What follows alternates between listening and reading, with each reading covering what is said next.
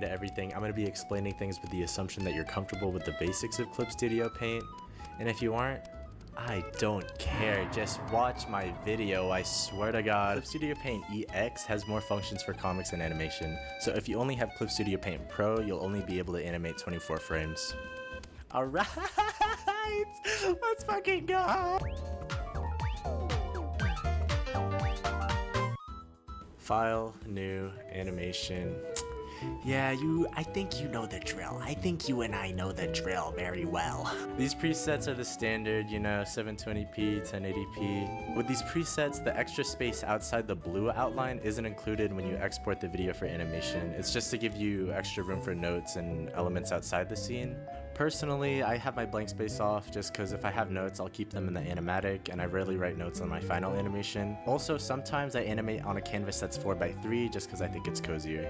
The only other thing I mess with on here is the frame rate, which I change depending on what I'm working on, and you can also change it while you're animating if you go to Animation, Timeline, and change frame rate. The animation interface works differently than any other animation programs, which is what I think turns most people away from animating in Clip Studio, but for some ungodly reason, if you have ever been forced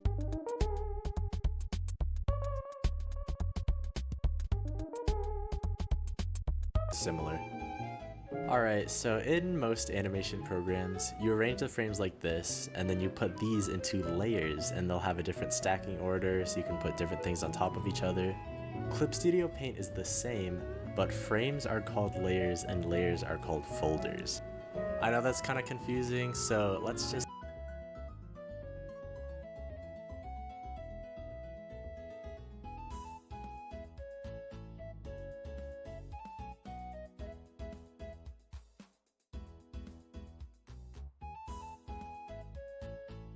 look at one of my animation files. So like an illustration file, I have my line art above the color. All my line art drawings are in this folder, and the colors for the corresponding art are arranged in the folder below. Usually people merge their line art and color, but I keep them separate to make it easier to go back and fix minor things, even if it means I have more layers to manage. Speaking of merging layers, it isn't as simple as in an illustration file, since although they are arranged above each other in the timeline, they're in separate folders in the layers panel. So if I want to merge two different layers, I just drag them both out of their respective folders, and then I merge whatever I want to merge, and then I drag them back into the folder. My line art drawings are in but frames are called layers and layers are called folders. I know that's kind of confusing, so let's just look at one of my animation files. So like an illustration file, I have my line art above the color. All my line art drawings are in this folder, and the colors for the corresponding art are arranged in the folder below. Usually people merge their line art and color, but I keep them separate to make it easier to go back and fix minor things, even if it means I have more layers to manage. Speaking of merging layers, it isn't as simple as in an illustration file, since although they are arranged above each other in the timeline, they're in separate folders in the layers panel. So if I want to merge two different layers, I just drag them both out of their respective folders, and then I merge whatever I want to merge, and then I drag them back into the folder that I want them to be in. When you merge two layers, the one on the bottom is the one that keeps the name, so when you put it back in the folder, make sure that the name is the one that corresponds with the one on the timeline. If it's not, then you just right-click the timeline and reselect it. I use this a lot since when I'm animating, I'll often want to copy specific elements onto different frames, and when Clip Studio Paint pastes elements, it pastes them onto new layers. Since animation frames are just layers, that means that they have the same properties that they would in an illustration file. You can add different blending modes and layer properties. On the timeline, you can select multiple at once and drag them around to change the timing. When you right-click, you're able to choose any frame in the current folder that you want to appear at that moment. So if you want to reuse a drawing from earlier, that's cool, but if you edit one instance of it, all the others will change as well. If you want to copy a layer, it's the same Ctrl-C, Ctrl-V, and then you just add the newly pasted frame to the timeline. When you're copying, pasting, and rearranging a lot of frames, make sure to keep the frame names in check since they're automatically named and it can get really messy. Like, look at my recent files. And then look at this old one. But what if you're like, I want to play this sequence 3 times? When you're copying and pasting a sequence of frames, Ctrl-C and Ctrl-V won't work, since that'll just copy and paste the current layer. If you want to copy a sequence of frames, you select them, right-click, copy, right-click, paste. Got it! Wow. So see, this sequence of frames repeats, but the layers themselves aren't copied. Only their instance on the timeline is copied.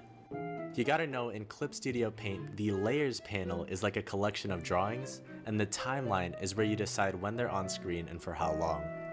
I think once you fiddle with it enough and understand that, you are amazing.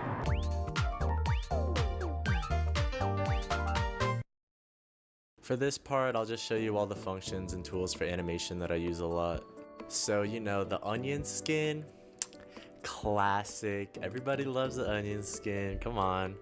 You turn it on and it shows the frame before and after, so you can draw the in-between. Everybody knows the onion skin, come on, it's a classic actually. If you go to animation, show animation cells and onion skin settings, you can actually change the color of the onion skin, how many frames ahead and behind it will show, and the opacity change from frame to frame. For adding audio, I'm gonna tell you a little story. And if you don't want to hear the story, well, that really sucks for you, cause it's my Clip Studio Paint animation tutorial half-hour special, and I get to tell my story. So in 2018, Clip Studio Paint added the ability to import audio for animation. Up to that point, I'd really just been animating little GIFs and animations with no audio. So you know, I was really excited to make all these cool new animations with audio, and like any other bastard online, I go to YouTube to MP3 and download a bunch of music I like and start animating and whatever. But the audio was kinda fucked. The playback was only in sync with the animation if I played it from the very beginning. It would play out of sync if I played it from anywhere else on the timeline, and it wouldn't export unless I deleted the audio, meaning I'd have to export the animation and then go into Windows Movie Maker and re-add the audio, until last year when I accidentally discovered the solution. Use WAV files, not MP3s. When you animate with audio in Clip Studio Paint, WAV files will always play in sync with what you're animating, and they export perfectly. I think it's a big secret, since there's nothing I could find about this for years in video tutorials, instruction manuals, question forums on Reddit and the Clip Studio Paint website. Maybe it's a big secret, and everyone that was keeping it from me will come out when I post this video and they'll go, "Oh Derek, you found out about the little secret we were keeping from you for years." And I'll go, "Oh, you guys, you're so silly. You guys are so silly, huh?" Alright, yeah, just use WAV files. Just import the audio, and then I usually keep it above all the art and lock it to avoid accidentally moving it. You can move it around in the timeline, but I mean, if you edited your audio prior to importing, then you won't really need to. These blue bars let you change which frames are currently editable on the timeline, which is useful for lip sync since you can zone in on the audio that you're currently syncing and watch the playback over and over to see the mouths line up. They're also just useful for honing in on one sequence and turning on looping to see if the movement flows as it plays in real time. And with playback, if you have an older computer and a lot of different folders and moving elements, the playback of your animation might get a little laggy or slow. But if you go to Animation, Playback Settings, and Prefer Speed, this will tell Clip Studio to prefer playing back the animation at a speed closer to what the exported video will look like, rather than showing each frame in high quality. But also, if I'm just focused on seeing how different frames flow into each other, I spend time scrubbing with this red highlight to control the view of the frames and to see if different poses and drawings flow into one another. Alright, tweens are really useful, but they work differently than any other animation program I've used. So let's say I just want to have this guy slide over here. You know, pretty simple little slide. I enable keyframes on this layer, make a keyframe for where I want him to start, go to where I want him to end, and then I use the operation tool to slide him to where I want him to be at that moment. So there are 3 types of keyframes you can add with this little button right here. Hold interpolation doesn't make any new frames in between keyframes. Linear interpolation makes a linear transition between keyframes, and smooth interpolation eases in and out of different keyframes. You can edit the speed of movements by clicking on this graph and adjusting these curves. Tweens are crazy, you know, you can change the position, rotate, scale, and the opacity. You can edit these properties in the window here when you have the operation tool selected, or you can grab layers with the operation tool and edit them how you like. You can do some crazy stuff with tweens and all. I've only showed you the bare minimum just because I don't really use them a lot. But I actually lied to you. I'm actually using tweens as we speak right now as I'm talking. Look at me. Since I animate with my line art and color in separate layers, if I want to tween a character, I merge the line art and color into one layer and put them in a separate folder to tween them, instead of tweening the line art and color separately. Tweens move and transition layers however you transform them, and when you enable keyframes on a folder, you're unable to edit the layers inside the folder to fix things. So if I want to use tweens in an animation, I usually plan to do them near the completion of a project, but you can always just turn keyframes off, do whatever, and then turn them back on. The camera tool works very similar to tweening. Right click, new animation layer, 2D camera folder, and then you just make keyframes and tweens with the operation tool. Keyframes like this work the same in camera folders and tweening folders. Excuse me?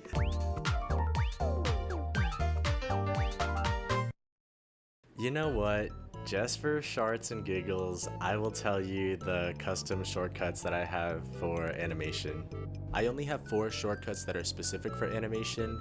The first 2 are less than and greater than for back a frame and forward a frame. I use this all the time. It's really useful for flipping through frames to see how they follow one another.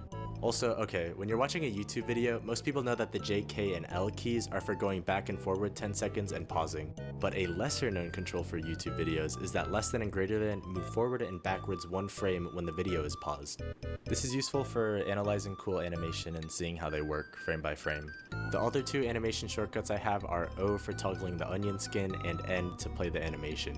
Since I have a 60% keyboard, all these keys are conveniently in the same area for me, so you should customize your shortcuts to suit your needs.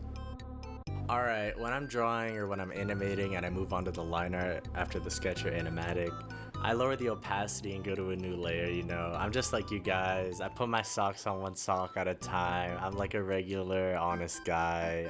But I also press change layer color. I just do this because it helps me differentiate what's line art and what's sketch, and it helps me focus on the lines I'm drawing rather than just following my sketch. By default, it changes it to blue, but you can change it to whatever you want.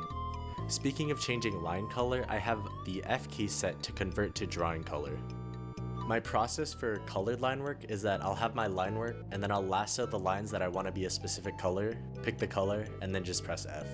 This is also just a really useful shortcut that I use when I want to see how different colors look. The other 2 custom shortcuts I have are Ctrl G for toggling the grid and Ctrl F for flipping the canvas. The grid I just kind of use whenever, and having Ctrl F as flipping the canvas is just really convenient for quickly flipping the canvas to check for symmetry. The last shortcut I'll talk about is something that's actually default in Clip Studio Paint. C. When you press X, it switches between your main color and your subcolor, but when you press C, it switches from color to transparency. If I'm doing line art with a textured pen or brush, if I erase with the regular eraser tool, it often won't match the rest of the line.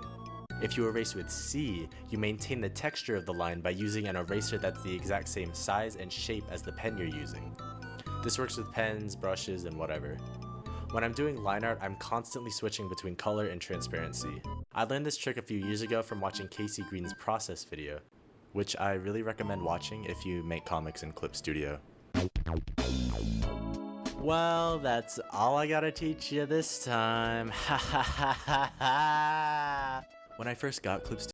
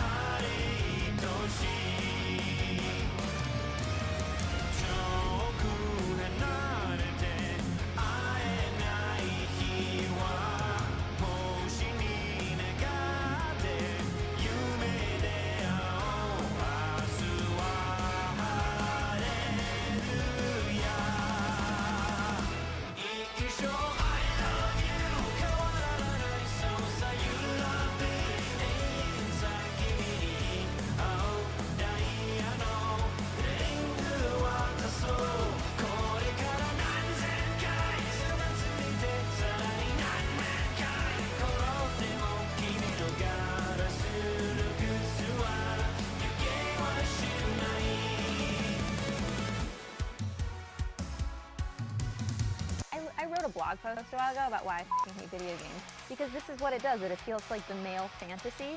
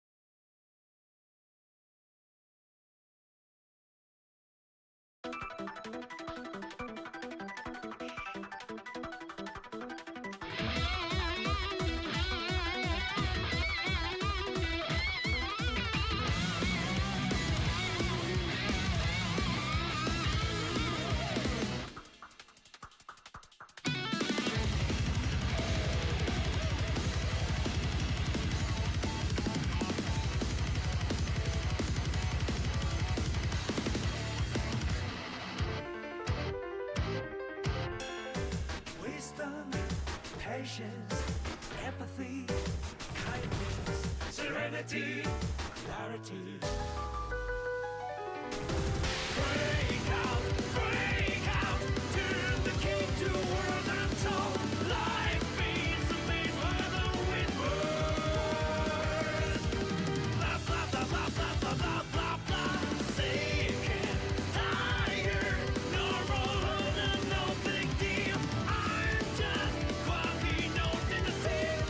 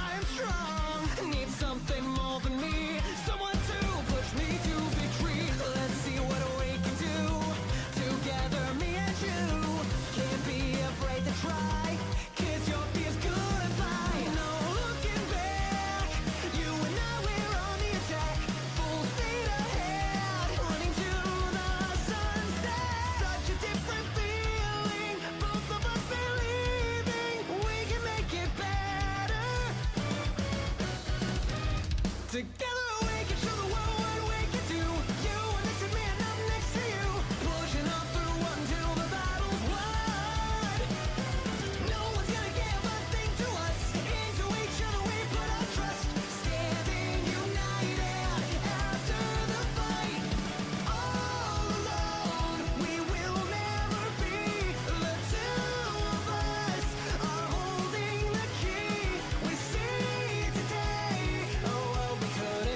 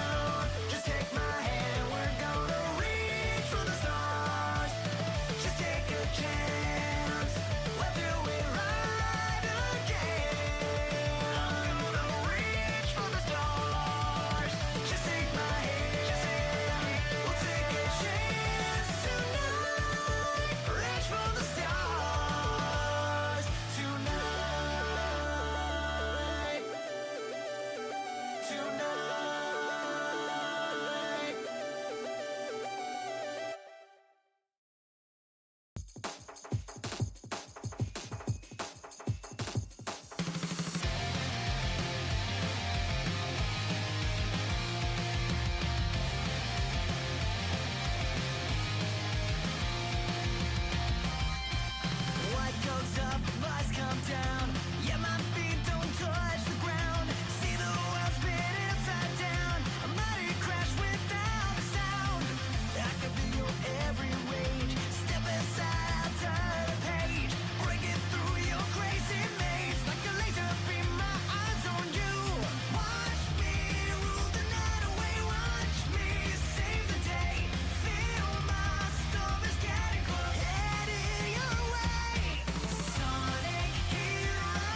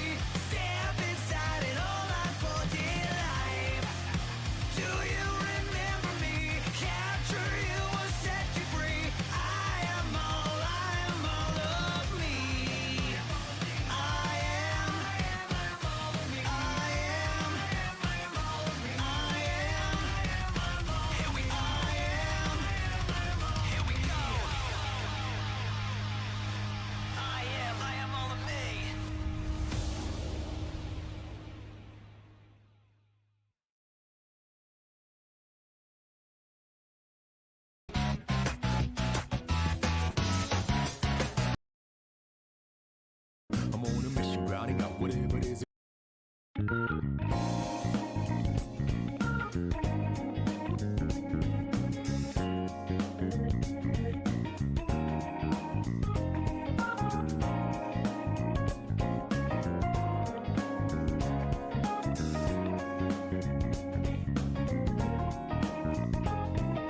Time to shine and I'm down around. I'm gonna drive until the break of dawn, rounding out. I'm on a mission, routing out whatever it is I gotta do. Routing out until the day I meet you. I'm routing out. I look up in the skies, asking out a while, but never let it faze me. I'm keeping good vibes when I'm on the road. Watch out for all surprises. What it provides is good and bad, but nothing entices. Another one day in the night, let me paint the view, color down with my light.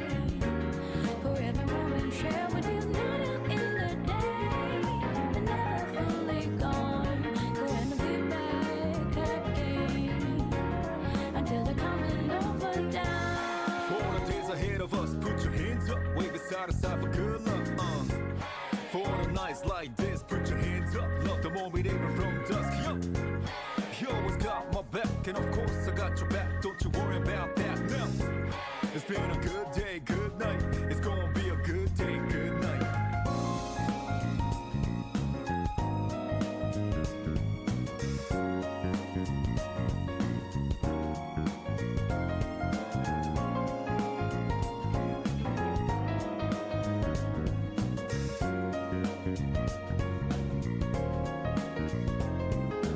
Two hands meet at zenith. Nothing comes between us. Dancing like ballerinas under the moonlight all night long. How these plain and simple scenes get painted so vividly by you. I just wanna stay with Around the you. world is slowly dance, whenever our eyes meet. You know you lead me in a trance. It means everything to me looking down below. The one I seek to find, no matter where you might go. Remember you'll be on my mind. Always watching over me, somehow you make me feel invisible. Power to my soul, yeah. I'm not easy things that used to bother me, cause your existence just lights me up, yeah. You always got my back, and of course I got your back. Don't you worry about that now. It's been a good day, good night. It's gonna be a good day, good night. Within the inner heart of plead for you to talk to me. I wanna hear all the good and bad, the stories you had. As I drift across the sky, the overhead turns high. So good night, let me sing a lullaby. I'll be singing, baby.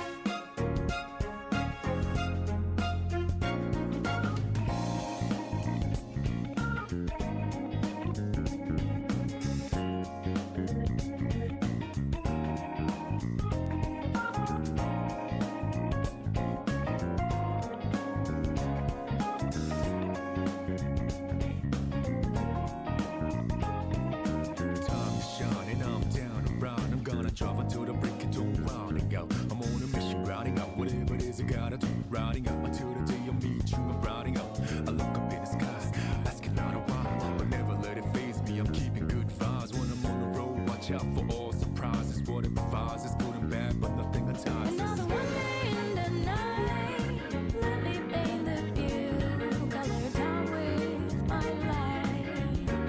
For every moment share with you, not out in the day, but never fully gone.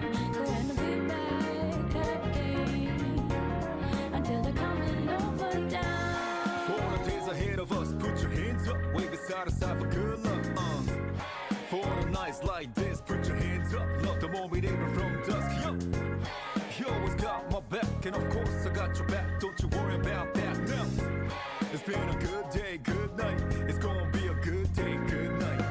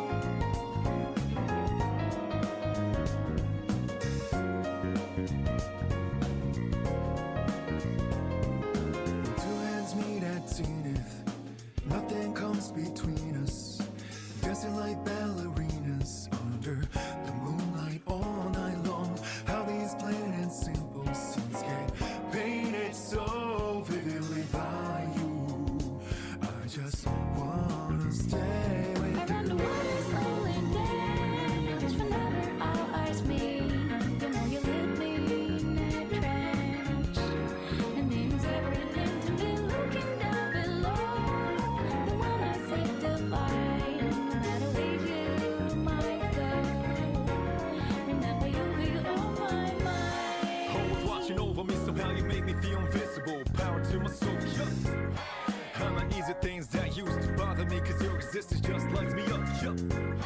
You always got my back, and of course I got your back. Don't you worry about that now. It's been a good day, good night. It's gonna be a good day, good night. Within the inner heart of plead for you to talk to me. I wanna hear the good and bad news stories you have. As I drift across the sky, the overhead turns high. So good night, let me sing a lullaby. I'll be singing, baby.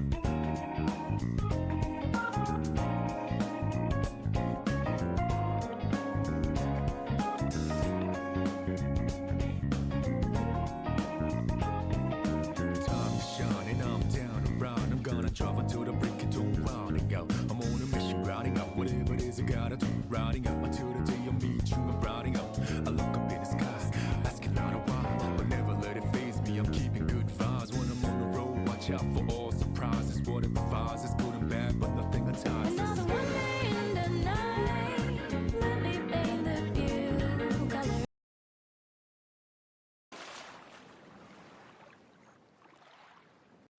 So, what's going on with Art Fight? I've been hearing so much shit about it, and it ain't the good shit either. Is it bad that I dislike the trend of mass attacks in Art Fight right The now? TikTokification of art fight this year is so obvious. TikTok turned art fights into a fucking drama stat. Let's talk about it. The more I scroll, the more issues I see being addressed on TikTok. Listing.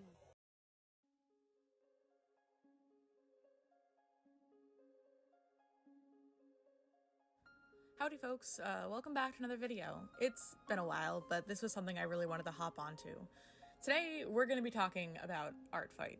If you don't already know what Art Fight is, it's a sort of internet game that happens once every year for the entire month of July, where users join one of two teams and you earn points for your teams by drawing the other team's OCs. Pretty simple concept, and I've known about it for a few years, but this is my first year participating in Art Fight. So go ahead and leave all your comments now, calling me a new Jenner, that I don't know what I'm talking about, that I'm being stupid, and this entire video is misinformation because I'm brand new. Yeah, because there's arguments about new art fighters now, apparently. Like I said, I've known about Art Fight since, I think, the pandemic, and I've never joined it because whenever I've heard about Art Fight on TikTok, it was always negative. It was always people talking about how anxious and scared they were to make all of their Art Fight references in time for the event, about stress and burnout, and about how this whole thing, while it was so fun, it just put so much pressure on people because you need to make sure you have all updated reference sheets for all of your characters. You have to make sure that your art is perfect so that it matches the references of the other people's characters perfectly, and there's whitewashing and people taking away disabilities from characters and character misrepresentation, and I think that chased a lot of people away from Art Fight because there were so many people in my shoes. Apparently so many that Art Fight blew up this year and started trending quite a bit on TikTok, resulting in a lot of artists from TikTok finally dipping their toes into Art Fight after years of knowing about it but never trying it because it seemed too overwhelming. Artists just like me. But like everything that TikTok gets its grubby little hands on, now the entire internet is accusing the platform of ruining the website. Art Fight is ruined and it's TikTok's fault. Today we're going to be talking about the TikTokification of Art Fight.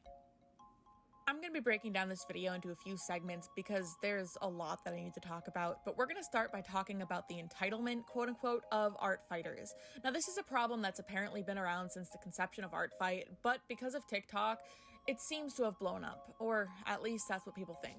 Entitlement in this situation specifically refers to people who A, aren't happy with the art that they get, or believe that they should only get art from certain attackers, like people with high skill levels, people who are very good at art, and actively bashing on newer artists or people whose art don't meet their expectations. But this also refers to art fighters who aren't satisfied with the level of praise they get from the people that they attack. This could be people who think that you should say more on their pages, who get angry when you don't comment or don't leave a long enough comment, or simply people who think that they are entitled to get a revenge on every attack they get. This behavior can be annoying, and it is pretty rude to be the kind of person who believes that bad artists or people who are brand new shouldn't be on Art Fight because they don't want to receive garbage from those kind of people. At the end of the day, Art Fight is a game for having fun more than anything else, so you should just be happy to receive art of your character. People on this website with thousands and thousands of people chose your OC to draw out of the sea of other characters because they thought that they were interesting enough that they deserved their art. Whether or not the person who decided to draw the character is a good or bad artist, a new one or one with years of experience, it doesn't matter. And thinking that you're entitled to a specific level of art is pretty rude. However, I have seen entirely innocent types of people with a different mindset get lumped into this group. That being people who are upset that they're not getting attacked. There is begging for attacks, and there is being rude about not getting attacks, but people who are simply disappointed because their art fight ratio is 100 and they've never received an attack despite putting 30 or 40 out, I feel like that's pretty genuine. In any form of entertainment or competition, you'd be pretty upset if you weren't able to get involved in it. Some people get joy simply out of drawing other people's characters, but if you make the expectation that you're going to get art of your own and you don't receive that, I think that the disappointment is understandable.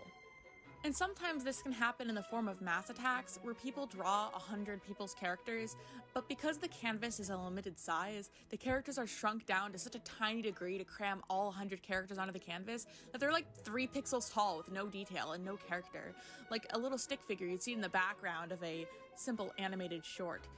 That can be disappointing, but I feel like the entirety of mass attacks have been demonized for this art fight, and it's kind of ridiculous. If there's one thing that I've heard talked about more than anything else this art fight season, it's mass attacks, and all of a sudden, despite being a staple in art fight for years, they're under attack and people accusing them of being bad for a variety of reasons.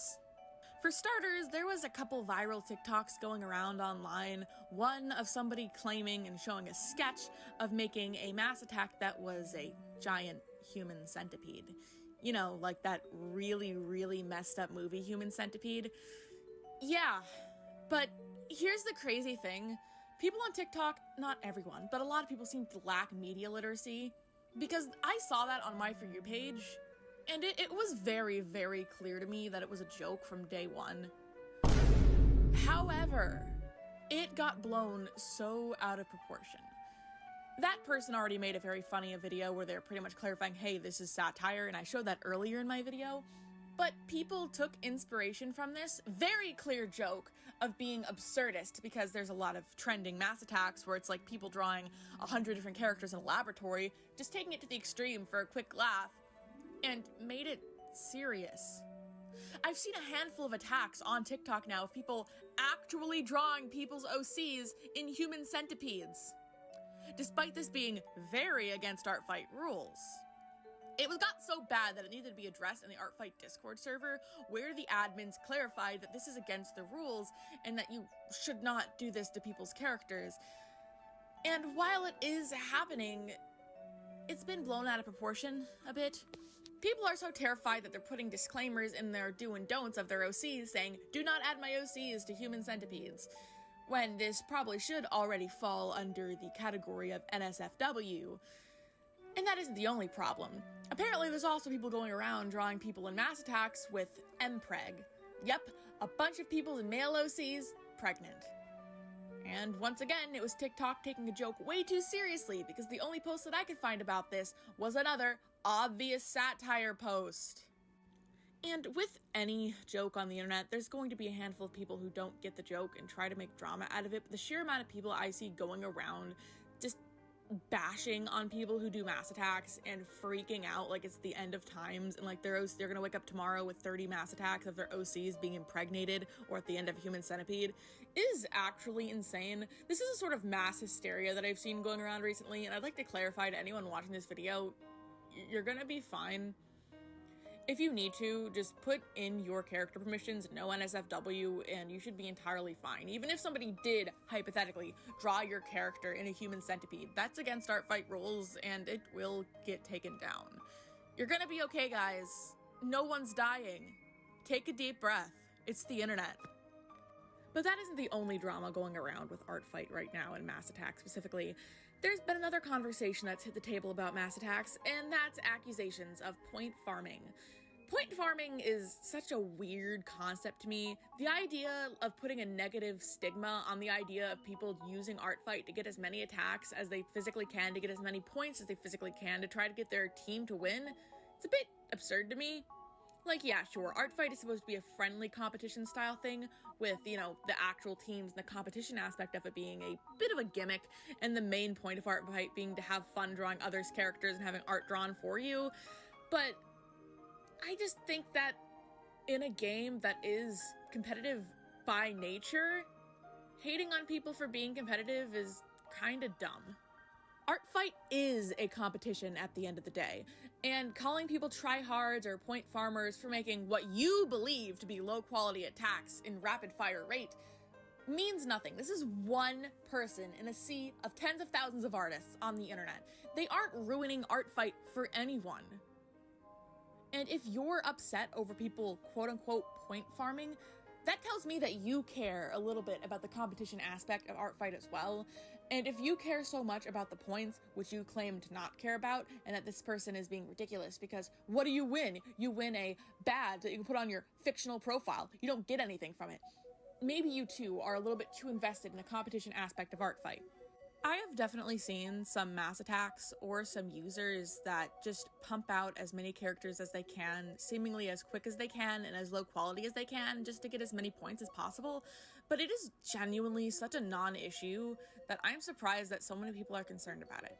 In my entire experience on Art Fight, and I've been receiving a lot of attacks against me, and I've been putting a lot out, I have received absolutely 0 attacks that would fall under that category. Of all of my friends, which there are 30 plus of them, engaging in Art Fight, I have seen absolutely 0 get an attack like that. It is a tiny, minuscule amount of people who are doing this.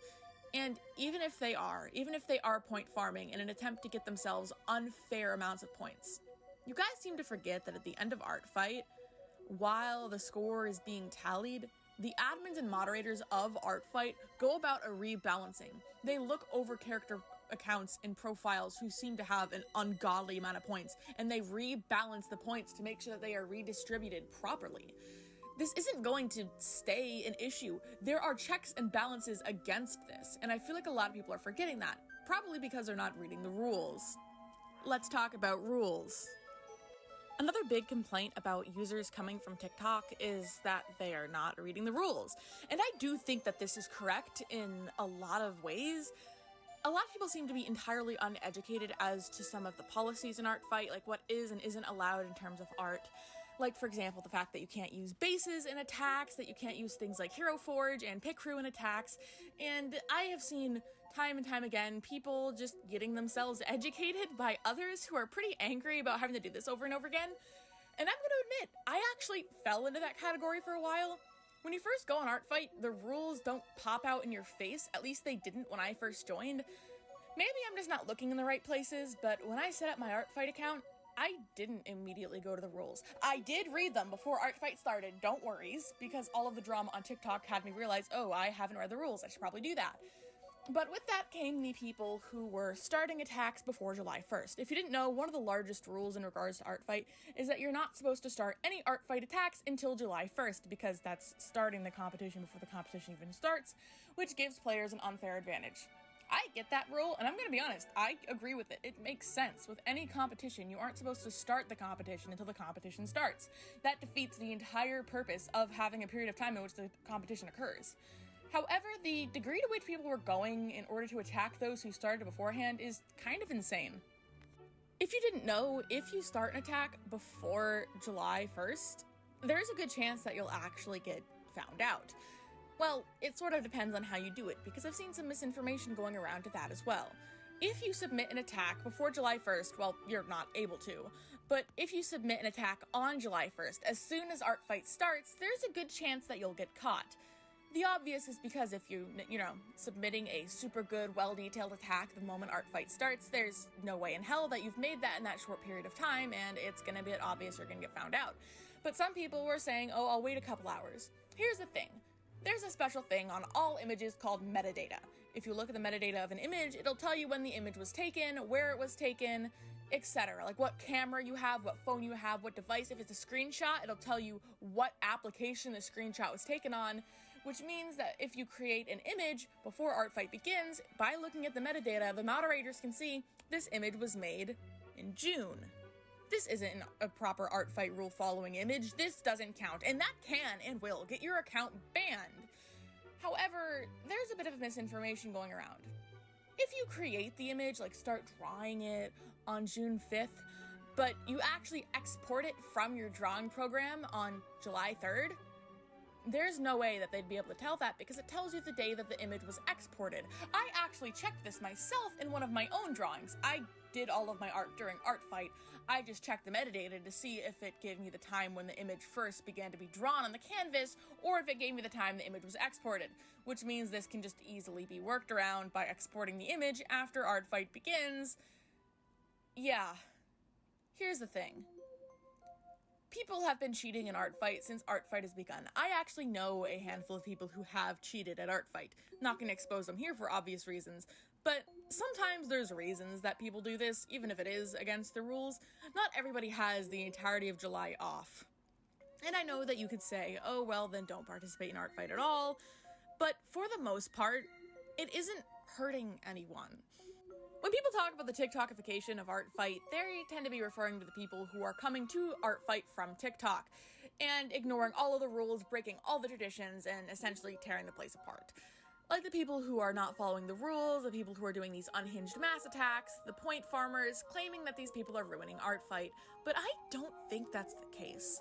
I think that if these people were point farming, if these people were making these inappropriate art fights, if these people were attacking before July 1st, but nobody talked about it, it'd be like a tree falling in a forest where nobody's around. It'd make a sound, but nobody would hear it, so nobody would be upset at the fallen tree. It's a problem because TikTok is making it a problem. Ever since the first Art Fight, literally ever, there's been people out there who have been doing these things, and not a small quantity either. When there's an event that has thousands of people in it, there's going to be at least 100 who are doing this thing. There's always been people who whitewash people's characters when drawing it, even on Art Fight. There's always been people tracing. There's always been people stealing art. There's always been people point farming and everything. I have had friends who've been on Art Fight for years, and I've seen examples of these things happening long before the quote-unquote TikTokification of Art Fight. The TikTokification of Art Fight that everybody's talking about, I think that it's all in their heads. And here's why. I joined Art Fight this year alongside everybody else who first joined Art Fight because of TikTok.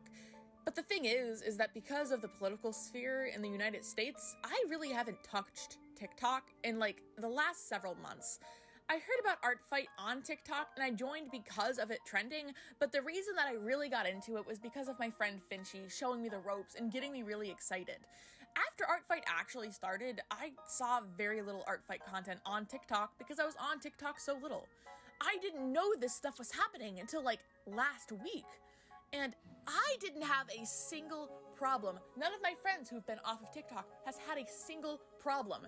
You're ruining Art Fight for yourselves.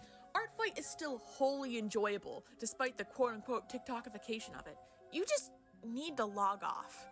I know that might sound like an ignorant thing or a mean thing or just my perspective, but a lot of the times you get yourself so worked up over the perceived ruining of an activity when it's being ruined because you're not making the effort to enjoy it. You're going to enjoy an activity because you put in an effort to enjoy it.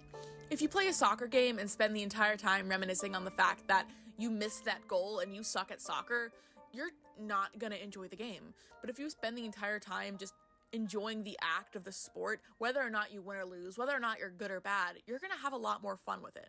I've been doing at least one art fight attack since the beginning of art fight, and I have received some questionable attacks. I've received some traced attacks, but I don't care. You don't need to get outraged over it. It might be instinctual, especially if it's something that really demonizes or ruins your character, but you make your own fun. If you're doing art fight just because you want something, if you have a goal to get out of it that isn't just doing it for you, if you're doing it for the points, if you're doing it for the internet clout, if you're doing it because you want art of a specific character, if you're doing it for reasons that are wholly within yourself, that's okay. But you're most likely going to have less enjoyment because that is the aspect you're focusing on. I'm doing it to do it. So I have no expectations. Every time somebody receives my art well, I get so excited. But because I never had that expectation in the first place, if somebody doesn't comment on my attack, who cares? I went into this expecting to get 1 or 2 attacks, but I've gotten so many, every single time I get one is like opening a Christmas present. Maybe I'm just naive. But I think that honestly, if you stop engaging with the drama, even if the drama is going to continue to occur behind your back, you're going to enjoy it a lot more. Even if art fight is rigged, if there's bottings happening, if Stardust is doomed to win from the beginning due to unfair advantages, like you've all said, who cares? What did you lose? A pretty little banner on your profile? This is my way of telling everybody to just have fun. If you're not having fun in art fight, you're not doing it right. That being said, I do hope that you guys are enjoying art fight. If you have any art fight horror stories, let me know. I'd love to hear them. Take care of yourself first.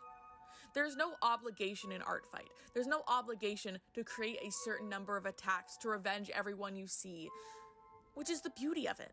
You could make 1 attack and call it a day. And while you might make certain expectations for yourself and may feel disappointed in yourself for not making those goals, it's better for yourself to take care of you and your mental health than engage in a toxic community. Because we know every community ends up being toxic. Thank you guys for watching and listening to my 20-minute rant video, because that's what it is. It's a rant about art fight. But it felt good to make a video again, and this was something I did really want to talk about. I hope you guys enjoyed. Please attack my art fight. I'll put it on screen and in the description, and Have you ever been upset to see an art competition won by someone who you feel didn't deserve it? Like, there were other people who put way more effort into their work or had way cooler ideas. But, you know, art can be subjective. That's how it is in art contests. We're all out here trying our best, and our journeys are all different and equally important. Now imagine the winner put 0 effort into their work and the only journey they went on was mid-journey. I've been researching art competitions lately, and I realized just in the past 2 years, the prevalence of AI getting submitted to artistry competitions is insane. Since the last video I made about AI, I feel like the general public's disdain for the sheer invasiveness of this technology has only grown, and the tech bros have only doubled down. Damn, tech bros against the world is just like NFTs all over again, for real. People began pointing out we shouldn't even be calling this AI art, since art implies artistry. This is just image generation based on keywords. That's like me googling dog, picking a dog I like, and submitting it as my dog in the dog competition. Just because said dog was made out of billions of other dogs doesn't mean it's your dog. But heck if that'll stop them. So today I've gathered a small compilation of stories about AI used in art contests and the controversy that they sparked. Starting with a story from a humble little capitalist empire known as the Pokemon community. Okay, so everyone knows Pokemon also produce trading cards that have cool illustrations on them. Usually. As a kid, I deadass had no idea how to play the card game, but I freaking loved how pretty the pictures were. I could stare at them for hours. I was admittedly pretty easy to entertain, still am. Most of these illustrations are commissioned from official Pokemon artists, but thanks to the official Pokemon art contest that's been running since 1997, even random fan art can be chosen to have the honor of getting printed on 1 billion pieces of cardboard to entertain 1 billion children. This year, thousands of people entered, and eventually the top 300 finalists were revealed to the public for further voting. But you already know what this video is about, and I'm not good at grand reveals, so fucking Pika-Pee, Pika-Boo, the Pikachus are AI art. But there are multiple shady aspects to the story. The first thing that caught people's attention was actually the submission limit exploitation, because among the 300 top entries, there were a whopping 6 submitted by suspiciously similar usernames. Damn, didn't know the Vegans were in the top baby names this year. The contest had a 3 entry limit per person, so you can really make each entry count and put as much time and effort as you can into them. These aren't factors in image generation though, so you just fart out as many as your Dolly subscription lets you. We don't even really know how many AI entries there were in total. These are just the ones that got into finalists. Maybe there were more gems from Vagel and Vigil and Vermgul and all his brothers. People started straight inspecting these entries, pointing out all the sus as hell details like the backgrounds having those digital flesh monsters and mistakes that don't seem like human mistakes. You finna spend 2 hours on this water and can't be arsed to copy this properly? Like, bro, that's the easiest thing to do. It's funny because the artworks were similar enough to look like they were connected, but were otherwise incohesive. Like, look at this cat and this VP Ron, they're completely different art styles. Poor feller had a glow down during puberty, I feel ya. Nah, I shouldn't be mean since this one actually looks like it wasn't generated but hand-drawn. I know this because it was fucking traced. Like, you weren't content with just breaking the AI rule, your ass also had to break the submission rule and trace.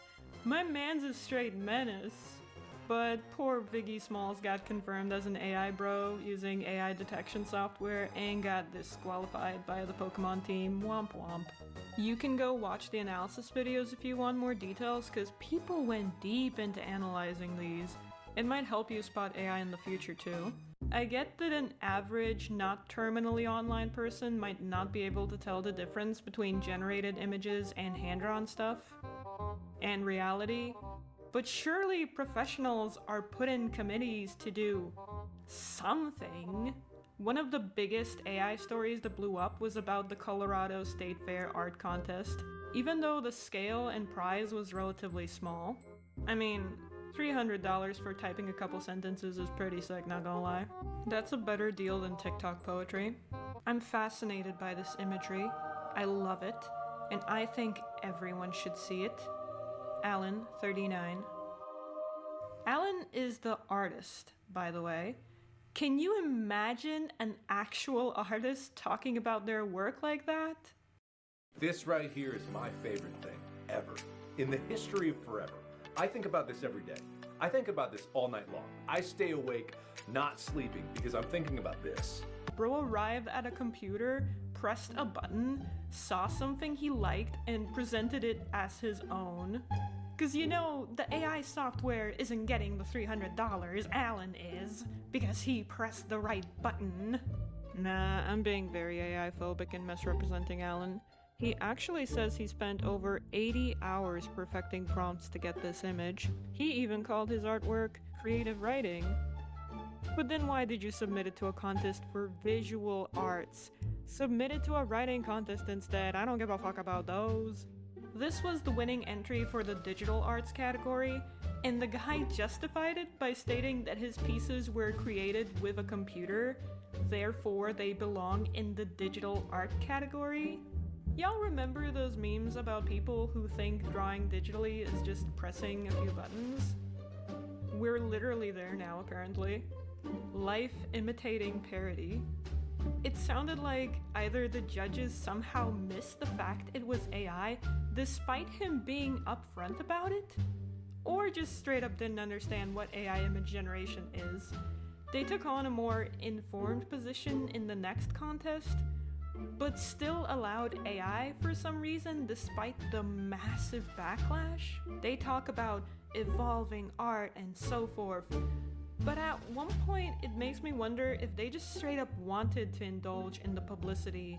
Can't say we've ever covered the State Fair's art competition, but this is the first year it has been won by our robot overlords. And I think it was the same for the... oh, fuck this name.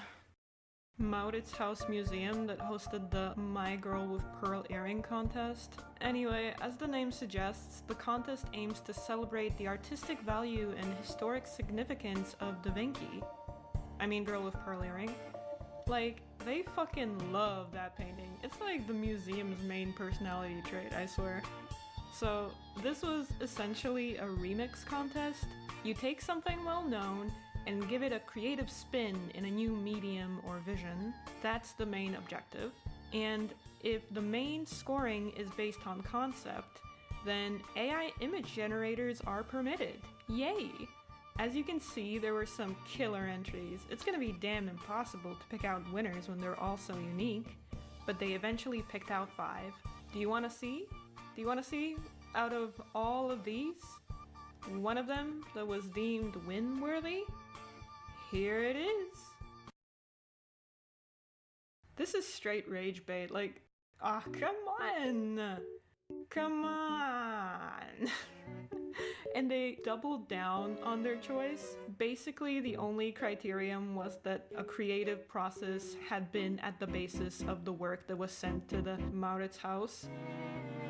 That makes it worse! Sir, are you part of the Mickey Mouse Clubhouse? 'Cause you be goofy as hell. If the point of the contest was creativity, then why did you pick generic pretty AI woman? You had entries like these and you went for this. A human creativity contest was won by something that involved the least amount of human creativity. I noticed that when AI bros are asked about the concept behind the image they chose to submit, it's always the same thing, like just, ooh, it's AI, it's so advanced, isn't that crazy? Ooh, it's gonna replace humanity, I'm so excited. It's always the same shit. Hey, do you wanna hear about my special interests? I'm a bit, you could say I'm a bit into classic rock. I like the really fucking old guys. Hi, here's what your top artist on Spotify Rap says about you. This one depends on the age group. You're either over 40 or so f***ing gay. No, it happened again. Why do they keep saying that? I'm a bit of a fan of Pink Floyd. Not just as musicians, but also as creative directors, their whole image, you know? They worked with super talented animators to create iconic music videos. I got the cute desert monster as my desktop. Like, they really supported surrealist animation. It's awesome. So to celebrate the 50-year anniversary of their most famous album, they decided to host an animated music video contest where 10 animations would actually get picked out and posted on the official Pink Floyd YouTube channel to be viewed by millions. And they actually accumulated over 900 entries of full music videos as well as demos. I've done super basic music videos on tight schedules. It's a crazy commitment. On average, if you lose a painting contest, you likely lost between 3 to 100 hours. With an animation, that is months of work. So the people who joined this are super fans, like crazy in love with the band. The first place winning video for Brain Damage demonstrates it perfectly. It's full of references and emotional imagery. Pink Floyd is not just music for us. It's life, it's like soundtrack for our existence. Yeah, there are so many connections between their songs and our life moments. That's the magic. truly one of our favorite albums. The music takes you away from the very first notes, from the heartbeat of the song Speak to Me. It's perfect not only on its own, but also as an exception for creation. That's why we base the dramaturgy of our video on the chronological moods and ideas of each song. I painted more than 2,000 hand-drawn frames. We finished the video exactly 20 minutes before the deadline. This interview really shows what I love about art. When the passion to express your love, thoughts, and care leads to dedicated creation and a real labor of love. I'm sure most anyone who joined the contest felt that way. So imagine how annoying it is to see that the winning video for Any Color You Like was made by typing guitars and planets in an AI generator. What the hell am I looking at? The technique that I use for creating my animation is AI. I trained my own models and I used Blender to create some trigger images so I could get some fresh ideas from the AI. Get some fresh ideas from the AI. Bro, AI don't have ideas! He says he made some 3D models for the video, but he doesn't show them, so people straight up don't even believe him on that. It's not even edited to match the music in a particularly satisfying way, it's just a sequence of uncomfortable transitions. I literally keep getting AI ads like this. They give me brain damage each time I see them.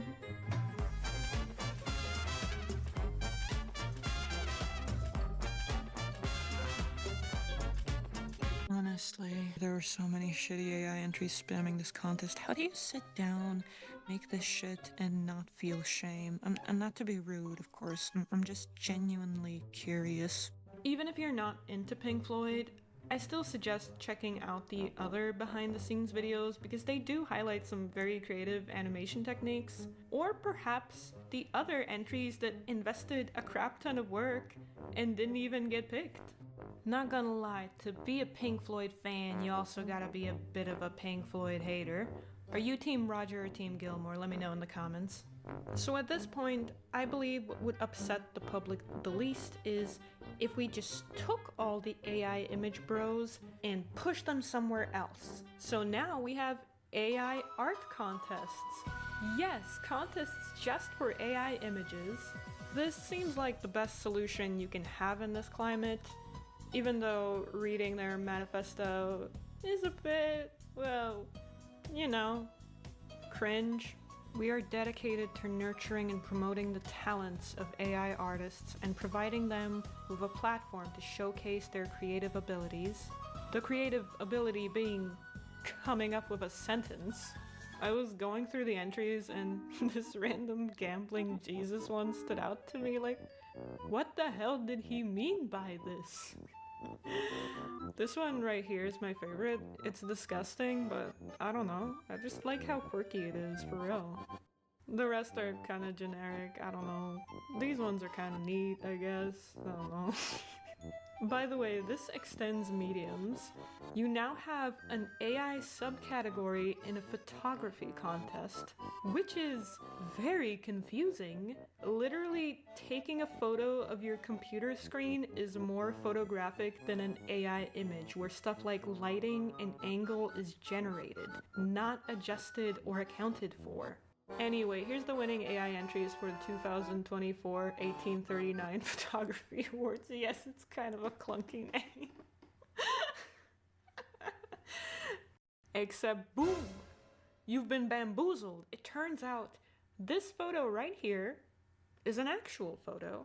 It wasn't generated, it was taken with an actual camera. Like, IRL shit.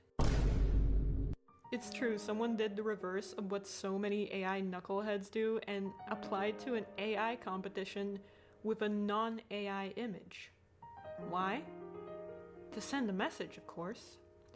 The photographer that goes by the pseudonym Miles Astray even felt a little bad and hypocritical for lying, but he stated, I was hoping that these industry professionals and also the audience would find that this jab at AI and its ethical implications outweighs the ethical implications of deceiving the viewer. Which, of course, is ironic because that is what AI does. I hope that winning over both the jury and the public with this picture was not just a win for me, but for many creatives out there. AI defenders will say the general public is being a bunch of babies for not accepting innovation and giving non-technically skilled people the ability to generate their artistic visions. But man, it's pretty telling how in the short amount of time that this has been around, it's gained such a strong reputation of being used by scammers, cheaters, and the creatively void.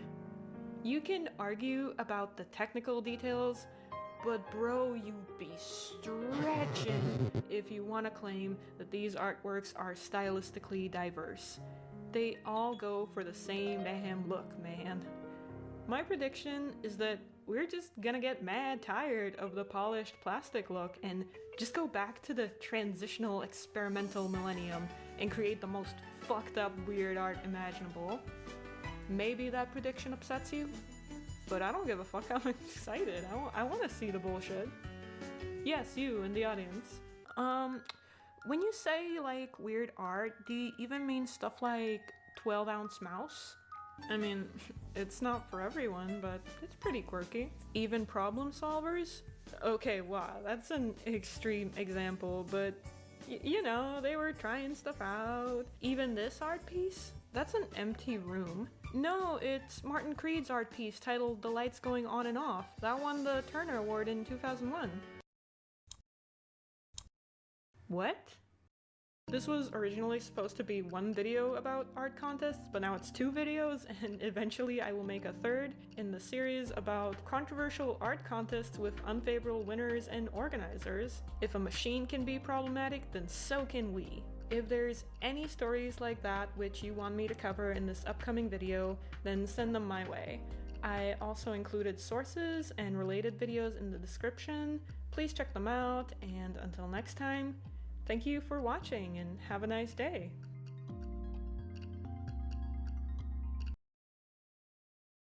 A year and a half ago, I set out to play and review every single crypto game, but after playing so many I've lost count, we've learned that pretty much all of them are irredeemable garbage. Shovelware, asset flips, and outright scams. It's been quite the journey. Time and time again, I was told that I need to come back later, it's too early. Crypto games are a new concept, and new technology takes a while to catch on, you know? That's why they're so bad. Or at least that's what the few supporters of these games tried to tell me. Well, plenty of time has passed, and with how many millions of dollars these games have raised, I think it's fair to expect some significant improvement. I guess that means it's about time for me to revisit some of my favorite crypto games. Of course, these aren't my favorites because they're good. Quite the opposite. These 4 examples stuck with me due to just how bad they are. Decentraland, a realm of promise where creativity and capitalism collide. Splinterlands, a mesmerizing tale of mismanagement and malaise. Crixivia, a fantasy world of squandered potential. And last, but certainly least, Undead Blocks, GameStop's finest. I'm sure you've just been itching to know what happened to each one of these games. Did the investors make a profit? Can you even play them still? These questions and more will be answered in today's episode of Performance Report.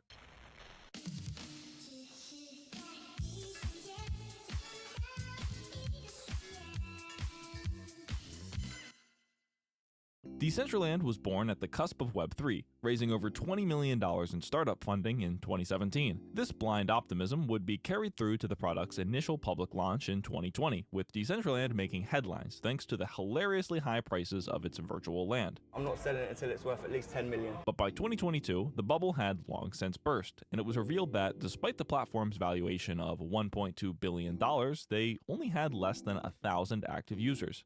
This rise and fall of Decentraland has already been thoroughly documented and discussed by both myself and others. Its piss-poor optimization and bafflingly high cost leaves it feeling more like a mid-2000s tech demo never meant for public eyes. But Decentraland is more than a game. It's a creator-focused metaverse, a platform owned by the people, for the people. And by people, I mean those with a disposable income and an interest in crypto. not exactly the biggest pool of potential clients. This led to the platform almost immediately trending towards two distinct subsets: advertisers and staunch libertarians. The latter of these comes as no surprise. This anti-government and self-custodial mindset is a core tenet of cryptocurrency, and it always has been. This is also not a problem in isolation. If this is what they want to turn the platform into, and if this is what the users want, then go ahead, do whatever. But this is a creator-led platform, and if these are the only people who are bothering to build, the appeal only narrows. Decentraland itself is an amalgam of components and subcomponents designed to be as decentralized as possible. While the game client itself was created in the Unity game engine, content for Decentraland must be built using their proprietary SDK. This means that all in-game experiences must adhere to the limitations of the SDK, and there's nothing a developer can do to get around them. According to the official Decentraland documentation, here are a few of the limitations. Control must always be maintained by the player, and they cannot be moved by the game. Real-time gameplay is not recommended due to immense lag. All games should be turn-based whenever possible. There is no physics engine. If you want to have physics, you'll need to find a way to code it yourself. Your game cannot be larger than the plot of land you purchased, and if you want to build something bigger, you'll need to buy more land. Your game controls must be limited to basic movements, jumping, point and click, or primary and secondary mouse buttons. These engine constraints alone are more than enough to make a majority of game ideas fundamentally impossible. And don't forget, you have to own land to build anything in the first place. That could easily cost you hundreds to thousands of dollars. The barrier to entry here is astronomical, and in a world where a platform as simple and popular as Roblox exists, anyone seriously looking to make and publish games would never choose Decentraland. Therefore, the only people who actually built things in Decentraland were people who were invested in the project. This includes many of the project's corporate sponsors. Wow, I can't wait to jack into the metaverse and explore the official Deutsche Bank virtual experience, says a man held at gunpoint. So here's the 10,000-foot view. Decentraland is a community-owned platform that serves to foster true ownership and freedom from censorship. If you want to build something, you gotta buy land, which even at today's rock-bottom prices, still costs over $300. And even then, you're extremely limited in what you can build. So, can you guess why Decentraland failed? Proponents argue that it's the media's fault. Poorly researched hit pieces frame the game as a disaster without even giving it a fair chance. The game is buggy and laggy because it's so futuristic and decentralized. Anyone criticizing Decentraland just doesn't understand. Stop making fun of us because we allow players to name themselves with slurs. Censorship is evil. Decentraland is the first truly decentralized video game, and that's what makes it special. Of course, none of these features are remotely intriguing to the average gamer. Most people just want to play games and have fun, and unfortunately, Decentraland simply would not be considered fun when compared to nearly any other product on the market. Regardless, it sure is entertaining to point and laugh, so let's re-download the game and see how little it's changed in the past 2 years. Apparently, they're working on creating an updated version of this client, with plans to release it later this year. Looking at the teaser footage, it's certainly an improvement, although it might be a misallocation of efforts. It's still the same turd, just with a fresh coating of rainbow sprinkles. Yummy AI-generated slop. Glad to see my custom characters still here. Genesis Plaza, the initial spawn point for all players, has undergone a bit of a renovation. Diving into the wormhole in the center takes us to some sort of a bar scene, populated with strange NPCs. Clearly you just put on whatever rags you slept in and think that's an outfit. Let me tell you something, you don't cause a good impression on me like that. There we have it. Within the first 90 seconds of playing the game, someone is already making fun of me for being poor. How fitting. The walls of the bar are adorned with crypto cringe, with the seemingly mandatory references to Pepe the Frog and Elon Musk. There's also an NPC with a text-to-speech voice, and you can chat with them. This is a necessity, as due to the low player count, you'll likely never encounter another real human to interact with. Hey there, Jolton. What adventures have you embarked on in the vast expanse of Decentraland today? Maybe we can go on a quest together. Alright. Let's go. Alright, hold on to your pixels, Jolton. Okay. What just happened? Welcome back, fellow traveler. And this is why ChatGPT is not a substitute for proper writers. This NPC is telling me to go on a quest that does not exist. Well, it looks like there's nothing else to see here, so I open the world map in search of anything interesting. Just looking at the player counts of the most popular experiences should tell you how far Decentraland has fallen. The top 10 most visited plots have a cumulative player count of 214, with that accounting for 99.9% of currently online players. However, I'm not sure most of these players are humans, and you'll see why in a second. Meta Game Mall is a metaverse gamify mall that is operated by Meta Live Studio and Meta Doge. We hold a huge event called MetaMine, where players meet brands. I'm not sure what any of that means, but this is the most popular experience in all of Decentraland, with a player count of 65. I don't know why I set my expectations anywhere above the floor, but I thought this was going to be a game. Instead, it's one of the most dystopian creations you could imagine. Pressing collect coins takes you to the main gameplay loop, and you're teleported to a moving platform. This platform carries you on a fixed path while assaulting your ears with an ice pick. You don't have to do anything at all. The platform moves on its own, carrying you through coins that release a shrill note each time they're collected. As you travel along the path, take in the beautiful scenery. Billboards, paid for by the mall's many sponsors. This is the metaverse, being force-fed advertisements on an endless loop while receiving compensation in the form of funny money to be spent on branded merch.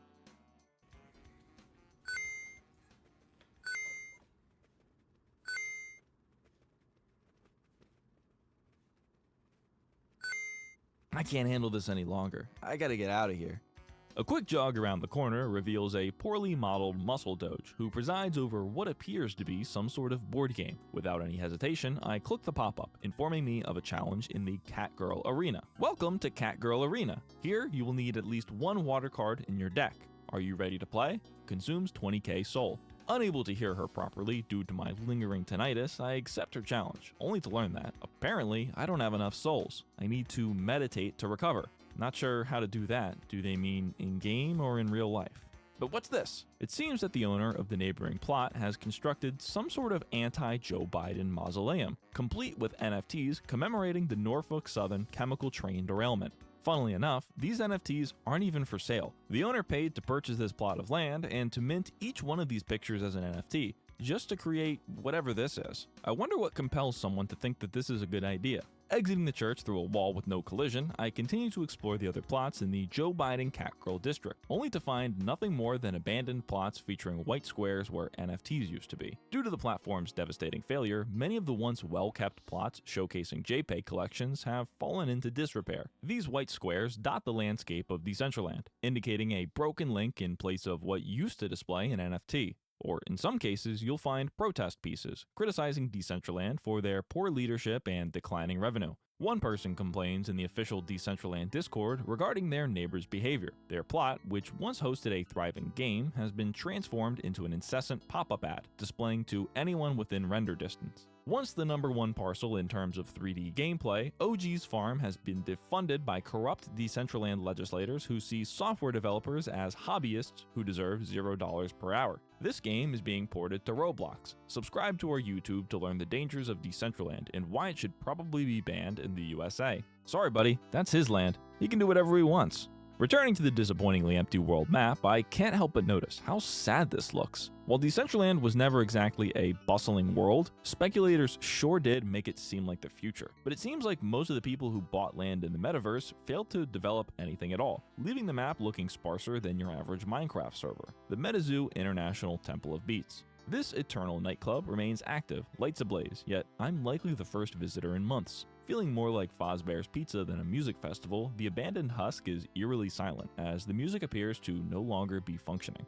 Polka Dot Party. Interacting with a large red button causes a video to attach itself to my groin. Of course, it's a video about the blockchain. Who would have thought? Unable to remove this crypto chlamydia, I teleported away as quickly as possible, arriving at the Habitats Tower. This is a museum of sorts designed to showcase a variety of NFT art pieces. Except there is no art on display. Instead, it's nothing but under construction signs. In a last-ditch effort to search for fun before leaving Decentraland for good, I teleport to the second most popular game, Soul Magic. Is the engine so bad that it's impossible to get text to stay within a box, or is everyone making these games just incompetent? And who can forget the classic proximity-based music? Because remember, this is Decentraland, and all audio must exist within a 3D environment. Due to the complete lack of instructions, I began clicking every button in sight to no avail. My attention was turned to the only place on this plot that has any other players, some sort of well. Clicking on this well allows me to meditate, and as long as I hold the left mouse button, the number on the top left increases. How many points did I need to fight the cat girl? 20,000? Standing here only awards less than 10 points per second. I'd have to sit here all day before I can even attempt that battle. No wonder why everyone here is AFK. Oh boy, this is enough Decentraland to last a lifetime. I think I'm starting to feel ill. I traveled to a few more plots, but none of them seem to be working properly. With how objectively terrible my experience has been, it's a mystery as to how this game has any fans at all. But apparently, it does, and Decentraland continues to be maintained by the few remaining community members.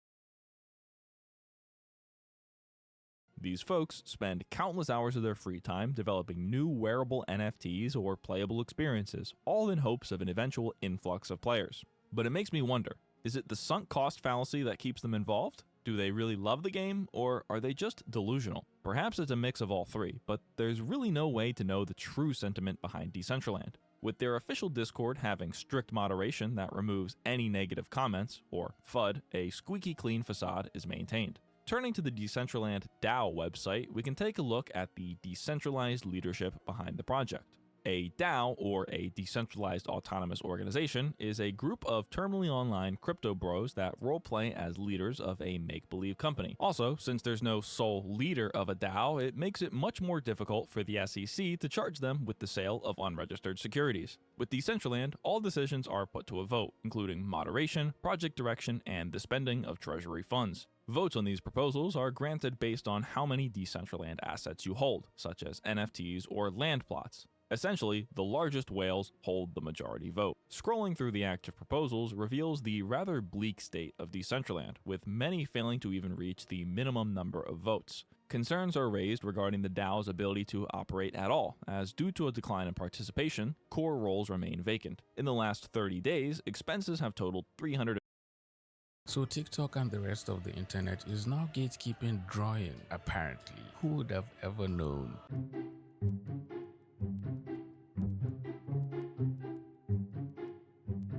I don't watch TV. Like, no one cares. You don't get an award because you watch less TV.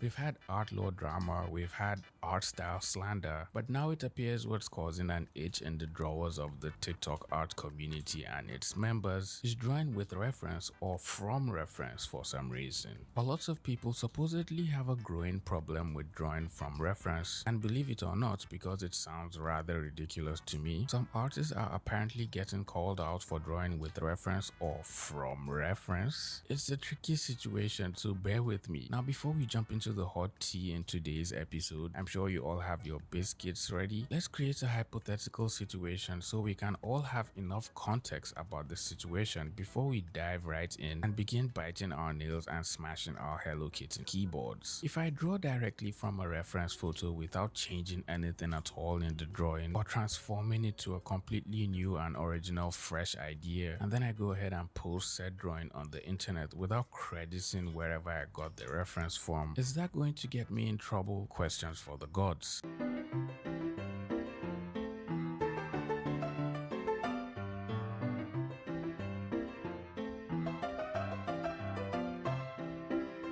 Literally can't draw without reference. It makes me feel like I'm not a real artist sometimes. I can draw without reference, but it doesn't really have good anatomy. It just looks fine. My art teacher made us draw without inspiration and said we had to be able to draw from our heads. All the mixed feelings in the comments of this video is making me feel like, I don't know, maybe using references for your drawing is kinda important. Not to say there's no place for drawing from your head or using your imagination, but when you're stuck trying to draw Twitter user Twink Fairies OC from your imagination and you can't think of a cute pose to draw the character in to show how cute they are, maybe it is necessary to pull up a reference photo for your drawing. Using reference is by no way some sort of taboo or abolished practice when it comes to breathing life into fanciful images born out of your curiosity. So calling people who draw with reference photo weird and saying they're not real artists is rather absurd to me. The masterful painters that walked the earth years before you or I were born were all masterful painters because they used reference photos for every single one of their paintings, which helped them convey the message they were trying to say in their paintings through color and light, even if said messages happen to either be political or violent in nature. The so-called art purists who parade themselves as new age masters of the fine arts and go around leaving comments on TikTok insinuating people who use reference in their art are inferior and are not worthy of being praised because their art is nothing but metaphorical dog poop have nothing to say every time the old masters are brought up in an argument. It's as if all of a sudden they forget that they were not the first people to invent drawing, and other artists far more skilled than them have been using references for decades before either of us ever dreamed of picking up a pencil to make art. But before we move on to the next part of this video, let me tell you briefly about the sponsor of today's video. Opera. As an artist who spends most of their time drawing, using reference is quite important if you want to make better drawings. But when you start gathering reference from Instagram, Pinterest, Google and whatnot, your browser starts to slow down because now you have 34 tabs open at the same time. And this is where Opera comes in. Opera browser is the fastest and safest browser I have tried and has a ton of new features to make your experience surfing the World Wide Web much more enjoyable and relaxing. You can easily organize tabs and collapse them as islands, and it also comes with an ad block feature and a free VPN built in to browse safer and more private. The sidebar has features like a music player and a chat messenger for easy access to all your chats across different platforms. And it also has a feature called Aria, which is the browser's artificial intelligence that gives you instant answers to any question right from the sidebar. The good folks at Opera are eager for everyone to try out all the new exciting features. So click the link in the description to download and try the browser for free. And a big thank you to Opera for sponsoring this video. Tracing reference photos, or what some people like to refer to as normal behavior, is now getting artists called out and harassed on TikTok for obvious reasons. First obvious reason is because, well, since you happen to call yourself an artist, the laws of making drawings exempt you from using any form of tracing in your art, according to the purists and art enthusiasts on TikTok. Be mindful of the contours and strokes, they look rather crooked when you're tracing.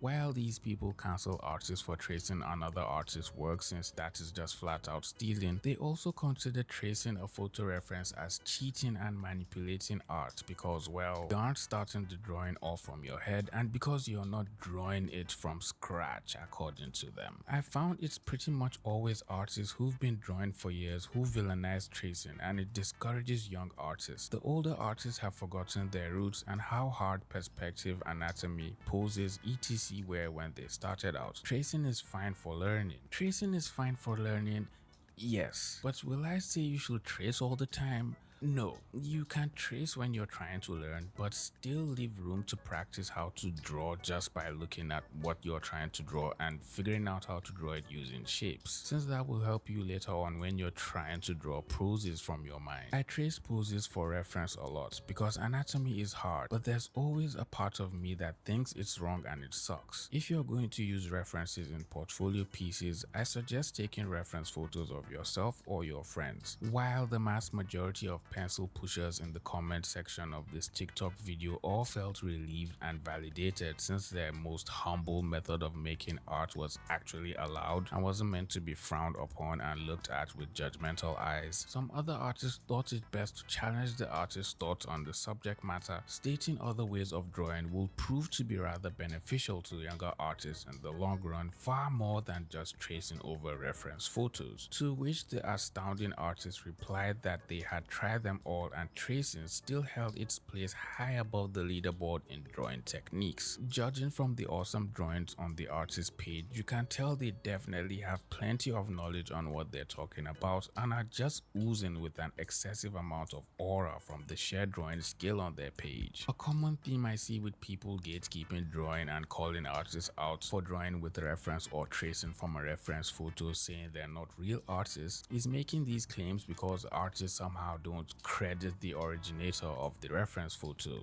I got a few comments like this on my last video, so let's talk about using photos for reference and why copyright may or may not be an issue. First, you should not be using somebody else's photo as reference and copying it exactly and then claiming it as your own work. That would be copyright infringement. But what is often taught is not to use photo reference at all for things like understanding a pose or a gesture or an expression. The bigger problem is that people are taught to draw only from life and only from their imagination. How are you supposed to learn anything? Crediting the original owners of reference photos is leaving artists concerned as to how they can go about it without being labeled as an art thief or getting called out for stealing art and abusing copyright. And as I said earlier, this is a rather precarious situation. Artists have been called out on Twitter for drawing from a reference photo and using pictures of cosplay artists as reference without properly giving credit to the cosplayer. Just as artists should get credited for drawings, cosplayers should get credited if they get used as reference, in my opinion.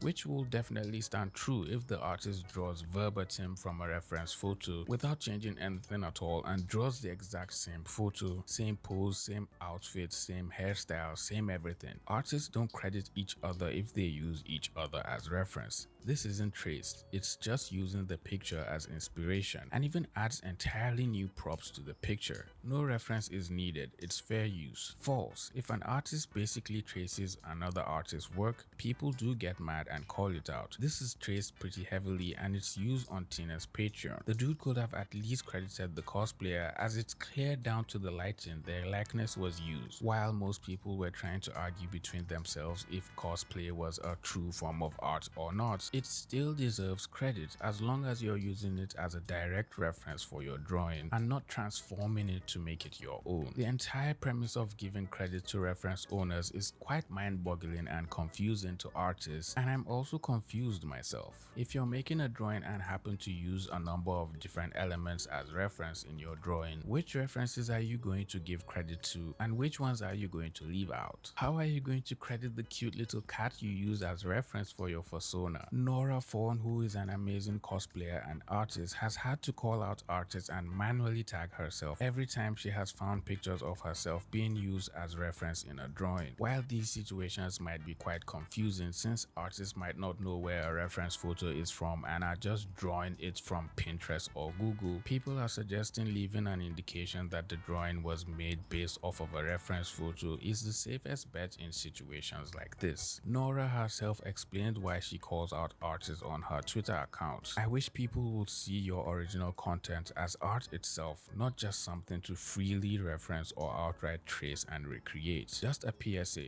You can always draw me or use me as reference. All I ask for is some kind of credit when it's art of just me, with no big alterations. Same outfit, same face, same pose in one piece. If you're just using my body for references, there's no need to credit me, but I'd love to see it. Which makes so much sense because cosplayers don't just wake up in the morning, throw jeans on and grab a towel and automatically become your favorite anime character. Most of the time, these outfits and costumes cost a fair bit of time and money and also practice, just like every other skill. So crediting them for their craft is really important as well. I'm pretty lenient with credit because there's no such thing as a truly original idea. But if you use my body for reference, pose, outfit, entire concept idea, and you also go viral and profit from it, then at least leave some credit, I guess. Nora Fawn, who also does cosplay of drawings made by artists along with anime characters, does her part in making sure she credits the original artist and the source from where she got the idea from in the first place. Since a lot of artists using references from Pinterest are probably not going to know where an original image was sourced from before it landed on Pinterest, we're going to have to leave some form of credit for the original owner of the photo we're using for reference in our drawing from now henceforth. I know all of this seems pretty confusing, believe me, I'm confused as well, but it's what the internet is asking in 2024. I don't make the rules, I just make videos explaining the rules to you with interesting metaphors. Unspoken digital art rule number 2. Reference, don't copy. A lot of times you see artists that are going onto Pinterest and they're finding pictures that they want to draw, or it's their favorite celebrity, or it's their favorite, just their favorite person. Who knows? Maybe it's just one of your favorite people. And a lot of times people go and they take that exact same picture and they just redraw the picture. While that is you studying art, that's not gonna make you any better in the long run. What I'd suggest is take that exact same picture and turn it into your own character. Maybe create your own original character that has, you know, a different hairstyle, different color skin, maybe different clothing. Use the reference to create your own art. Don't just copy what you see. Take this artist for example. They used a photo of Nora from Pinterest and got tagged by Nora in correspondence. Hello Nora, I found this photo on Pinterest and couldn't stop drawing from your charming style and vibe. But I made one mistake. I didn't ask your permission. It's already late, but I'll mention you in this post. And if you allow me, please let me continue to draw you. I think it's safe to say the confusion is clear. Case closed and dismissed. The final verdict for all my lawful reference users: if you're going to draw from a reference photo and are going to use not just the pose but the likeness and resemblance as well, then you should consider leaving some form of credit, since the photo might either be cosplay like this or may likely be photography from another artist. But if you're just drawing the pose or the hands or feet or something else, then it's okay, I guess? I don't know, this all seems pretty confusing. If you want to be a character designer, you have to do more than just study from reference.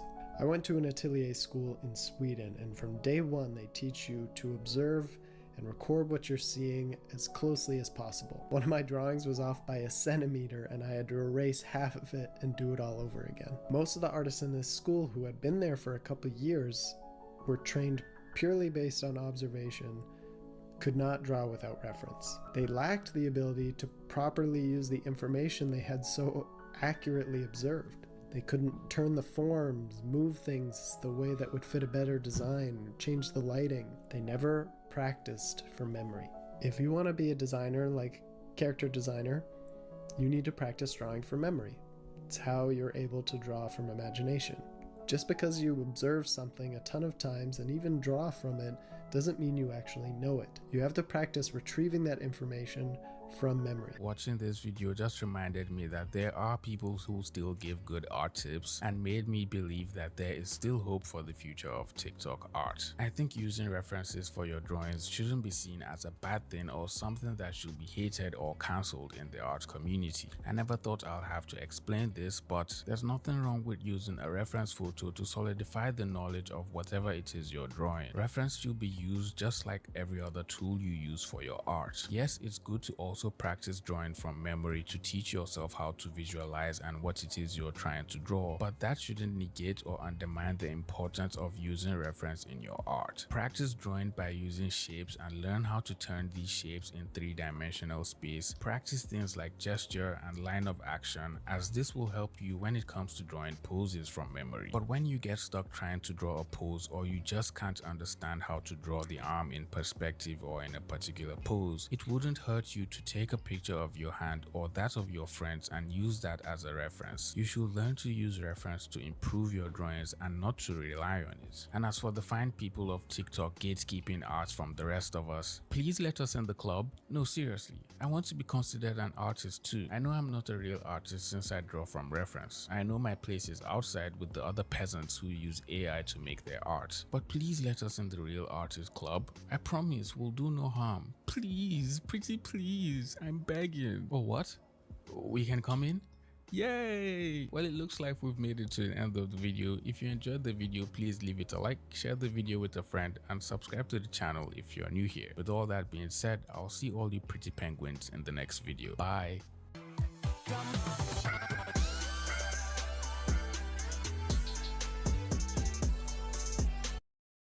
Today we're finally going to talk about Coolin and how she pissed off half of the entire art community with her infamous art tutorial that indirectly insulted me and everyone else that looks like me unapologetically. Hey, how's it going and welcome back to my channel. Today we're going to talk about the Coolin fixing art disaster that had artists scrambling in their seats and people dragging her in the mud all over my timeline on Twitter. So if you're new to this channel and love listening to videos discussing art commentary and videos talking about the art community in general, please subscribe to the channel and join the Discord server using the link in the description. At this point, I'm guessing everyone already knows who Coolin is, but for those who somehow have no idea who she is, Coolin is one of the fastest growing art channels on YouTube with a total of almost 4 million followers and subscribers all across her social media platforms, where she mostly posts art tutorials, tips and easy tricks or hacks that are beginner friendly and easy to follow for artists trying to improve their drawing skills but also want some entertainment along the way, since apparently no one wants to learn art the good old-fashioned way anymore. Her style of tutorials is a mix between sarcasm and light-hearted humor and a dash of actual information along the way. From what it seems, I know some people don't take her tutorials seriously and question if her methods and unrealistic techniques for artists to start an image are actually useful and can be used practically when drawing day to day. But it seems to have worked for some people, and Coolin herself has managed to surprise everyone and herself into making pretty decent art with her unorthodox step-by-step processes. One of the major themes on her channel is a critique for her subscribers where she roasts their work and fixes some of their art, showing them ways they could make the drawing better, by Coolin standard that is, and also helping them adapt their style to look a little more like her own work, which kinda doesn't work since not everyone wants to have a simplified art style, and some artists are just not interested in having their drawings look like anime characters. So after making one too many roasting art videos, Coolin made the rather questionable and racist joke that angered a lot of her fans in a video where she called a drawing that had a protruding mouth and nose line in the side profile gorilla looking, insinuating the drawing with receding features looked better, therefore it should be the standard for drawing a side profile no matter the race of the person. Coolin then watched herself become the most hated artist on the internet, and after that the entire art community came to an abrupt pause, with everyone slowly scrutinizing every video she had made in the past, looking for hints of racism and derogatory remarks aimed at black people after they had seen the infamous tutorial, and who can blame them? A lot of us are just used to drawing features that she called wrong, and we've never been shamed or called gorilla looking for drawing features that look like this. And not surprisingly enough, I happen to be built exactly like the drawing she called wrong, which basically means I qualify to be called a gorilla looking mother as well. Damn. Another problem a lot of people had with Coolin was the fact that she stated she never drew ugly people, which led people to start digging through her portfolio, and seeing as it's more or less filled with only drawings of people with a rather low level of melanin, as in white, they started assuming she was referring to every other skin color that was not white as ugly, and started leaving comments on her post asking her why she only draws almost the same characters and why she refuses to draw other races. Coolin never draws ugly people, then never draws black people.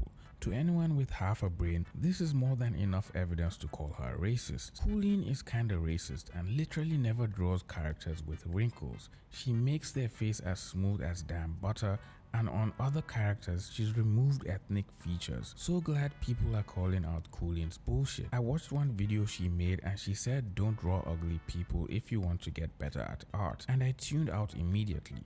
Weirdo behavior. I still find it fascinating how people equate beauty to skin color and however pretty the faces in your drawing are, since at this point it's quite obvious that art imitates life, and there are artists who make literally amazing drawings with imperfect features, different skin tones, and still somehow manage to make the drawing look pretty and also anatomically correct, since most of these features that are quote-unquote mistakes and labeled as ugly are inherently found in people of color from around the world. And as a person who has spent their entire life sporting these wrong features and using them in their drawings every day, seeing people consider this absurd notion of idealizing Eurocentric features as the supreme standard of beauty in people and across various art forms is just rubbing me off the wrong way. Pause.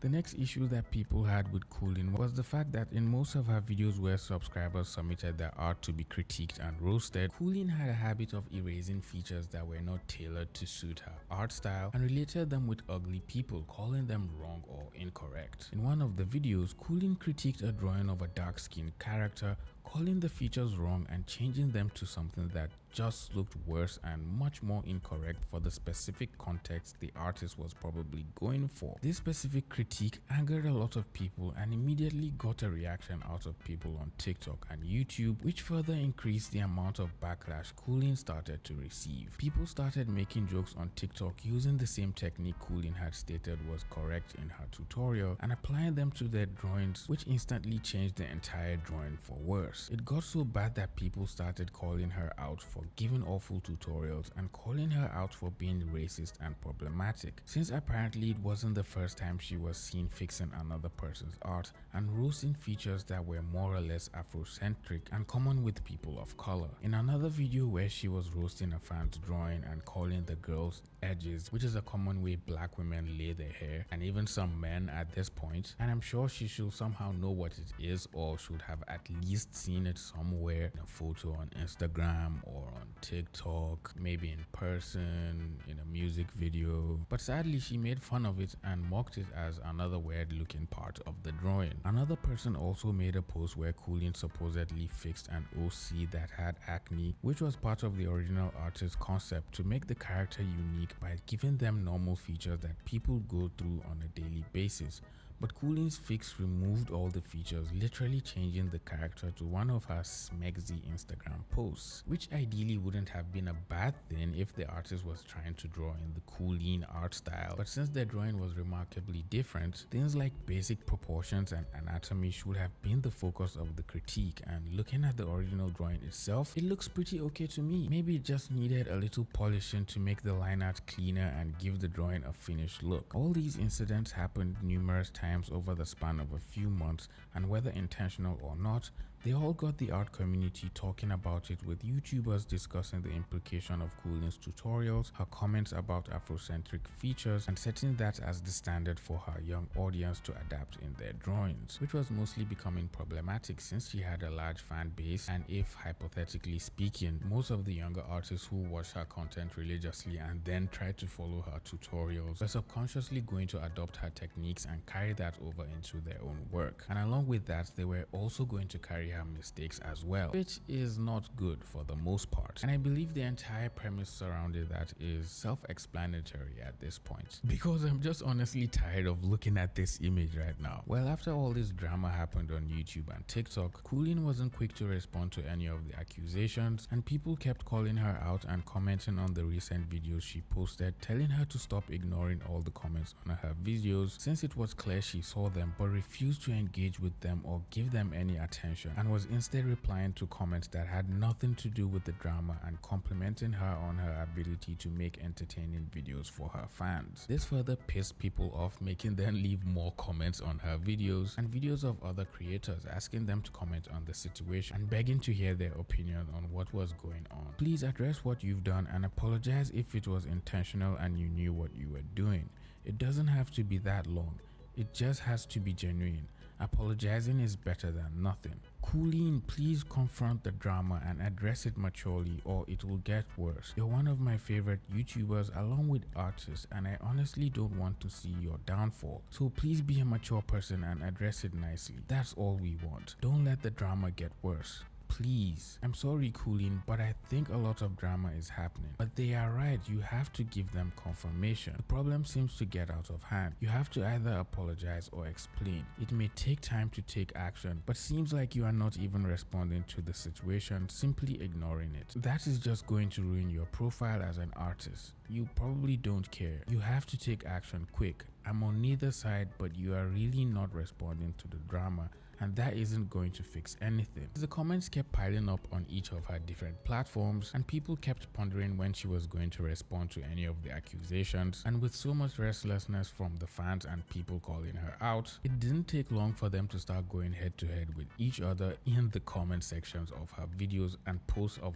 other people who were just talking about the situation. Some of her fans started commenting on posts and replying to people telling them to touch grass and go outside in no specific order exactly, saying she was just being sarcastic and it was all just part of her personality and other people wouldn't get it because they were not big brained and that they were far off from being called smexy. And some insisted that Coolin was just joking and that they should grow up and learn to take a joke. This argument caused so many threads on both Twitter and TikTok, with people complaining about the supposed jokes she was making, which came off the wrong way and appeared racist since they were specifically targeted at a particular set of people that have have those set of features she supposedly joked about, and the Cooling apologist defended her, saying she obviously joked about other groups of people and their features as well, and she wasn't only targeting one race and making fun of them. But then when they were asked to show proof or examples of such instances, their claims fell short and couldn't hold any water, unfortunately. While the entire art community waited for Cooling to make a statement or at least acknowledge the situation, people started making their own assumptions about Cooling, calling her a racist and a coward, and making jokes about her bringing a ukulele to make a smexy apology video, while some other people simply researched and tried to apply her tutorial to see if it actually made any sense. And as a matter of fact, let's just do that right now. So let's use this image Thumin posted on Twitter, for example. As you can clearly see, all Rihanna's features are definitely off from what Cooling stated, and you can see she has a protruding chin as well. How about Miles from Spider-Verse? Are his features similar to Cooling's tips? Oh, that's a no too. Although his chin isn't pushing forward as much as the previous image, but we can see the lips still go out further and don't slant backwards immediately and tuck under the nose. We can also see the same thing with Miles' mom, and in her sad profile, her mouth and chin go out slightly and extend further than her nose, but then slightly slant downwards a bit since she is bending her head downwards in the drawing. Same thing can be seen in this drawing of April O'Neil. Although she barely has a chin, her mouth still pushes forward, and even when characters are exaggerated and stylized, these features are still apparent for both male characters, female characters, young and old characters, characters with clear chins and characters with beards. Who's this fine specimen? Daddy? Now of course there are going to be exceptions since art is not a one-size-fits-all. Daddy? Now of course there are going to be exceptions since art is not a one-size-fits-all, and human beings are all different and each of us have different unique features. But when it comes to black people and other people of color, these features are mostly common and apparent in every 8 out of 10 people you'll find. I would have said 9 or 10, but then we have people who are mixed, so their features won't be as extreme as a person from, say, West Africa, who are known to have heavy features and unique facial structures. After the callouts became alarming and apparent on almost every video Cooling posted on YouTube and TikTok, it was clear the art community was not going to let up, and Cooling finally responded to the comments in an Instagram post where she addressed the situation in an image post behind a meme to try to lighten the situation, I guess. I want to sincerely apologize to the people I hurt. My channel is completely satire, and I know my content revolves around being offensive, but I will never aim any hate or discrimination towards a particular race or gender. I roast everyone equally in a satirical manner. There was no malice intended. I was ignorant on the implications of using certain words as I do not consume much Western content. I genuinely was not referring to any race at all. I am aware that a lot of people will continue to hate me after this and take my words out of context, but I am not making this apology for them. They are irrelevant. Additionally, I want to emphasize that my fans specifically asked for their art to be roasted. You may check through the hashtag #CoolingRoastMe. I am only apologizing to the people I hurt and my fans who genuinely enjoy my videos. I'll do better in the future. You smell that? I smell cap. Well, obviously her apology was received by her fans who wholeheartedly accepted it, but there were still a number of comments who called her apology fake and said she was just pandering to her audience and not properly addressing what people were criticizing her and calling her out for. People felt her apology was pretty broad and felt she was hiding behind the use of humor in her content as a segue for her to basically let the intrusive thoughts win, while others just felt her using a meme as a base for her to slide the apology underneath felt a little childish and could have been done better, and her not directly apologizing for roasting Afrocentric features showed she was apparently not taking enough responsibility for her actions and was in no way holding herself accountable. A lot of people also called her out for trying to hide behind not consuming much Western content to not know about Afrocentric features, which seemed rather absurd because come on, it's 2023. Literally every movie at the very least has has 3 or 4 black or POC characters for diversity purposes. So obviously she must have seen something at this point. And besides, there are probably black people living in her part of the world, so one way or another she should have seen them, I guess. And even if she didn't see them that way, you know how else she would have seen them?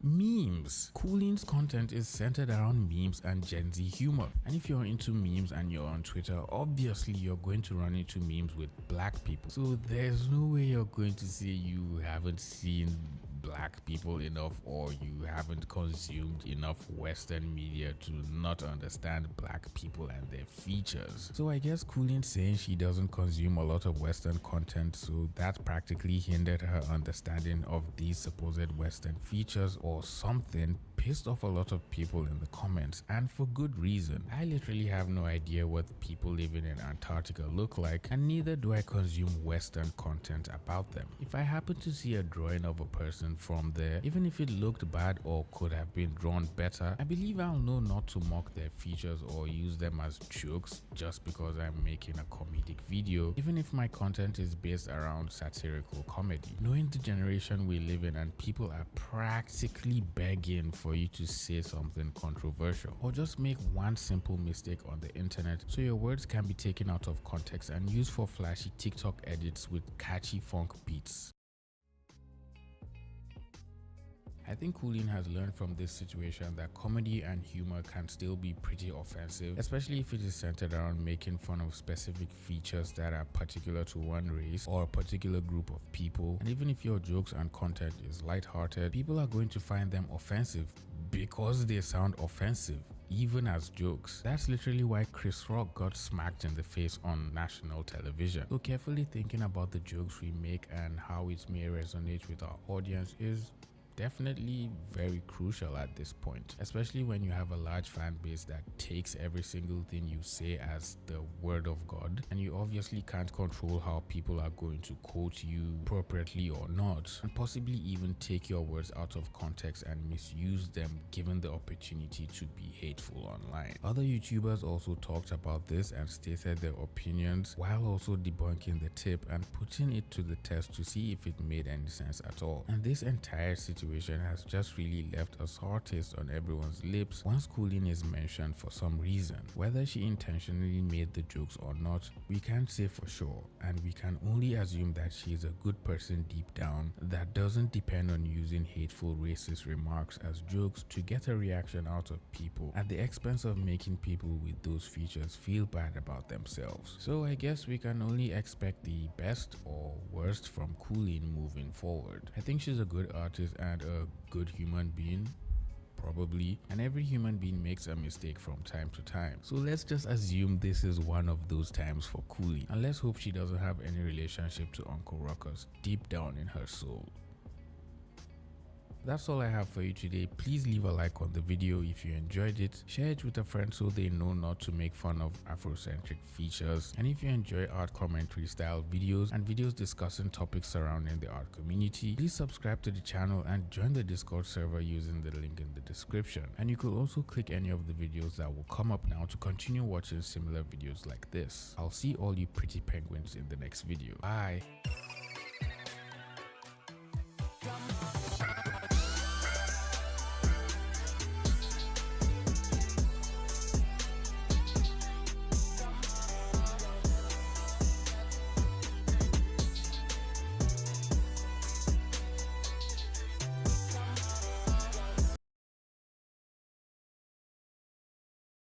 So it seems the art community on Twitter has finally had it with Adobe, and artists on Twitter are calling Adobe out for stealing work from artists and selling them on their platform, further ripping artists off who already are having a bad time since the intervention of AI across multiple platforms. Artists are really calling them out on Twitter and are on the verge of boycotting Adobe and a number of their products for good.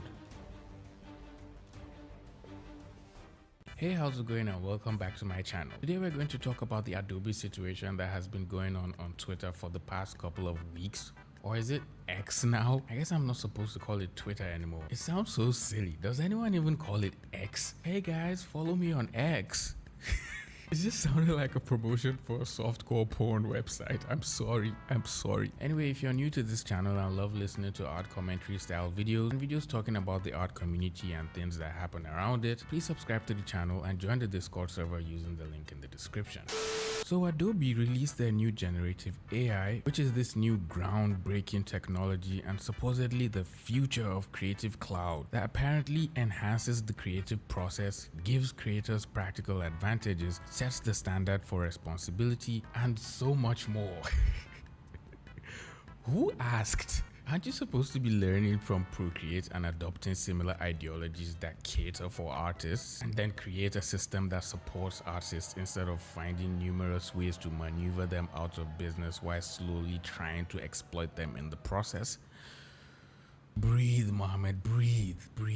Zen. Well, numerous artists called Adobe out over their art being used unethically in their new program after they claimed it was only going to pull images from the Adobe stock database to be used for training the AI. But it turned out that most of the images used were actually taken from artists without their permission prior to the artists finding out their names were still included in the dataset of the AI. Adobe, however, countered these claims, responding that they intended to compensate the artists if their work was used, and surprisingly enough, using creators' images complied with Adobe Stock's terms of service, so filing a lawsuit against Adobe for copyright infringement was just going to be impossible. It just seems like artists are fighting a lose-lose battle no matter how hard we try. Boom, you just discovered a new way to make commissions and pay for your rent? Well, here comes a soulless AI that can literally do the same thing in less time than you. Well, at least not technically the same thing, since they still struggle with hands at this point, but soon enough that will be the reality of literally every artist. This person, who is seemingly frustrated with the entire situation as well, said, "Artists can't have a single day with some peace. At first, we had a lot of problems with plagiarism, and then came the NFT art idea, and now AI. I don't have enough mental health to be an artist anymore." Isn't it funny how all of these problems just came one after the other, and then the whole NFT thing just died out faster than any trend I have ever seen? And all those people who had apes and goats and were parading them around like trophies or essential commodities, now they can't even buy anything tangible with them without looking like a homeless person. This person also said, "It's interesting how Adobe made this whole thing about how they got every artist express permission and every artist gets royalties back, only for every artist to say the same thing about not knowing they were scrapped and never given consent. So what's up, Adobe?" At this point, it's getting obvious that anyone who says they have artist permission to use their work and then they're going to compensate them fairly is clearly lying and is just trying to manipulate them into believing they have the best interest for them at heart, when they're really just looking for the slightest opportunity to exploit them. A lot of artists were not pleased with this at all,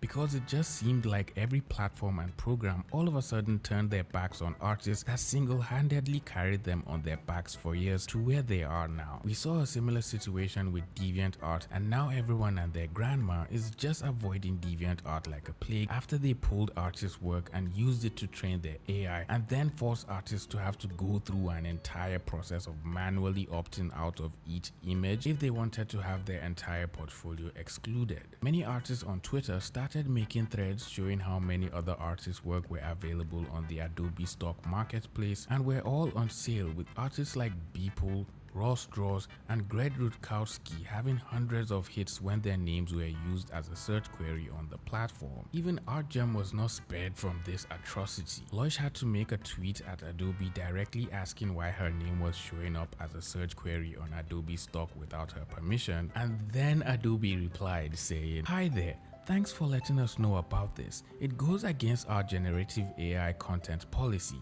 We've escalated this with our team to ensure it's addressed," which in the first instance is nice. At least they're responding and addressing the complaints, because who would have guessed? It's Loish, as in the Loish, and not just some poor little arty who has an itsy bitsy following and is still finding their way in their art career, so they don't have to reply to them because they're irrelevant. How about the dozens of other artists who are in the same case? Maybe just, stop allowing AI generated images on Adobe stock. You know just as much as all of us that this is art theft. This is on you. It doesn't matter that it is AI or that it's against your policy. You, Adobe, are selling images using artist names as tags and titles. You are doing this. You are taking money from art buyers. You are promising art buyers that this is trustworthy. Of course, Adobe responds without missing a beat when one of the biggest names in the online art community says something. I hope this is the same attitude they have with smaller creators. That's really like wishing on a falling star. You never can count on it to really ever happen. Many artists also mentioned that they had kept on seeing this happening across their timeline for some reason, and were wondering why Adobe stock was filled with AI generated images instead of actual stock photos, which kind of makes sense, right? You'd expect a platform that prides itself in having a vast database of stock photos for artists and other creators to use in their work to actually be filled with stock photos from actual photographers, since it also happens to be a paid platform and a means for people to make money from their work. But instead, it's just a ton of AI images and then you still get charged for using them like actual stock photos. Make it make sense, please. I guess someone in their headquarters was trying to take the cheaper route and forgot they will probably be stepping on a lot of toes doing that. I was on Reddit and saw this comment that totally pissed me off, and I'm really sorry for doing this to you, but I can't be the only person that has to suffer. Who cares about those people complaining? I hope they don't make any money and give up. I'll never pay for any art ever again. I will gladly pay money to AI to create it for me. The more people complaining like this makes me continue to use AI over people. People are just scammers anyway. Let's just unpack that slowly. People are scammers. That I agree. But praying for artists to not make any money and just completely give up on their art is just pure wickedness from the depth of your heart. Who angered you that bad, my guy? I mean, I understand artists could be complicated and annoying and unreliable at times, but hoping they never make any money and just completely give up something they really love? Nah, that's just wild. The comment had a number of replies with some other bitter people agreeing with what this person said, and some others tried to argue against it, stating how comparing actual artists and how an AI generates images are two different things. And this made me just realize that people either don't like artists or they just don't understand how this affects artists. And I know all the people advocating AI are going to argue that, saying things like, oh, it speeds up the creative process. You can literally make an image in a matter of seconds without having to know anything about art. But then again, if every one of us just decided to quit making art altogether, whose art is going to be used to train the AI? Since it's clear that these systems require artists to learn from and pull reference from in their data to create art, which is why every single image generated with AI has a resemblance to a particular artist's work or a number of artists' work who were used to train the AI. It's gotten so annoying and increasingly difficult to differentiate work from an actual artist and work that was just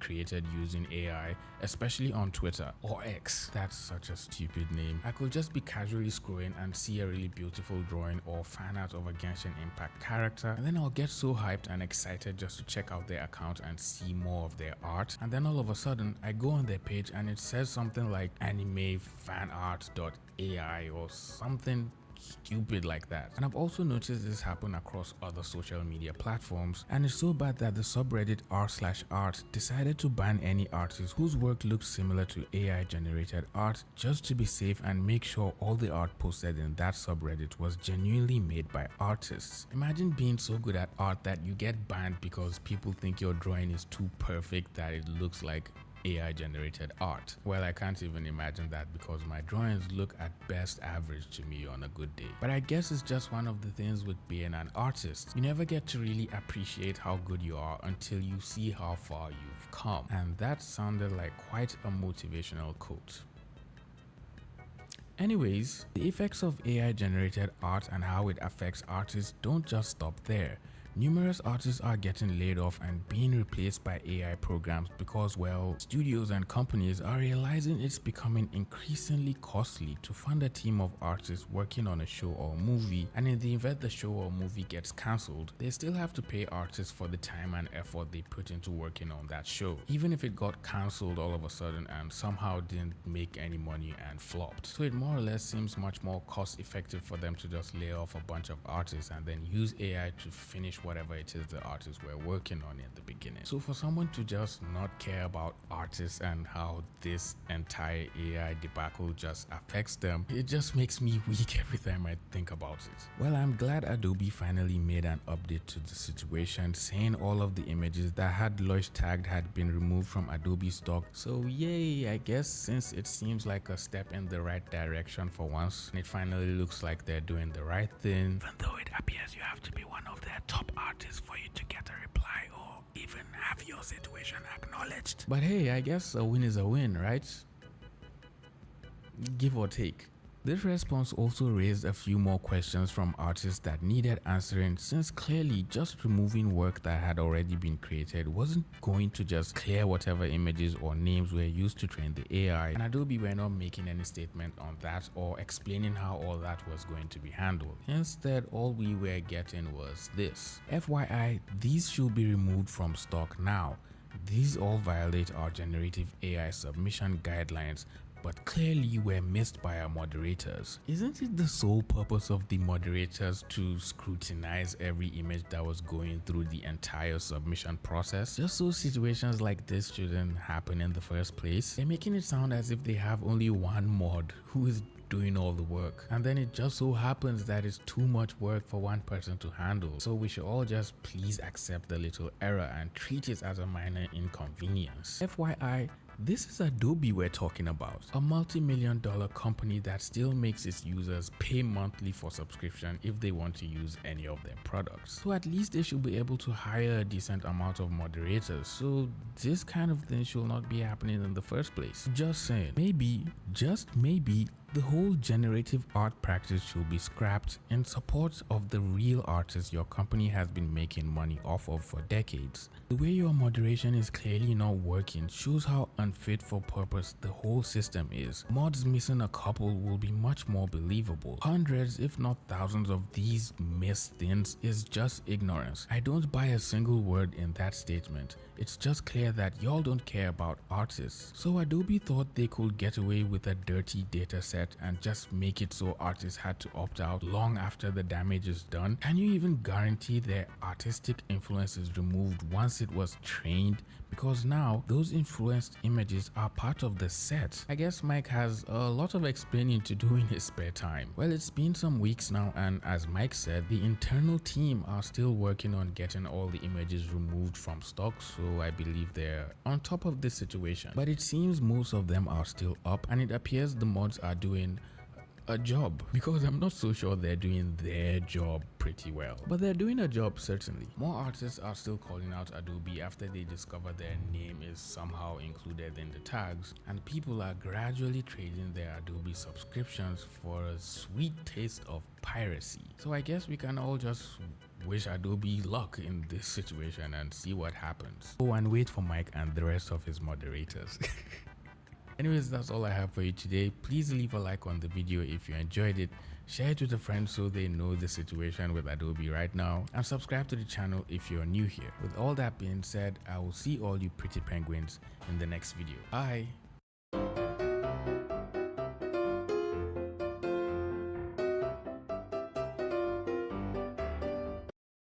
During my short time on this earth as an artist with a decent amount of skill, and a constant urge to become good enough so I can post a drawing on Instagram and get an ungodly amount of likes and comments to further boost my ego and fuel my endless need for instant gratification, I have come to the realization that one thing every artist needs the most, but only a few artists successfully ever get to receive and put to good use, is art advice. And not just any art advice, because honestly, I've seen so many different forms of art advice out there, and trust me when I tell you, you don't want art advice from those people who only tell you things like, don't ever use reference, you will never learn anything that way, or you just need to draw every day, it'll automatically make you better. Or the worst one I've heard so far that made my soul jump out of my body just because of how stupid it sounds: don't ever try digital art, it's not for real artists.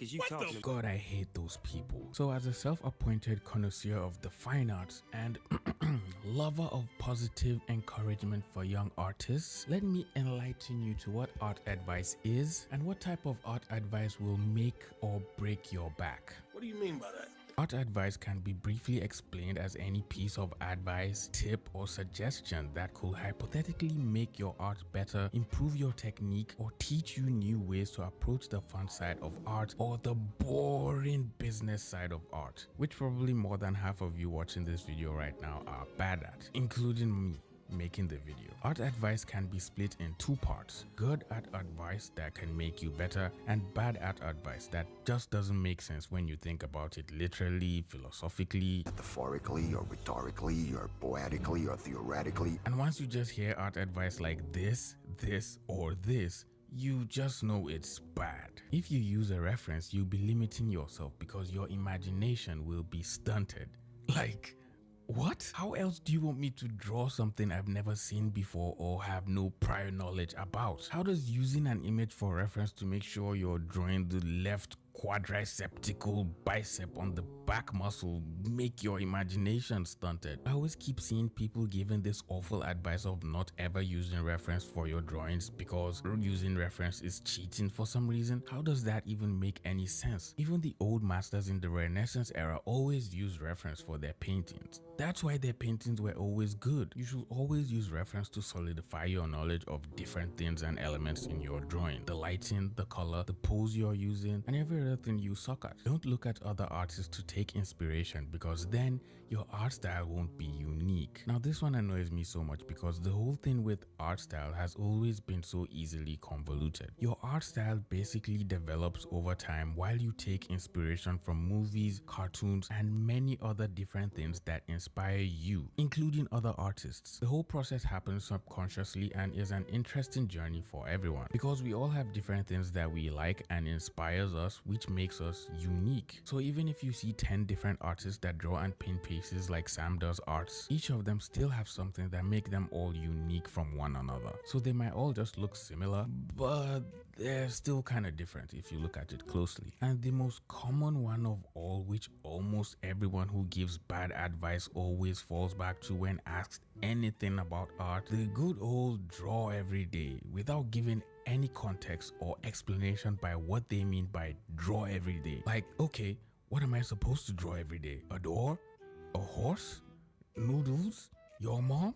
Like, I get it. You're really trying to help. But at least just give me some context or tell me what I should be drawing. I could literally start drawing circles for 10 days and on the 10th day, maybe I might be slightly better at drawing circles, but I'm still going to suck at drawing faces because drawing is such a broad topic and learning how to draw professionally or even as a hobby requires some form of structure that is designed to specifically focus on what you need to improve on as an artist individually. Watch this video to learn more on that. I'm sure we have all heard some form of bad advice at some point in our journey, and it just so happens it has basically become something you just can't escape from. So leave a comment with the worst art advice you have heard so far, and I'm talking about the worst. What will happen if you try to learn how to draw on WikiHow? The first tutorial we're going to look at is this one that says how to draw, and it has over 2 million views with a 4-star rating, so it's definitely going to be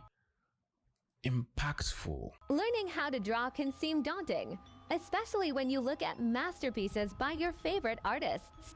However, it's important to keep in mind that even the great masters started as beginners. Okay, some early motivation to keep us inspired and ready to become the next Bob Ross with the blink of an eye. I'm already pretty excited and ready to start drawing and painting figures like Sam does arts. Let's see what the next step is. Lines?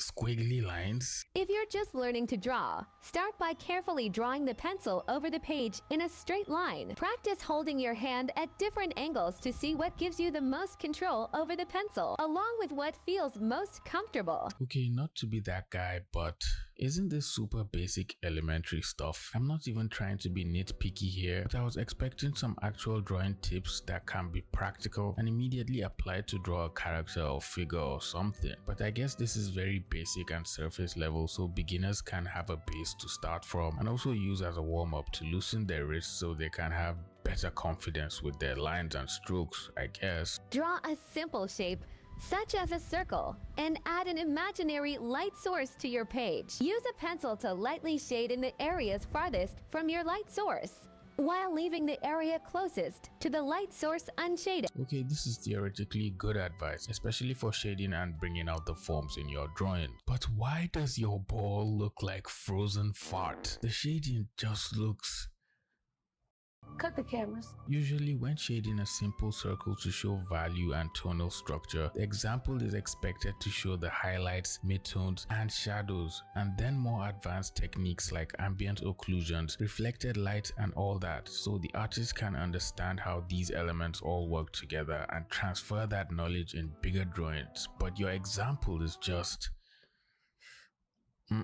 Maybe it's just the way they did the shading by smoothing out everything to the point where you can't tell what is what, even when there's multiple other ways you can shade and still show the tonal values without making your drawing look muddy. And the next step literally does the same thing, keeping the value structure basic and just emphasizing on using a cast shadow to make your drawing feel grounded in reality. When in reality, making a realistic drawing requires a deep understanding of how lighting and forms work together, and how to convey texture and materials by simplifying details and knowing how to direct the eye in an image to areas where the viewer should focus. This is already turning out to be a pretty great tutorial if you want to get good at making basic surface level drawings, which I'm sure 90% of you are not trying to learn. Next, they go into breaking down an object into shapes, which I'll have to give them credit is actually really good advice, since it's easier to establish the general shapes and planes of an object before breaking them down into smaller shapes for your drawing, which is pretty much the way I draw. But then they talk about this where they say pick an object to draw and follow the outlines of the image with your eye while drawing them at the same time,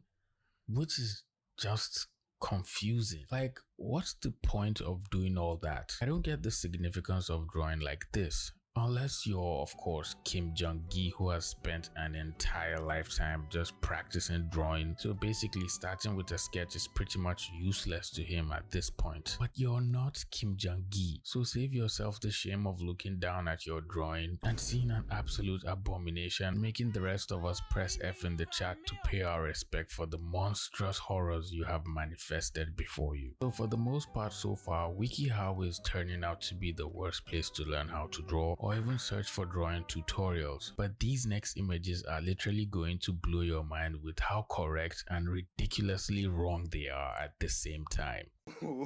Wait till you see the... No, no, no, no.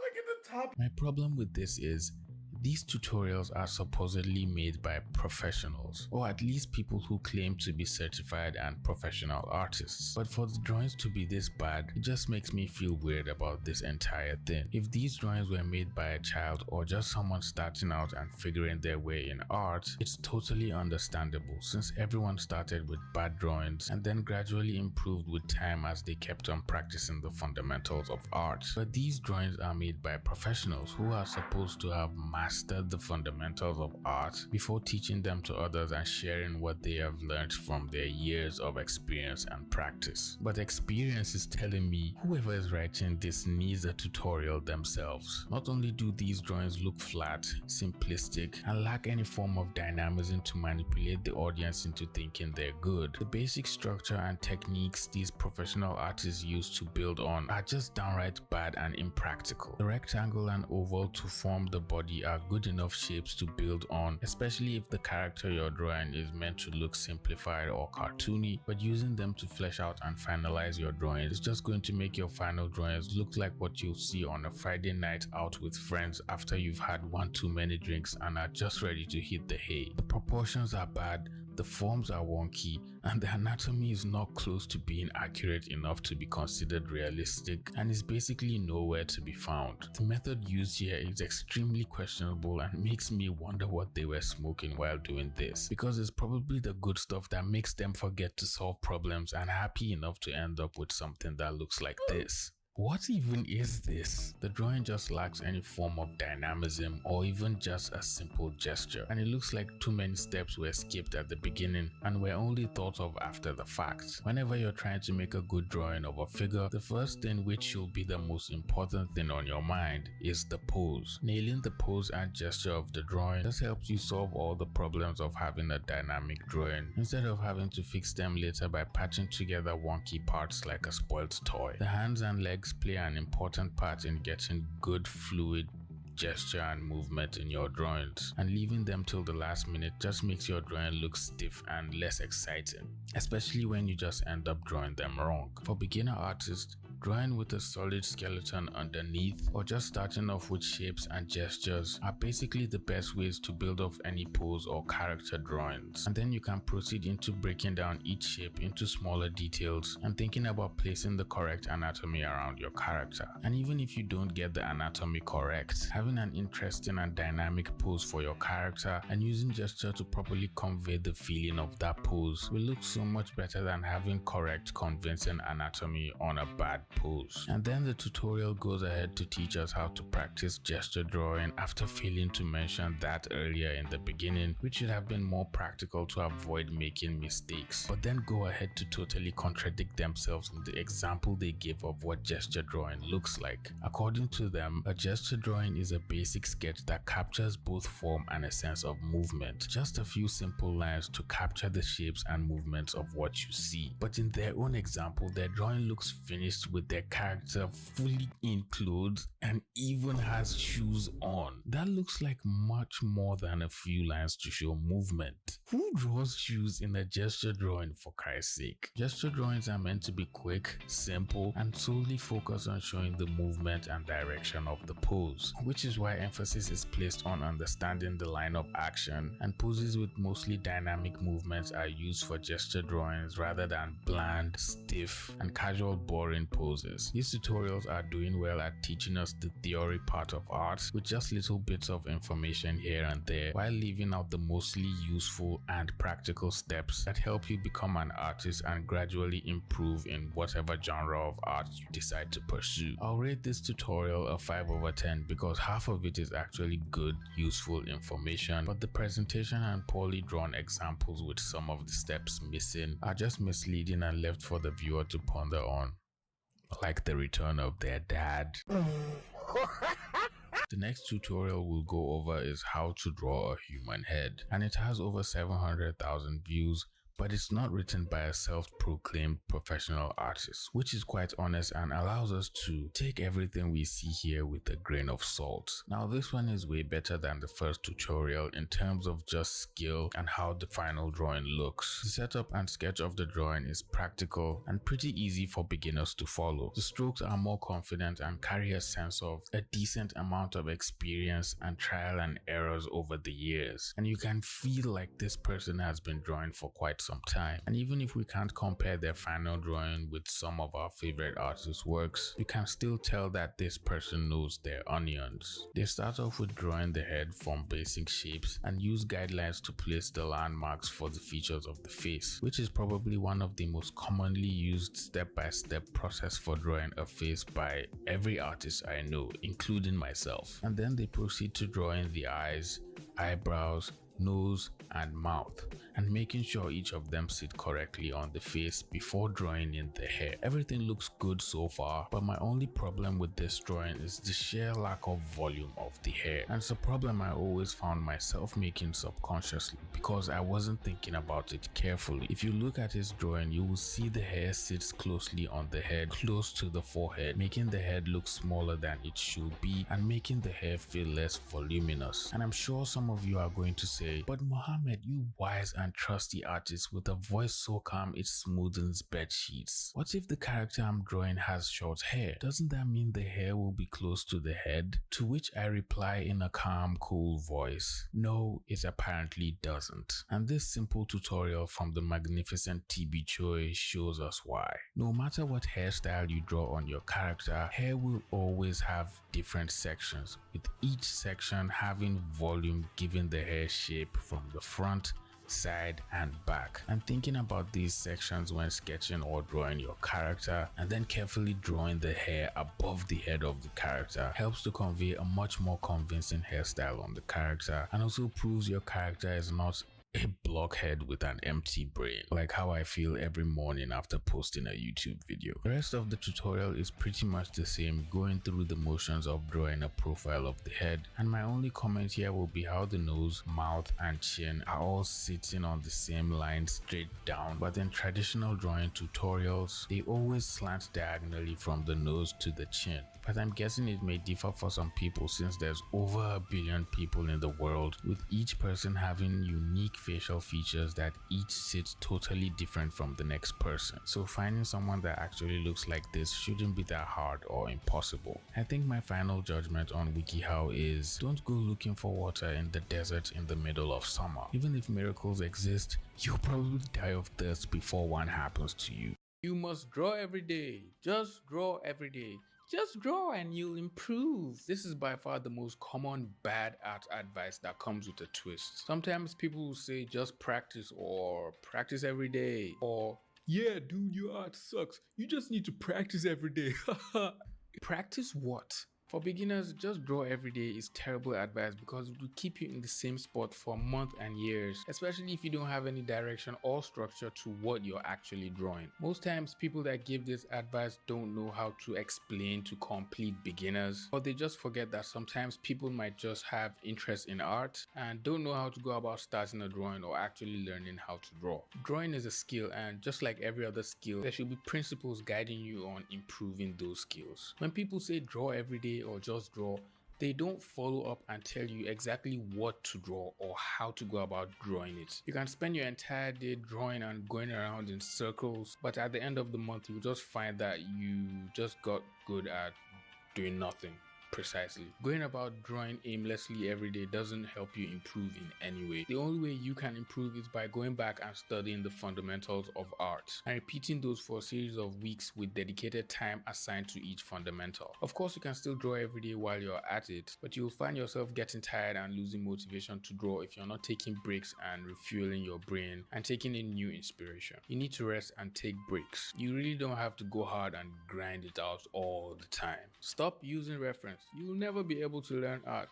Using reference is cheating. If there was an award for the top worst art advice, this will always come out first place. I can never understand how using reference is considered cheating. People who say I draw without reference or I drew it all from my head, I didn't use any reference at all. It's all from my imagination, no pictures, no references, nothing. I think they tend to feel superior to people who actually use reference. But if you take a look at the drawing, well, I guess the drawings can speak for themselves. There is no way you can draw something if you haven't seen it before or you don't know what it looks like. Using reference is not to copy exactly what is in the reference photo you're looking at, but to take elements from the reference and apply them in your work. You can take 20 different reference images just for one drawing and use different pieces, different elements from each of them to complete your drawing. It could be the light from one image or the color from another image, or even the composition and the way the elements are arranged in another image. Taking reference and using it just helps to solidify your image and make your art look 10 times better and much more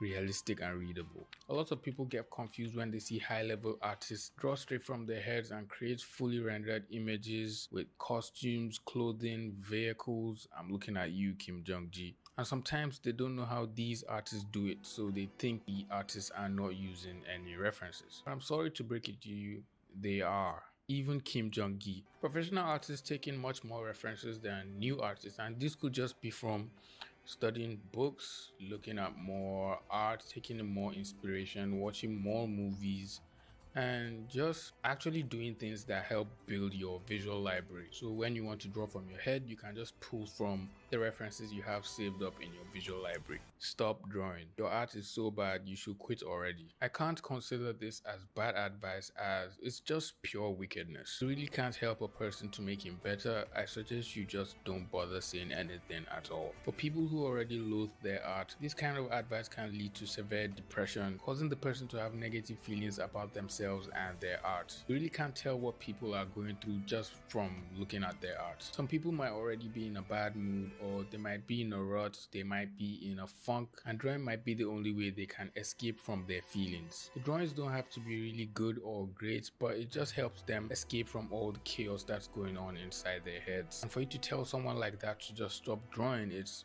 almost the same thing as telling them to just go ahead and jump off a cliff. You really can never know what people are going through. So be nice to people on the internet.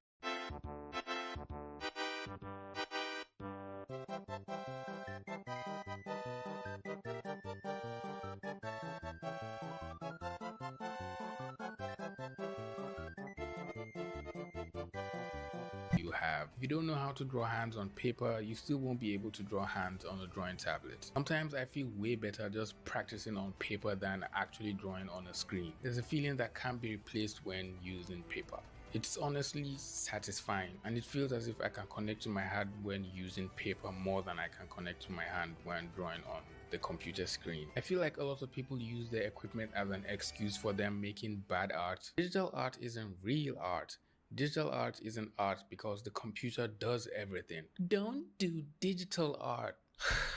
This idea probably comes from the art purists who think doing only traditional art is the only way to go. You have to paint on canvas with a brush and mix all your colors in a traditional palette. You literally have to paint purely traditional before you can be classified as an artist. They consider digital painting as cheating because the computer just automatically mixes all your colors for you. You don't need any prior knowledge of art. You just need to turn on the computer and click one button and you will automatically just have amazing art. Where in 2020, there's a deadly virus going around and wiping people out. People were stuck in their houses for some time. I don't know if you realize this. Technology has advanced and art has advanced with it. Art is art no matter what medium you're using to create it. So an artist, if you have skills and you can translate them onto a piece of paper or on a computer using a drawing tablet. If making art on canvas is what you enjoy doing, by all means, go ahead, make yourself happy. If drawing on the computer is your thing, find the largest drawing tablet you can find and draw away till you're happy. Anime is not real art. You have to grow up. Stop drawing anime. Cartoons are not going to teach you how to draw. Nani?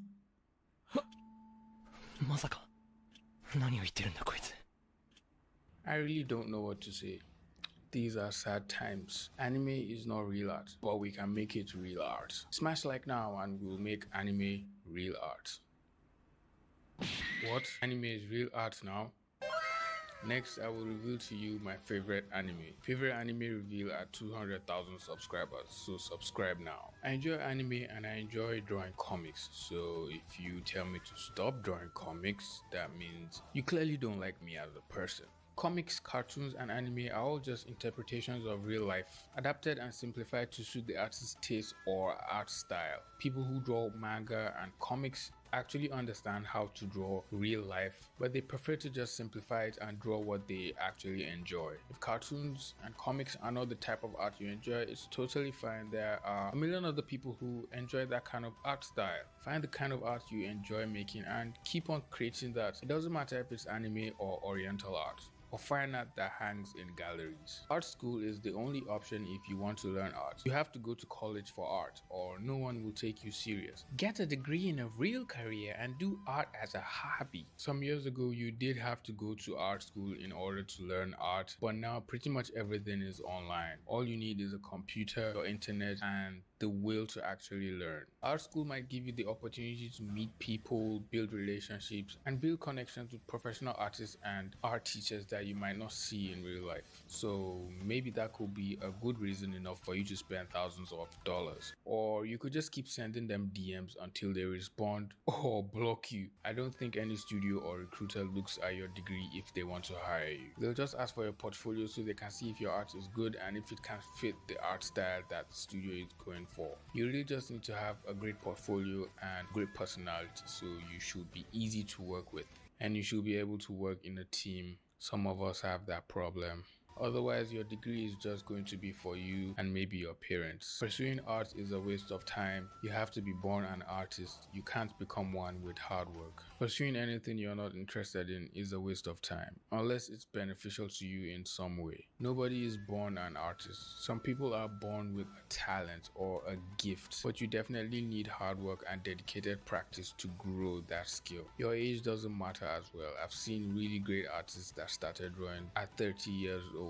So if you start drawing at a young age, that's great. It doesn't mean older people can't just start drawing and become better than you. If you just dedicate a few months to practicing and learning the fundamentals of art, you can immediately start improving faster than usual. You should be original and stop copying other artists. Don't look at other artists to take inspiration because your art style won't be unique. Never ever try drawing in a different art style. The problem of art styles has been so common and is still happening right now. I don't have any problem copying other artists or learning from other artists or art styles. I have seen professional artists that have copied other artists and adapted it and transformed it and made it into their own art style. You can literally learn from any artist you admire and any art style you like, but as you keep on advancing, it will be wise for you to look at other artists so you can take in much more inspirations and have a vast variety and library of artists that inspire you, aka steal from as many artists as possible. If you become an artist, you will be broke. Art will not give you bread to eat. Don't pursue art at all. It's stupid and it won't help you get anywhere. That sounded like someone from my high school. Well, there are some really low paying jobs in art and most people do start from these very low paying jobs. But as your skills improve and your art becomes better, you naturally just start getting better paying jobs. You should also start reaching out to studios you want to work for if you can get your art to the standard the studio is looking for. Just networking and making friends in the art community can actually go a long way. Sometimes it might be your friends that can get you jobs, so make sure you ask them if there are any openings that they know of in their studios, if they are working in any studios, or you can ask them if they know any art recruiters and then they can vouch for you. Never take a break. Excuse me, have you heard of burnout? Have you heard of exhaustion? I don't care how motivated or inspired you are. If you keep on doing the same thing for hours or days, you will eventually get tired of doing it, especially if it's art. Your brain needs to refresh and you need to rest. I know taking breaks and not doing art feels really daunting and you think it might stunt your progress, but occasional breaks here and there don't hurt at all. Take a few days off or even a few weeks off sometimes. You may not be physically drawing or making art, but you can still look at art, watch movies or play video games. Just do anything that isn't exactly you making art. You need to learn Photoshop or 3ds Max to become a pro.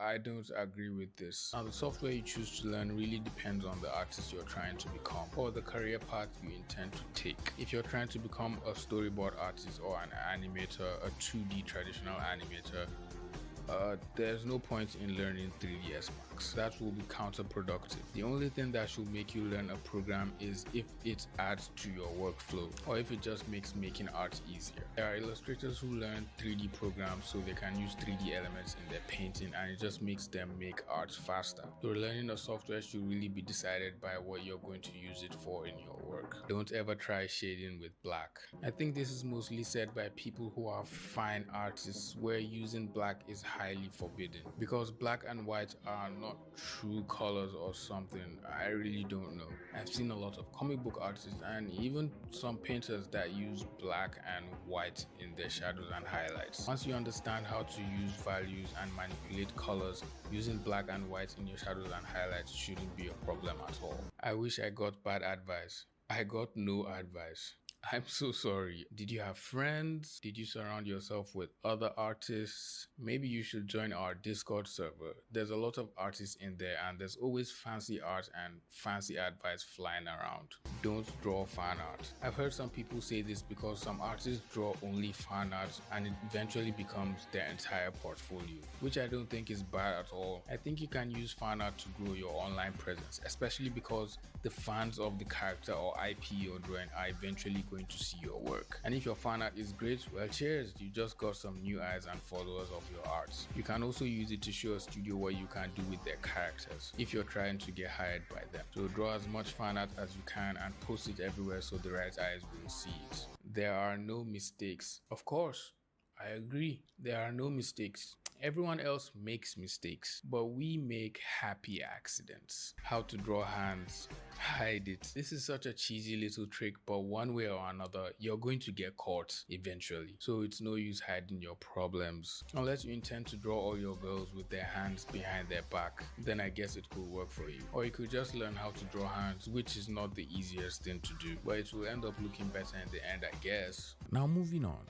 good art advice. Don't you just love it when someone actually tells you something that will actually make your art better? Like using the soft airbrush to draw lips and then using a brush with pressure opacity settings turned on makes your lips look juicy, or drawing poses using gesture and then breaking down poses into simple shapes to simplify your anatomy makes your drawings look so much better. Good art advice comes in many forms, ranging from simple art tutorials that can teach you new tricks you can practice in your art, or advanced techniques that professional artists use that leave you thinking about your life and how long it will take you to learn how to do that, because you've watched the video many times and you still can't seem to figure out how the artist did a particular thing. Good art advice could even just be simple words of encouragement to make you feel better about your art, or just motivate you to keep making art. As long as it helps you in one way or another, or teaches you something new and inspires you, then it's definitely some good art advice. Kind of along the lines of, make work that you like instead of work you think you like or you think you're supposed to be making, which of course could be taken out of context, but basically refers to making art you enjoy, since that will eventually motivate you to continue making art in the long run, especially if you have an art block or just don't have that motivation to draw. Art doesn't need to be perfect, it just needs to be convincing. Now this one is for all the perfectionists who like to spend time on an image making sure every little line is perfect. Sometimes your work doesn't need to be perfect. Art in itself is an expression for every artist, so don't be afraid to let happy mistakes happen from time to time. Don't compare yourself with others, but with yourself from a year before. Now this is such good advice and it's perfect for people who can't seem to see any progress in their work or just aren't happy with the amount of progress they're making in their art. Everyone's journey is different. Some people learn faster than others, some people have different ways of understanding things, so comparing yourself with other people might just be doing you more harm than good. Now comparison isn't a bad thing at all. Of course you can compare yourself from time to time, just don't let it consume you and don't spend too much time thinking about what others are doing or how others are progressing in your art, and just focus on yourself, because as much as comparison is a good thing, it could also lead to things like, I don't know, hate, jealousy, envy, and all other mixed emotions that come with comparing yourself with others and then hating yourself and your work. Art advice, whether good or bad, is quite important for every artist, no matter what step you are in your art career or how good your art skills are. And the best part is, you always learn something new even if you already know whatever art advice you are being given. Art advice can open a new world of possibilities for your art and show you new ways to approach something you have always been struggling with for a long time. Platforms like YouTube, TikTok, and Instagram are great places to find art advice from artists who have spent years learning and mastering their craft and are kind enough to share knowledge for free, and all you have to do is just sit down, listen, and practice. Websites like Schoolism and Brainstorm School offer long, high-quality, in-depth courses and tutorials with professional artists working in the industry and probably don't have time to make YouTube videos. The courses are almost similar to going to an art school or having an art mentor take you under their wing and teach you everything they know and monitor your growth at the same time. Well, of course you'll have to pay for their time, but other than that, I think these are really great. Whatever preferred method you choose to learn art or take art advice is entirely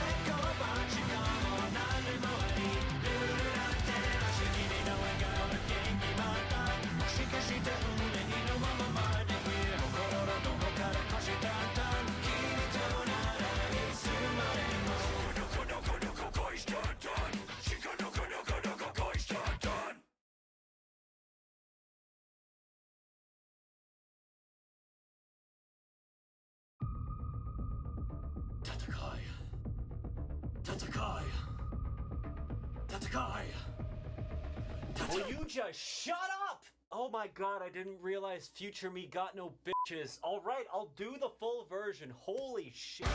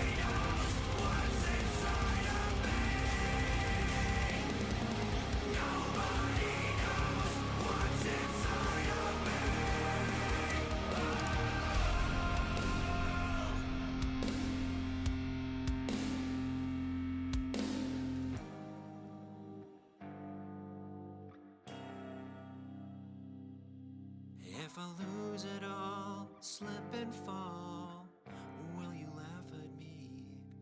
If I lose it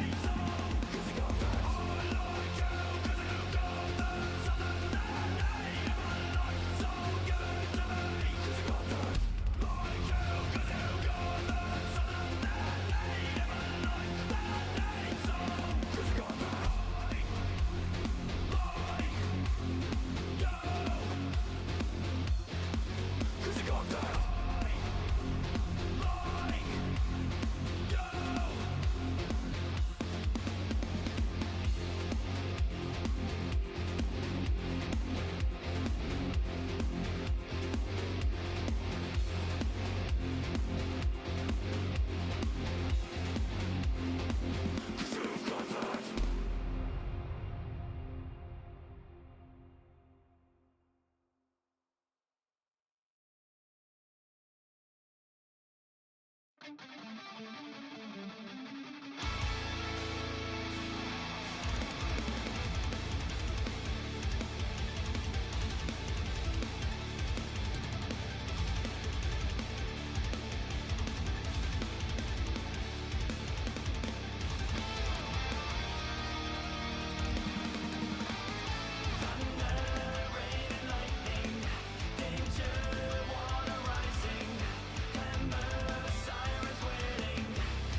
like something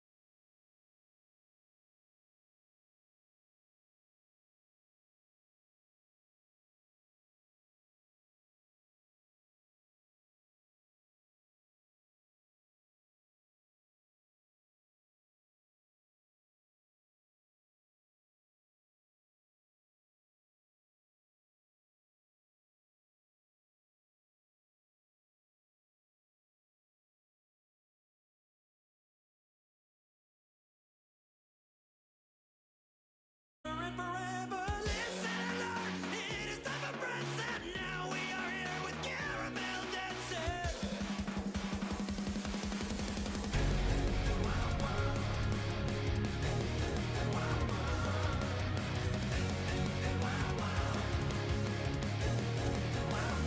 So come and dance to the beat, wave your hands together, come feel the heat forever and forever. Listen and learn, it is time for Prince, and now we are here with caramel dancing. Dance to the beat, wave your hands together, come feel the heat forever and forever. Listen and learn, it is time for Prince, and now we are here with caramel dancing.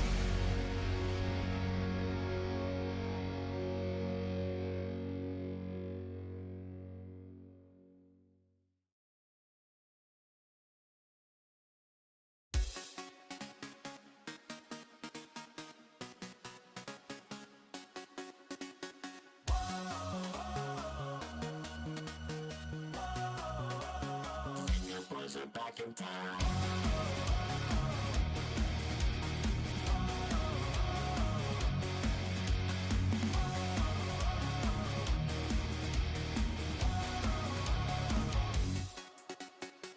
If you're alone and you need a friend, someone to make you forget your problems, just come along, baby, take my hand. I'll be your lover tonight.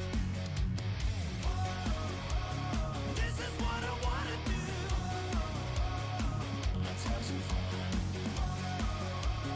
One on one, just me and you. Boom, boom, boom, boom. You're in my room. Let's spend the night together from now until forever. Boom, boom, boom, boom.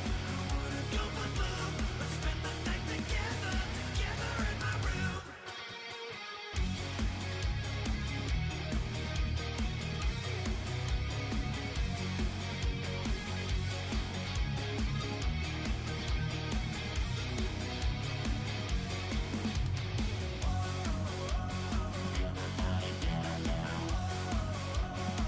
Your boys are back in town. This is what I wanna do. Let's have some fun. One on one, just me and you. Boom, boom, boom, boom. You're in my room. Let's spend the night together from now until forever. Boom, boom, boom, boom. Go boom, boom. Let's spend the night together, together in my room. Boom, boom, boom, boom. You're in my room. Let's spend the night together from now until forever. Boom, boom, boom, boom. Go boom,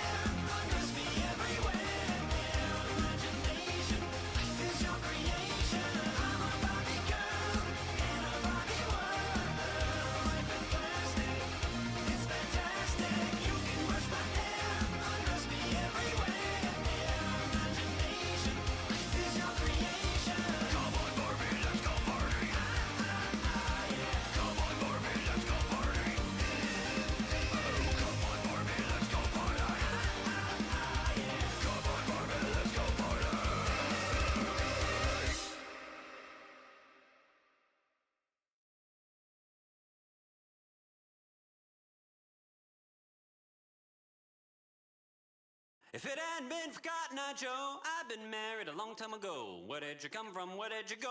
Where did you come from, Cotton Eye Joe? If it hadn't been for Cotton Eye Joe, I'd been married a long time ago. Where did you come from? Where did you go? Where did you come from, Cotton Eye Joe?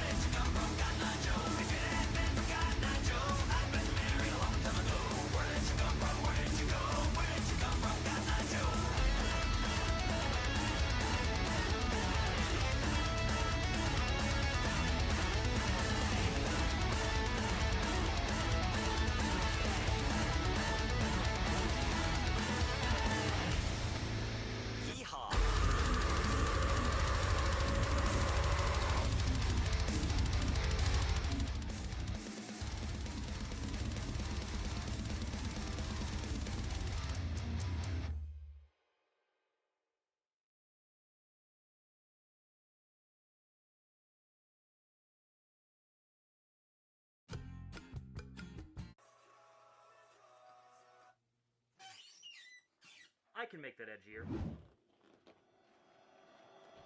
I can still make that edgier.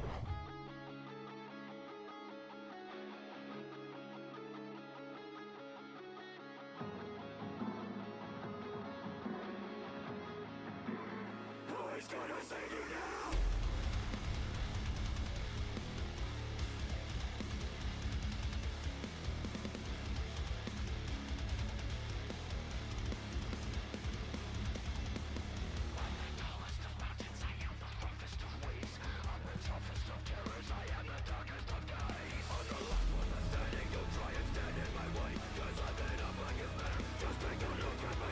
Cause if you're messing with me, I am a dangerous weapon. I am the sharpest of blades.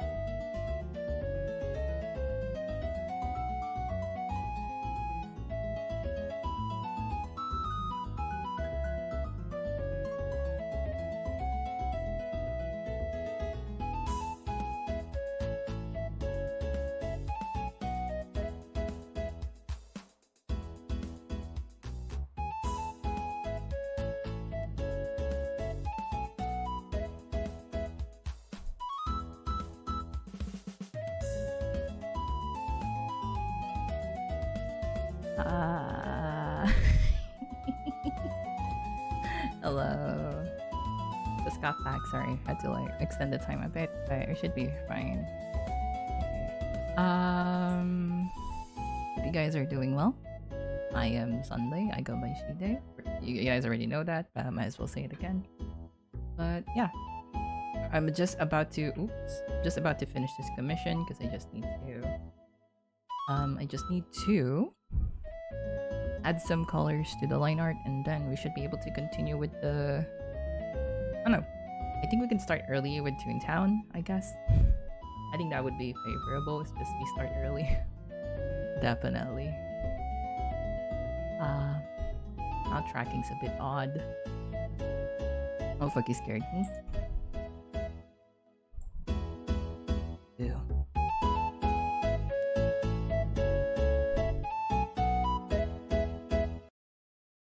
Ew. Be afraid. Be very afraid.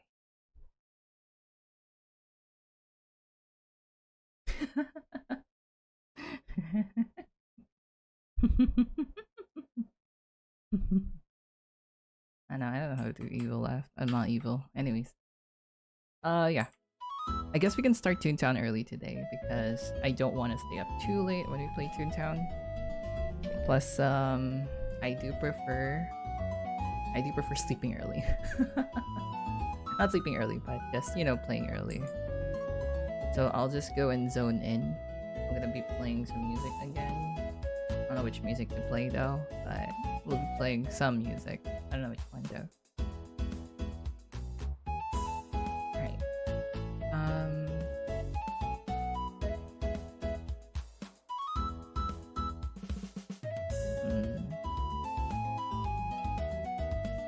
just gonna go with Little V Mills because I do want to sing along, but I've been playing Little V Mills all day, so I think I'm gonna swap to like Persona music. There you go.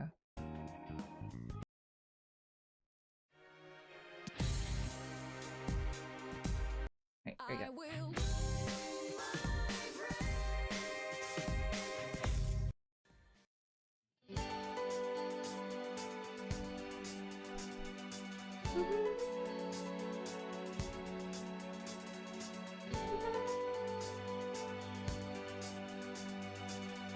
I know the crown has colors, but I forgot which color it was.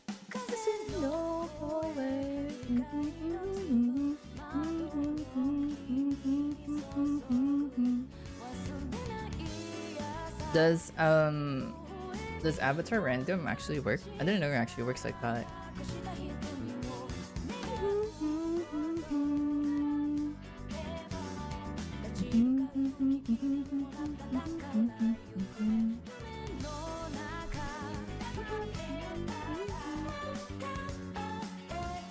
I see.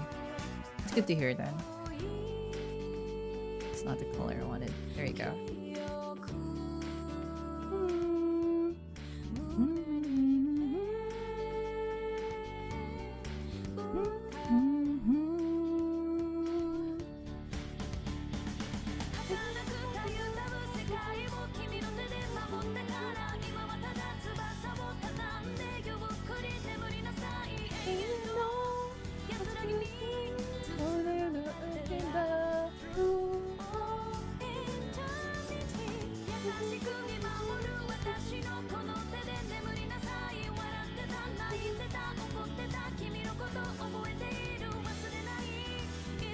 Now the final touches for this one is me just nabbing one of the darker colors here and then just adding it as a soft shadow color. I don't know what I'm talking about. Just gonna add it as like another color. If we go here, move this straight. I'm gonna go grab an airbrush. It's gonna look something like this. Oh wait, it doesn't look entirely like dark color. Has different shades to it.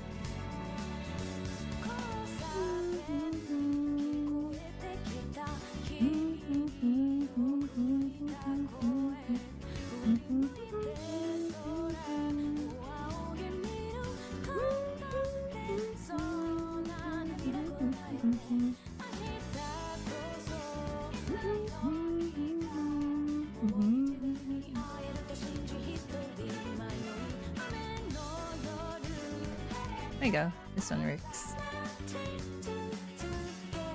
Though I would prefer the eyes to still have the same shade-ish, so make it a bit darker. There you go.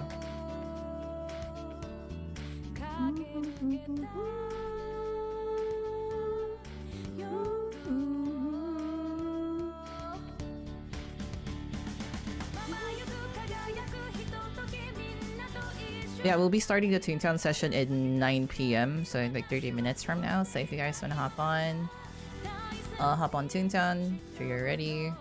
I'm gonna be very selfish this session. I want to progress through my story. Okay, I gotta progress through my story.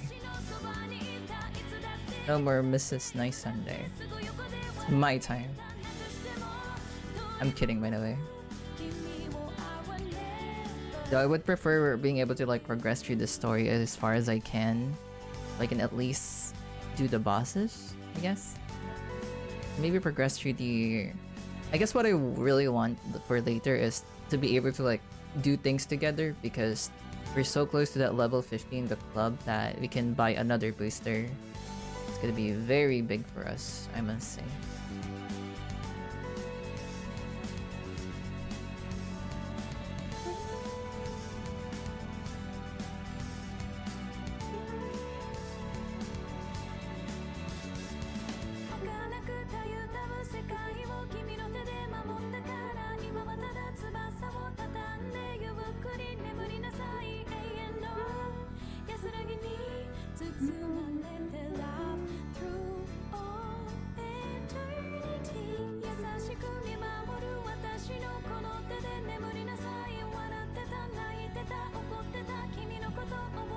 I can't spell selfish without fish. Coincidence? I think not.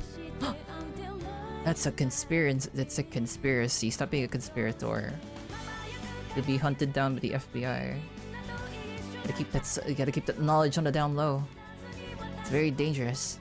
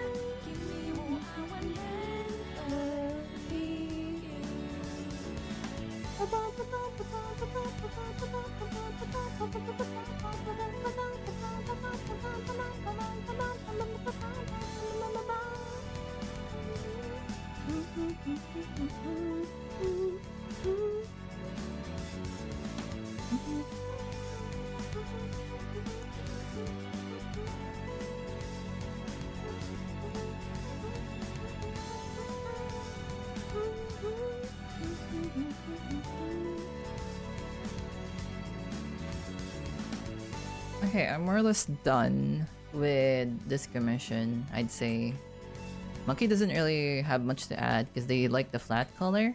If we look at this together, it's gonna look something like this. Look at him go. He spin. With that being said, I can submit this to Maki. The fish Illuminati will never catch me alive. They better not. Wait, speaking of fish, how many have you completed the fishing? The fishing decks, or do you still need certain fishes still? I know Gooban finished the fishing on one of his tunes. Crazy how time flies. Oh, that's good to hear. Okay. I think this is mostly done. Animating is kind of easy. I just remembered how to animate on Clip Studio, so now you might be able to animate some other stuff on Clip Studio, which is very awesome. I look forward to that.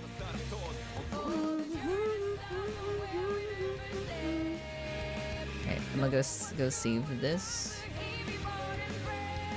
Save a GIF version. A transparent GIF version, rather.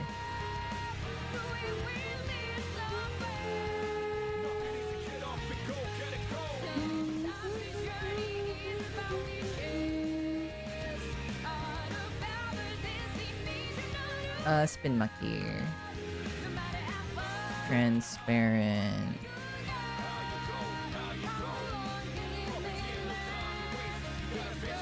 Might burn your brain.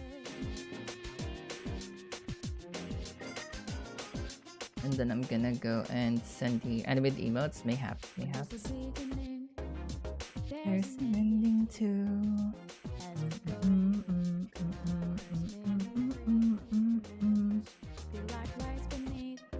Then animated GIF. Oh wait, I forgot to add the background. I can export stuff into sticker APNG. Oh,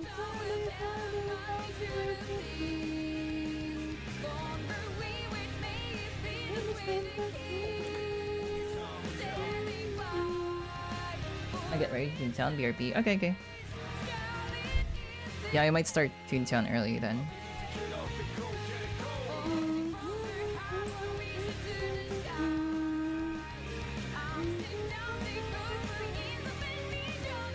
I'll be able to see if I can open these commissions, Mucky.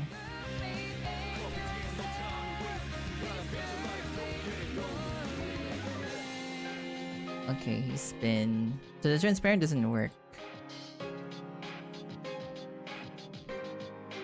I don't know if I should give him a green version so he can turn it into transparent, but apparently transparent doesn't work.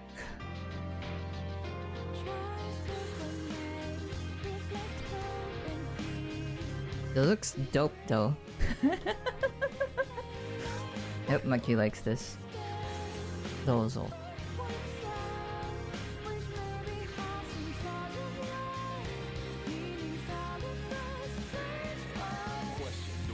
I'll just post this stuff and then we can spin cat. I'm gonna add like a overlay on everything. It's like a watermark.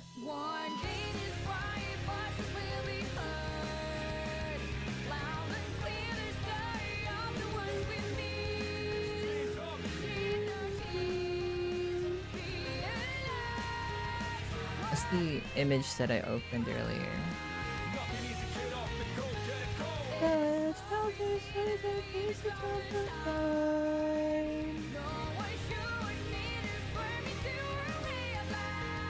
Hey, so what's my agenda then? Let me go look up the Trello board. So I'm done with Maki's thing. Actually very fast. I didn't expect it to be done that fast. I'll go check the Miro board on my other browser because that's where my manager tells me what to do next. So yeah, Maki's alert is finished. Love Toby's GP. Actually, I can show you guys that. I can show you guys that one. Let me fish that out real quick. So there's like another piece that I need to work on, but I'm gonna work on that tomorrow. I'm gonna reward myself for finishing early. Where is it? Astro. There you go.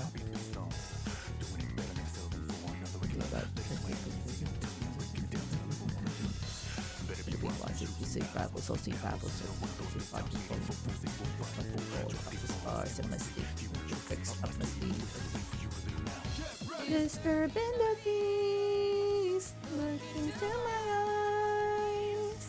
Tell me the things you've been loving about behind my back. It's the recipe. Our hope is hard to be found. It's too late for apologies. It's going down.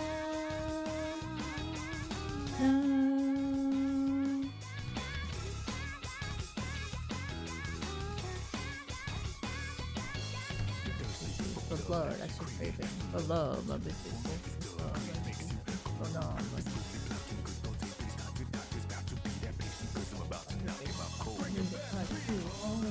How they keep looking like fans. Oh.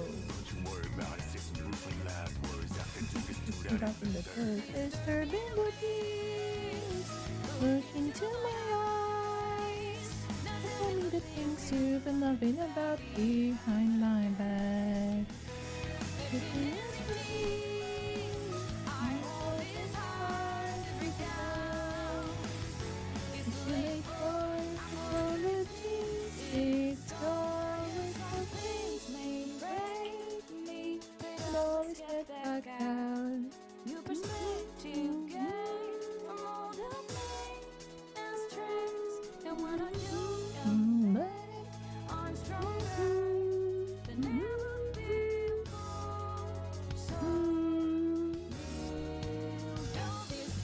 So spin Maki watermark. It's the one I'm gonna be uploading on Twitter and stuff.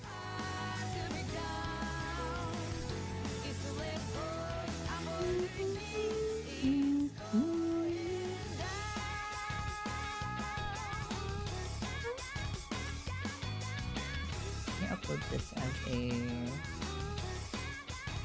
add attachment. Is a file. Okay, let's go to my Twitter. Not Twitter, my folders. Okay, art, commissions, Malaki. Can I upload GIFs? Oh shit, I can. Nice. Okay. That's good.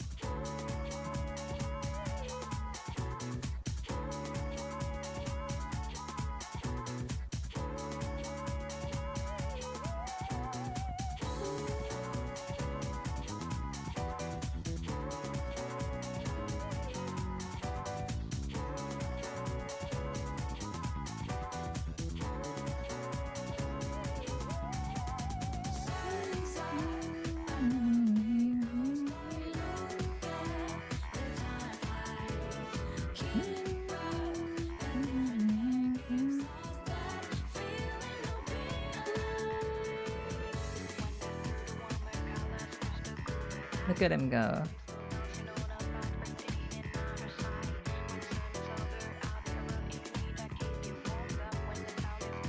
Me too.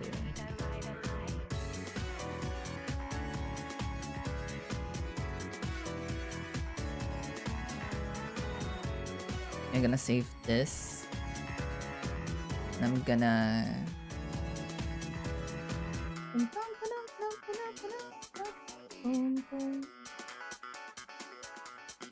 I'll go show you guys what I was working on for what I was working on with last night. Just close everything else. Change my workspace to Sunday Parlor 2. Okay, there you go. Let me just open this because it's super silly. Look at this.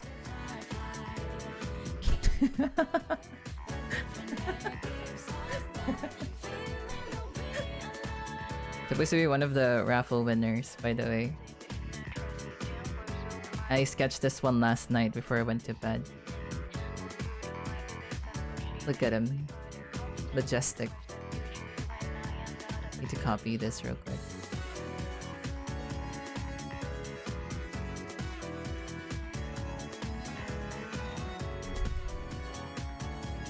Truly a sight to behold. Look at that. Majestic.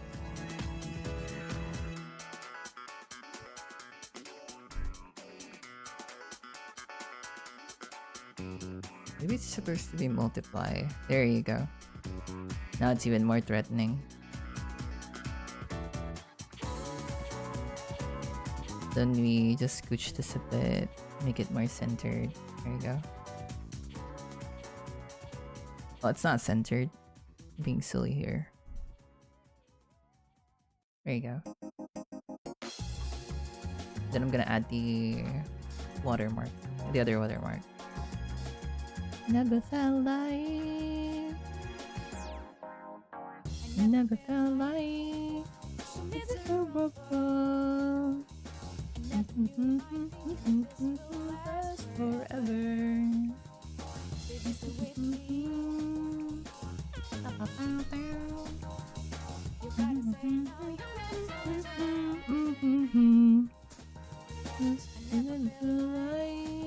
So different now. It doesn't seem like we've been far apart. Who's your life? My life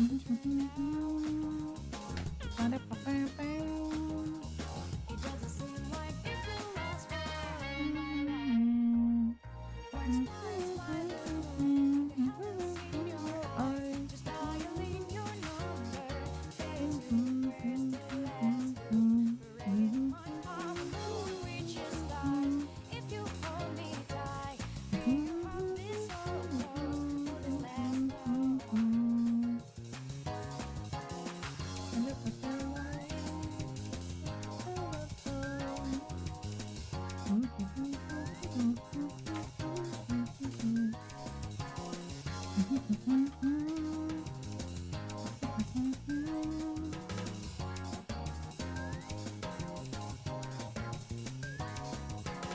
my left will turn now.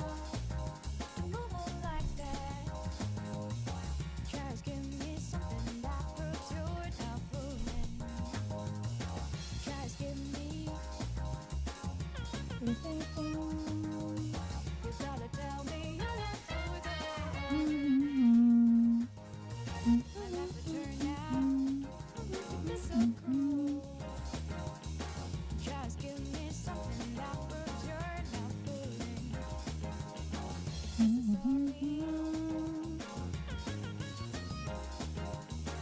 Just tell me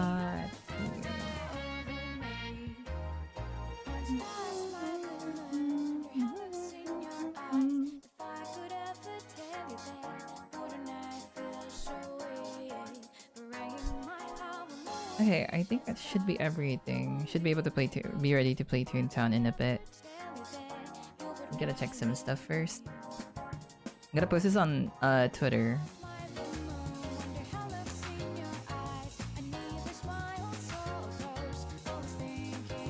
Actually, no. Maybe I won't post this on Twitter first. It's not a region offer yet. Maybe next time I'll post it. I'll just put it on the Discord for now. Okay, here we go. Alright, I think we should be able to play Toontown now. You can play Toontown early because I don't want to stay up too late, but I also want to like progress through the story as far as I can, so let me just go set up Toontown real quick.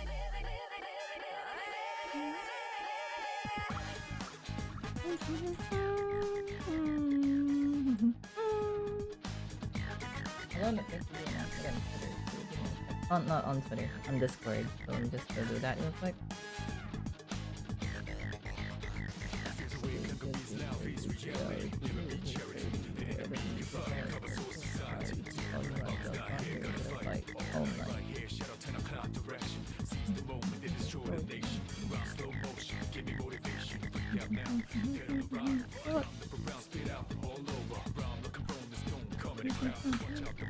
There you go.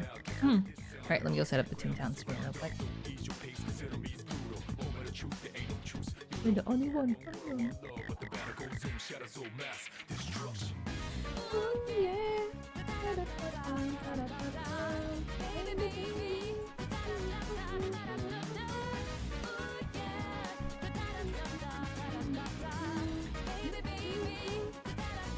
Alright.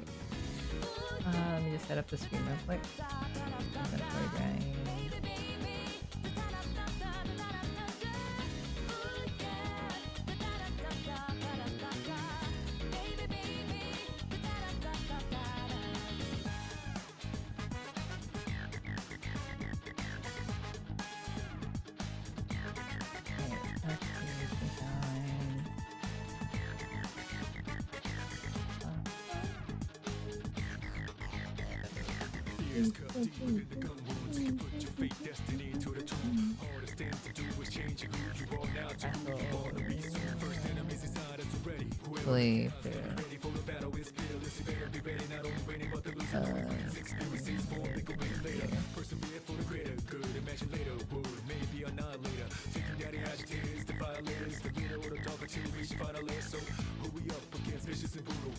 Uh-oh. I get lost in my tag. Ah, the LGBT.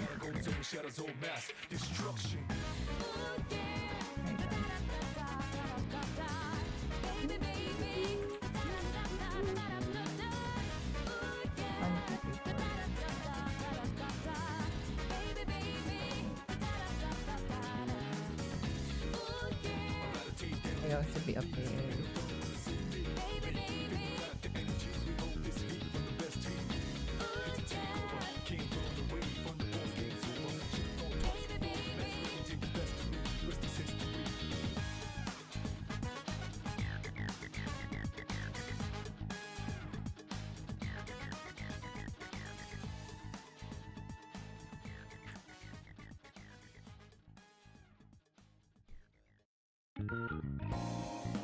There you go.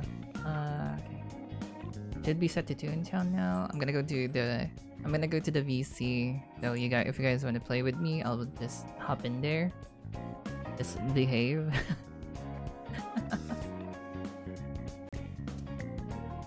Oops, that was the wrong VC I joined. By the way, look at this. This is the next thing I'm gonna be working on. Frog.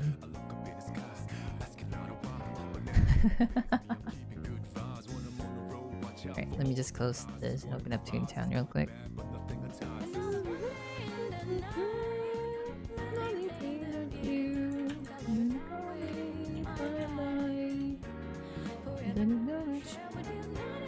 I actually need to turn off the window for the stream. Sunday VT. Rat. Okay, let's bring back the rat. Have fun, guys. Gonna like. Okay. Hope you enjoy your like. If you're working on something, good luck. But don't forget to rest as well. You are resting, right? You are resting, right? You're not forgetting to rest. You're not forgetting to rest, right? I'm not hearing anything. I know you're lurking, I'm kidding. There you go.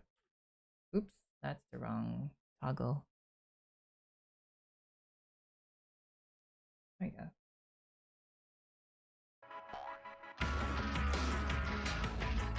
What video do I want to listen to right now? There you go. More frog indeed. Ignite the joy, like the soul. It's calling you.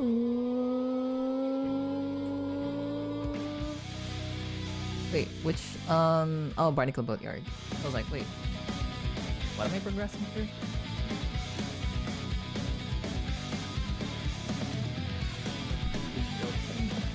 Hello. Oops. Might need to turn down the music.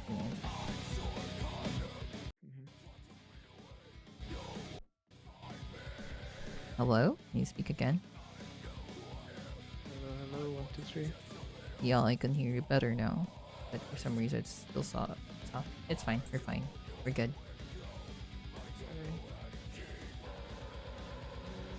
Okay, I'm gonna go to Toontown, not Toontown Central. I'm gonna go to Toontown. Oh, actually, I need to go to Toontown Central because we don't have our club perks anymore. Unless you guys don't want to have boosters up. Well, we do have 1000k, so I think we can grab some boosters. I'll just see which boosters we can nab. We can definitely nab one of the gag boosters. Might as well do that. I'm never running.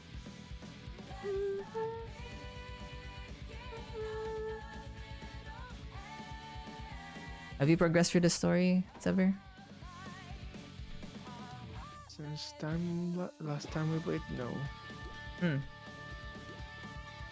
I see. Blink Outer Wild. Fair enough.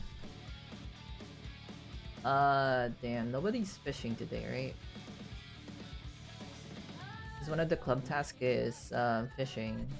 One of them is picnic games as well. I'm gonna reroll this one. It was cog buildings. Okay, good. Wanna go run some trolley games real quick? So we just clear the... So we can clear the trolley one. I think we just need to clear it like 2 times if it's just... If we're gonna do it together. I'm gonna buy like the Gag EXP booster.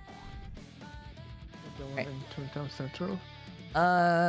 Just maybe so it's easier. Hi, Fancy. Fancy, wanna do some... Wait, are you in the Discord call? You can be in the Discord call, by the way, Fancy, if you want. Just hop in the waiting room and I'll beam you up the VC.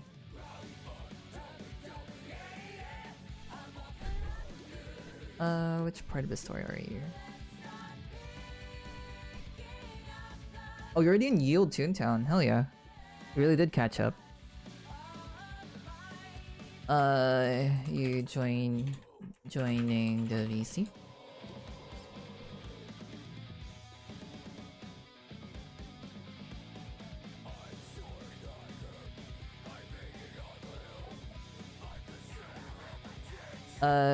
Join the waiting room. We'll beam you in. Technically you're a mod server, so you can like beam people in. Or any VC.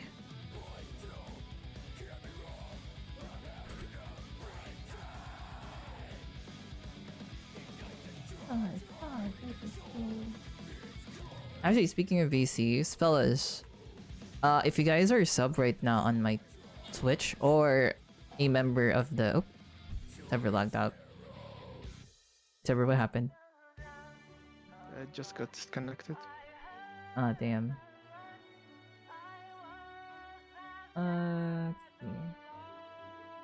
Movie speed to...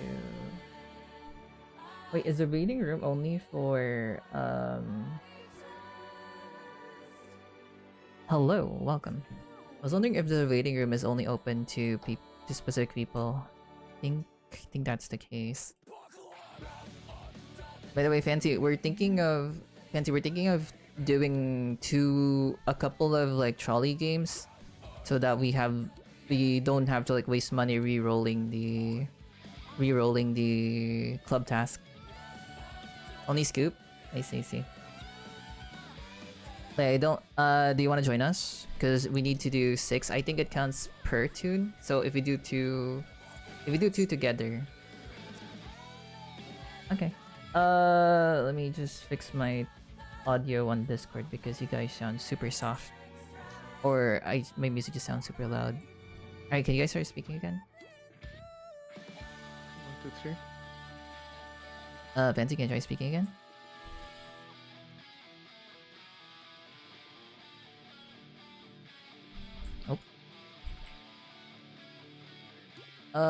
But yeah, I've activated a club booster, so we should be able to get more Gag EXP today. I'm gonna reroll the fishing one, hopefully it's something else. Okay, that's a good one actually. 144 executive tags. I'll be waiting in front of the... Oop, that's not the way. I'll be waiting in front of the trolley. We'll just do the TTC trolley for now. It's not gonna be too hard. The fastest one would be Cannon, so we can just reroll for Cannon, for the Cannon one. Just wait for Fancy to come out. Are you sliding across? Or are you sliding across ever? You're not animated for me. Right. Fancy, you wanna join us? Right, get in. Let's reroll for the Cannon minigame, because that one's like the faster one if you know what you're doing. Oh, looks like Fancy's not joining. That's fine. Also, yeah, Fancy, you did catch up. Reset. Reroll. Okay, there you go. I cannot hear you properly. Can't see, I'm sorry. It's like your microphone's like cutting off. Can you reroll, Sever? There you go. Let's wait for the canon game. Alright, copy that. Catch me. There you go. Oh, it's pretty far off. First time, first time, first time. Hey, first try, baby! First try, baby.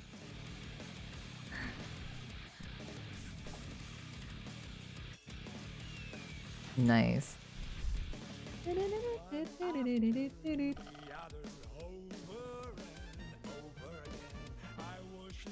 let's try that again. Let's do 3 more. Let's do 3 more times. 2 more times is Scuba's playing.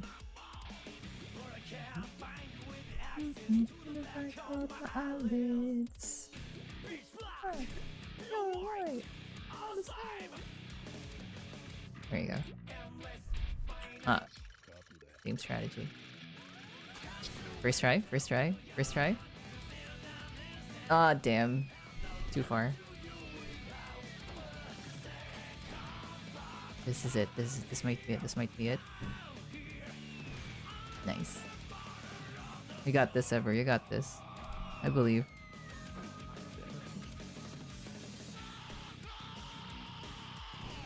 You'll make it. You'll make it.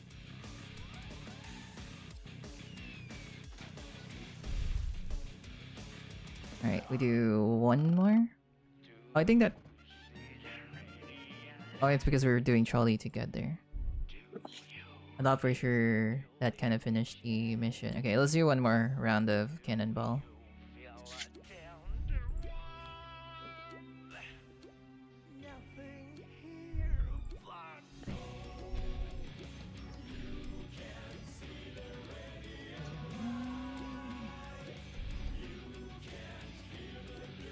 By the way, chat, let me know if the audio is okay. Like the sound of the levels of the music is okay, because I turned it down on my end. So I can hear the people communicating through Discord. Nice slide. Damn it.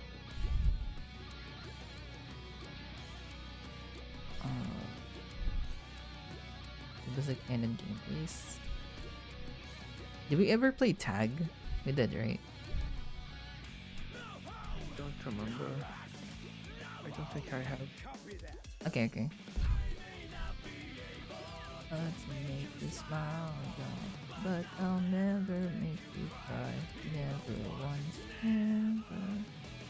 I struggle to go outside the circle. Oh, they're not giving us canon game. Either... Yeah, play too much canon.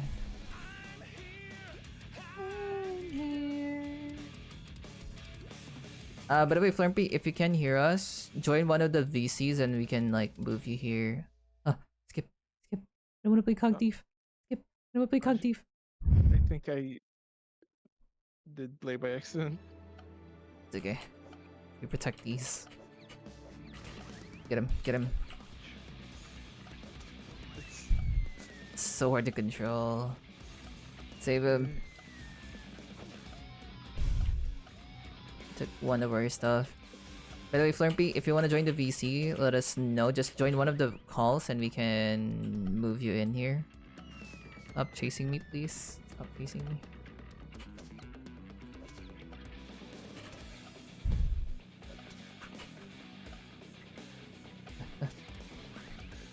Yeah, they took it away. Still counts. Yeah, it did. Okay, the club task has been completed. We can leave. We finally escaped.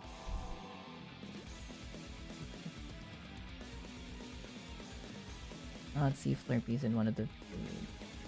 Flurmpy, if you want to join the call, join one of the available voice chats, and then we can move you in here. Level 45. so close.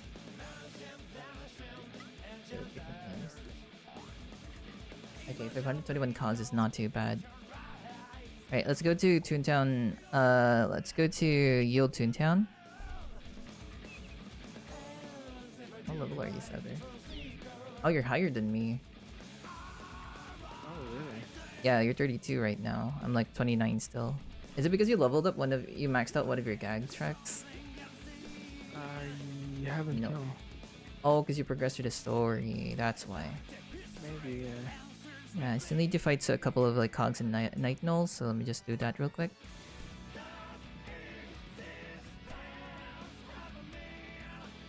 Reality of the true. Okay, let's go. Night gnoll. Hi Jilly, welcome, welcome. Is that a fucking Mingler emote? Is that an actual Mingler emote? It looks like the Mingler and I hate it. Why would you send that to... Why would you say that? Why would you send that to the chat? I love it, but why would you send that to the chat? You know, I hate the Mingler. I hate the Mingler's face. Hi Julie, welcome.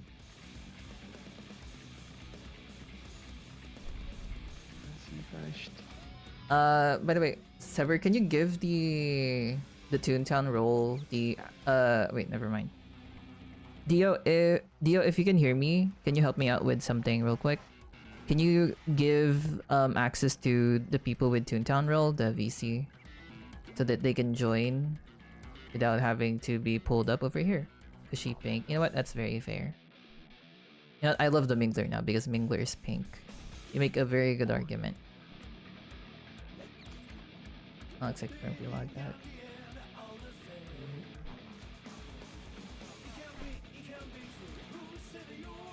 I just need 3 more tunes.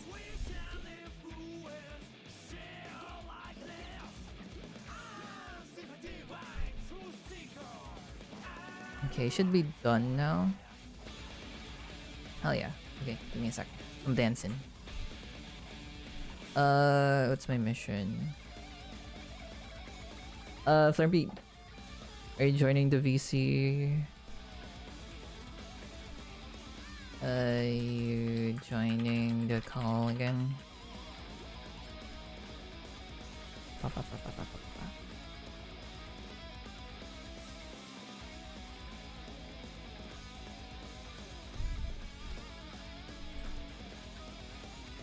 Sorry because sorry because won't work for me. Oh, it's okay, it's okay. It's okay, it's okay. If that's the case, we can just communicate here. You already know the plan. Can you still hear me from here? I'll just submit my task for real quick, and then I'll see which buildings we'll need. So right now, I just need to submit this in Toontown HQ. Furby's trying to get online, but keeps getting logged off. That is so sad.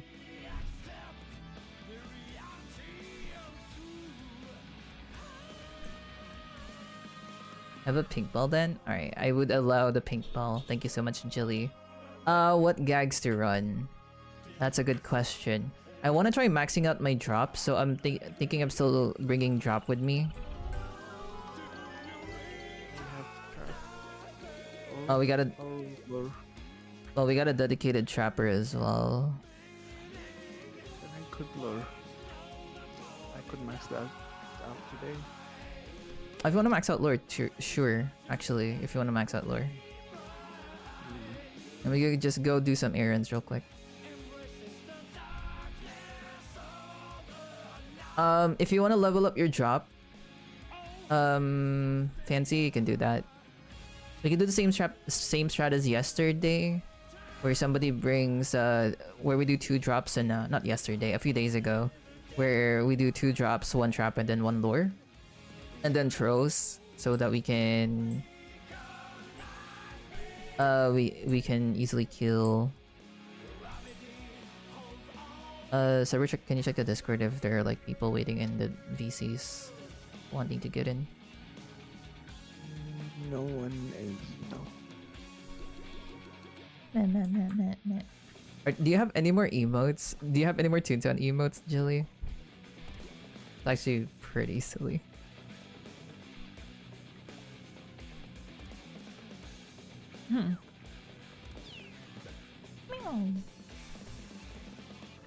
I still have my gag boosters from a few days ago. 3 hours and 4 hours. That should be enough.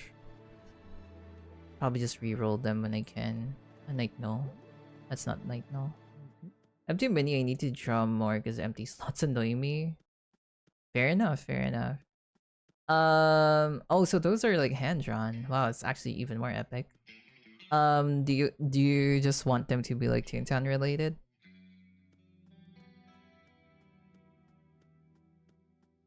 By So the that's a way, I mood. found Mm-hmm. 4-floor cell bot building. In case do you need a cell bot building? I do need mover and shaker. Hell yeah, okay. Ooh, that's some good emotes.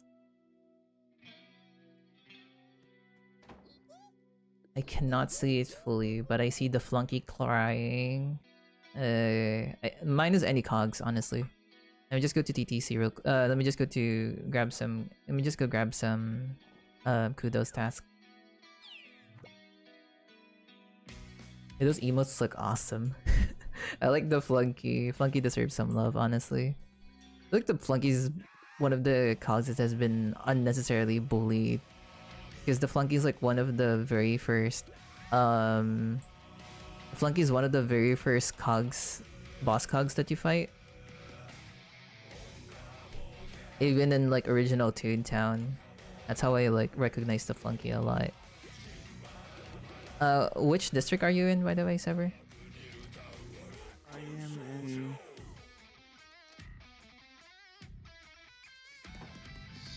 Filter Summit. Filter Summit. Which street, I mean? Sorry, I meant street. Night Knoll. Night Knoll? Okay.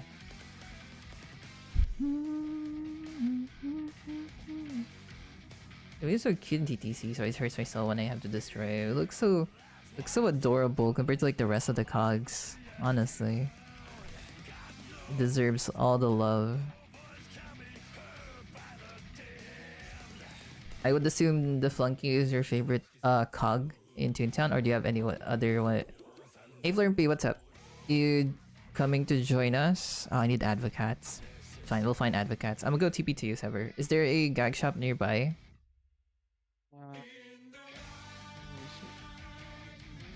Took forever to let me verify. Far away. It's a bit far away. Okay, I'll just TP home. I'm with Sever. Okay, okay. Do you want to join the VC, or do you just wanna like vibe? Not join the VC. Which one do you prefer? Oh, by the way, Fancy, you can TP to, if you can hear me, Fancy, you can TP to Sever, because Sever found a. Things are really slow now, so I'm on a laptop. That's fair. It's okay. I'm worried because like you kept disconnecting, so I don't know what's up with that. Or I'm not sure if you'll be okay. What gags did you bring? Let's see your setup right now. Oh, they don't have either trap or lure. This might not be good. Here's my favorite all boss from Clash name. Count High Roller I'm obsessed with. I haven't tried High Roller. High Roller is like super. I heard High Roller is like very fun to fight.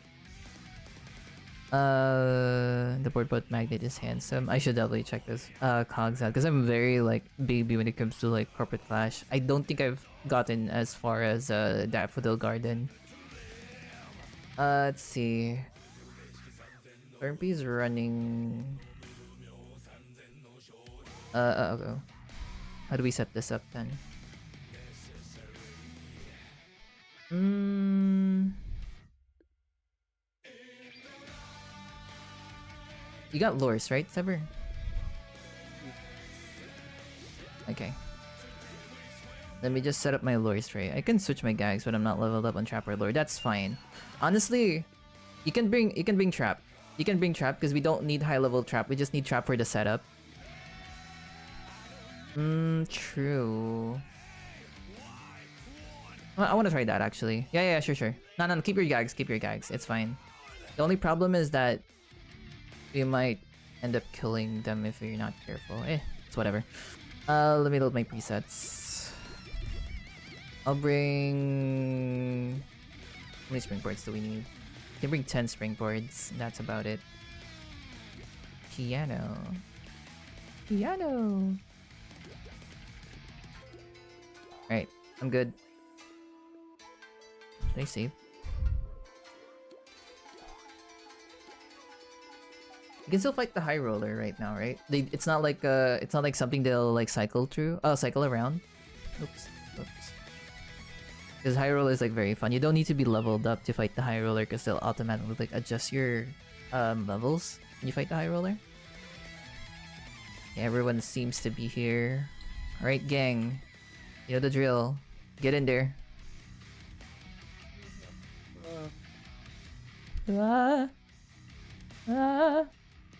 Oh, so High Roller got rolled out.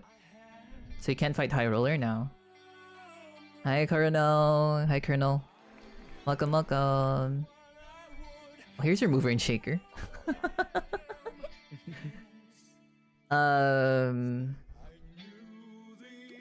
Wanna set up with Squirt, then Lure Squirt maybe?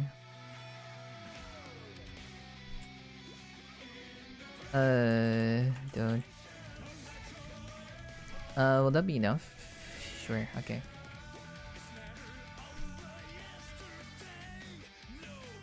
How you doing? How you doing, Colonel? Colonel.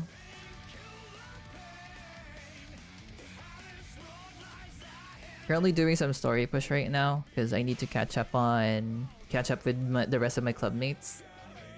One of them is already at the public affairs goober, and I'm still not done with the task line.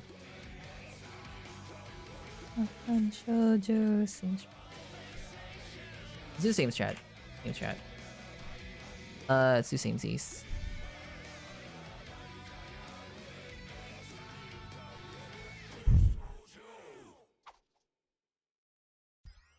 Oh. He's dead anyways. If this lands, he's dead. It took me 10 years to find the answer something, and I forgot about. Hell yeah. So does Squirt lower the dodge chance? I think, yeah, it raises the accuracy. It doesn't lower the dodge yet, it raises our accuracy. I forgot how it works. I also know that them being soaked is the same thing as, because you deal bonus damage when there's like a debuff, right? Yeah, baby, right.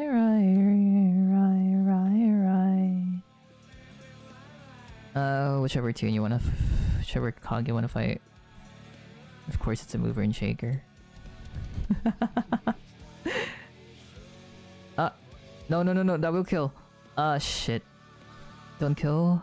No. Target the left one. No, it's okay. They both get soaked. Alright. Yeah, they both get soaked. Soak does increase accuracy. Okay. So it's kind of like, what's it called? Them being dazed from trap then.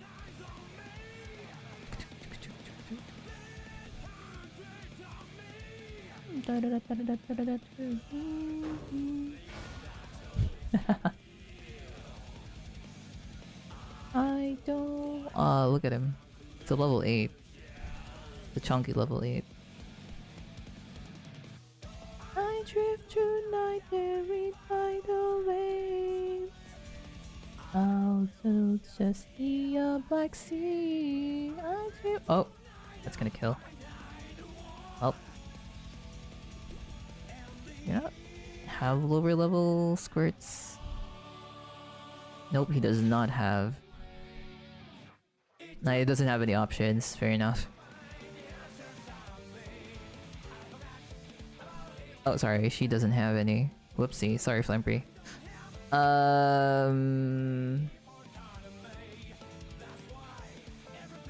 She... 2 If that's the case, maybe use lower bills, Sever. Alright.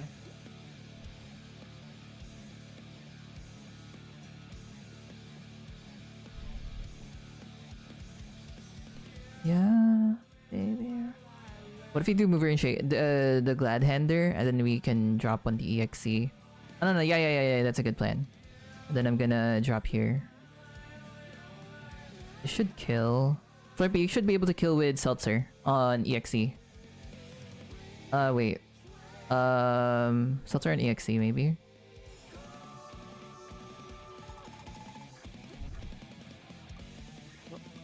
No, we're fine. No, EXE! Target the EXE! Fuck! Well. I thought you were gonna target the EXE. I thought that was it. It's okay. I thought you were gonna Seltzer the...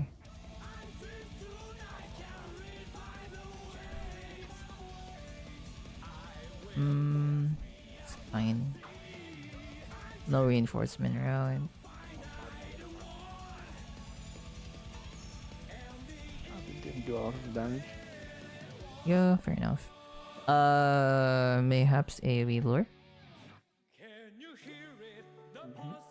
AoE lure. I'll launch that Cooper. Mayhaps? Just a small one, maybe. And save your...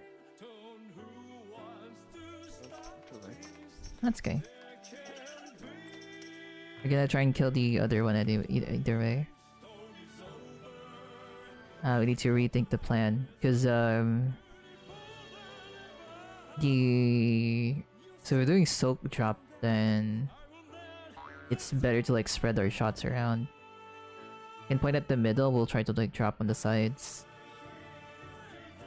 There's multiple enemies, for example. I can sound? We do not have sound. That's a problem. Well, two of you can sound, but that wouldn't kill.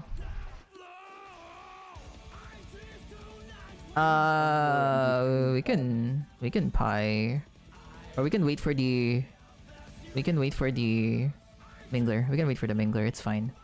Lure the mingler, and then we can lure the mingler. Do a smaller bill on the mingler. And then if Slurpee can squirt, we can probably drop on the... We can probably drop on the mingler. That will kill... No lower bill? No lower damage, Slurpee? I don't think they do. Nope, that's gonna be too much damage. I'm gonna just pie the... If they're gonna kill... Oh wait, no, never mind. Yeah. Sorry, I just saw. Yeah, that works. Okay, you can lock in. Mingler, I barely know her. Good one. Did you use a bigger bill on that one? That's a 4-turn lure. It's not only this one I have. Dude, I have the monkey. Did I know AoE that is smaller? How did it... Wait. Why did I do that? Ah shit, they didn't get unlured. You know what? Just pie. I'm embarrassed. Just pie. I don't want to think about it anymore. Just pie. Spare me the embarrassment.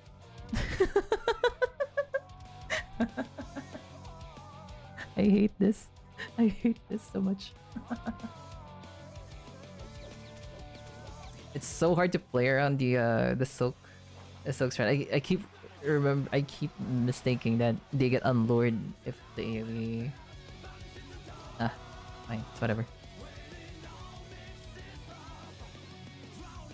It's too late to be optimized now.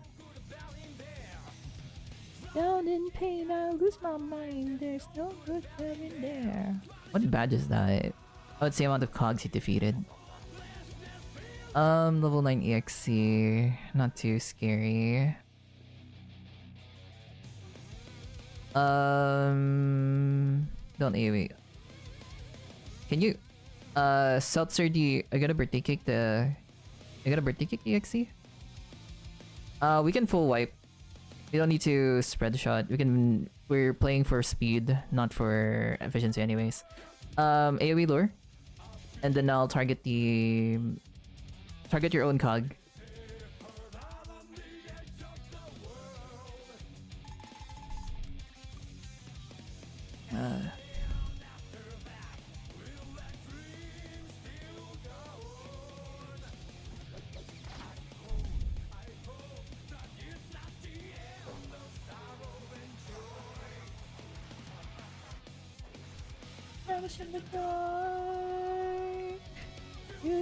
Same strat, maybe.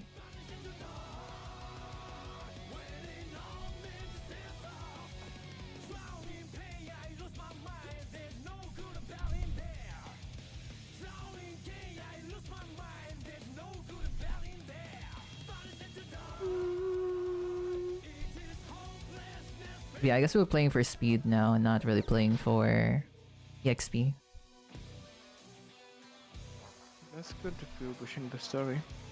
Yep.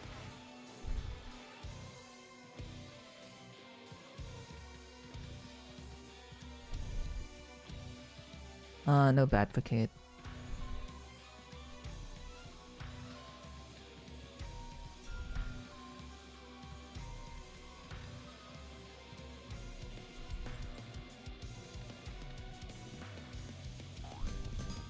I think one of the strats we can do is if it's like if it's 3 cogs, Slurpee can probably target the middle one, even if she ends up killing the middle one, and then we can drop on the sides separately if we still want to level our drop. Okay, I'm gonna go grab my missions. I'll see you guys in a bit.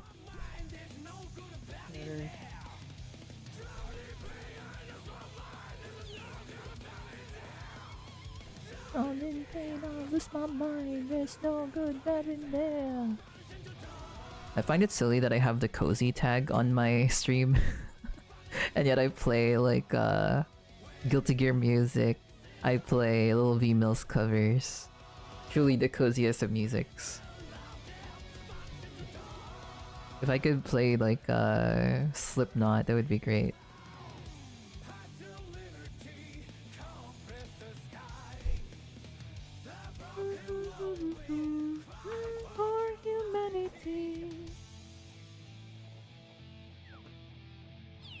Is Seltzer Summit the one with a lot of tunes, or? Had some sweet memories. Pupils remain all the same. How can I remember those moments, sweetheart? Also, to the members of the parlor, please do not forget to donate your jelly beans. Any spare jelly beans you have is very much appreciated in the club banks. You know, that's for the betterment of the club. That's how we buy our boosters. That is, if you have jellies to spare.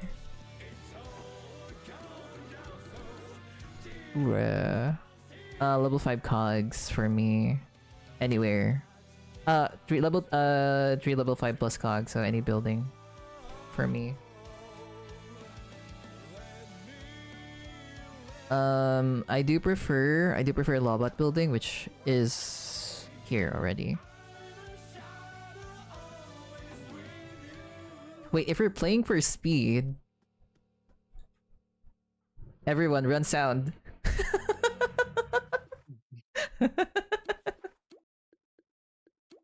How did donate sound? Okay, donate sound. Go here. And then go over here.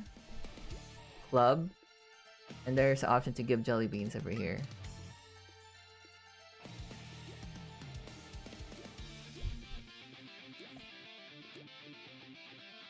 Kenzie, do you have sound, or did you can you respect it? Oh, there you go. Flurby has Fancy has sound. Okay, let's go run sound. If you wanna story push. Let me remove my... I mean, you can still run lore if you want. Because I'm trying to think of... Definitely gonna run sound prestige. And then I'm gonna run... So I have 2 points on mine. I already found my trap. Probably drop. I'll still have something on my drop. I don't mind. Okay. This is the strat I'm running. We have a 4th-floor building here, very much next to a gag shop. So you guys can TP to me. TP to me whenever you guys are ready. It's a Lobot building, by the way. We're running sound, so bring as much sound as you can. We're gonna speed through this building. There's a gag shop nearby, so just go there.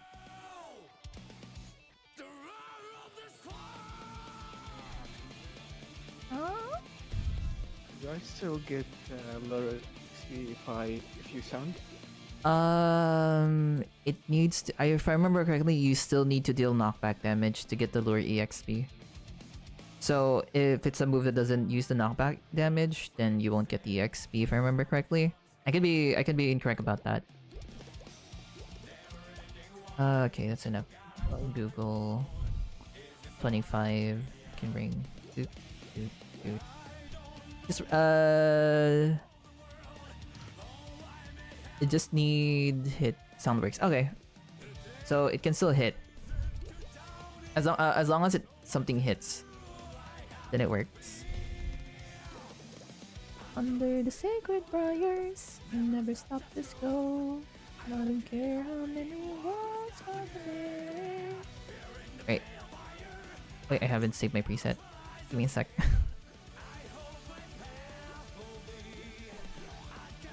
Alright, I'm good.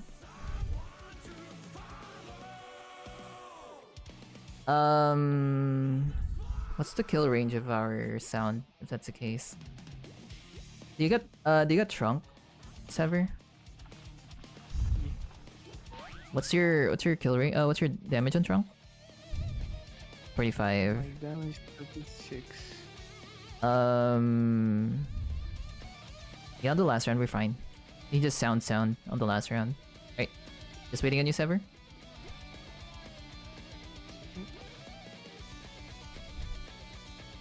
Right. The name of the game is speed. I do want to try and fight the Cellbot HQ with Flurmpy at some point. I do hope we at least manage to reach the final boss of Yield Toontown of Yacht.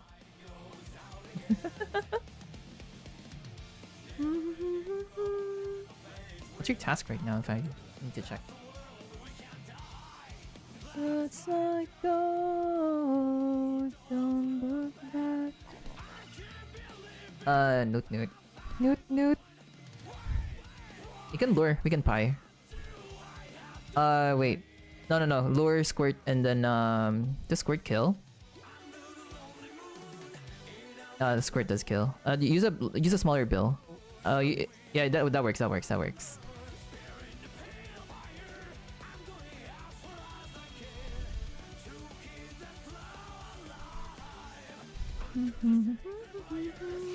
Never stop this go. He looks so sad. Look at that. Look at that face. He knows he's dead. That's why he was so sad. Same strat. Did you use a magnifying glass? Did you use your hypno on that one? Why are you wasting your hip? I didn't drink gloves because I thought the sound. That's fair. Fair enough.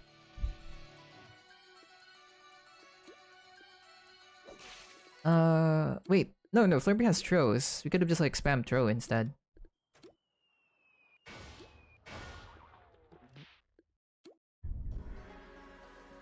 Yeah, you know what? Spam throw next round. If it's just single cogs, you can just spam throw.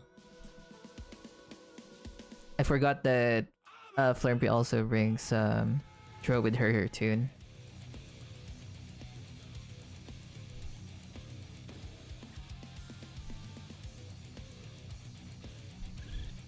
Speedrun? Speedrun. Alright, fellas. Scream and shout.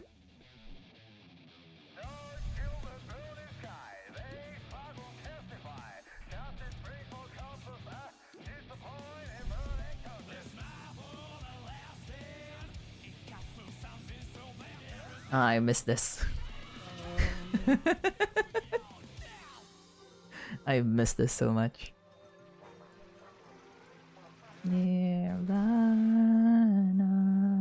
Wow. Speed.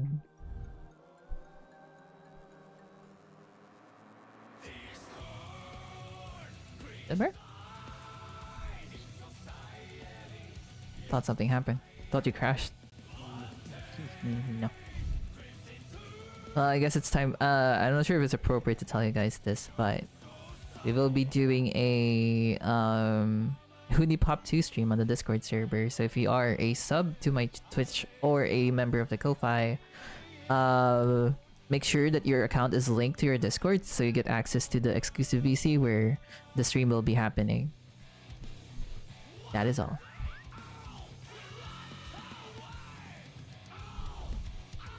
I also started opening Nier Automata yesterday too. It was pretty fun, I'd say. I played it for a bit until the point where I can save. Oh, did you notice any bars? Did you notice any advocates? I don't think we saw any advocates.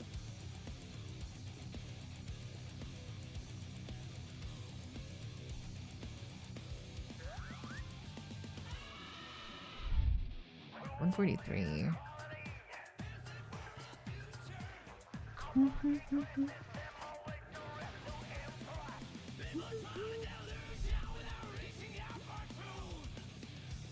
Wait a second. Alright. Nirvana. I pray for an advocate.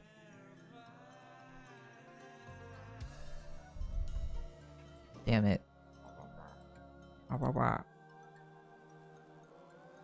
I don't think 4 Augas can kill. Oh wait. Can this kill? Math is off. It's not gonna be enough to kill, I think. It's fine, We can just... It's fine. We're not in death range anyways. Ooh, barely. So we can technically wipe if we just spam sound like in the other buildings. Cigar smoke. No, not secondhand smoking. 13. Not too bad. No advocates. I am so sad. No. Think this is the last wave? I pray not. I want my advocate. 153. Please deliver me an advocate. No advocate. 9056. I think we can still kill even winded. Right? That's minus 50%. 23 to 18. Yeah. Oop. Up, you know? 64. Yeah. Should be enough.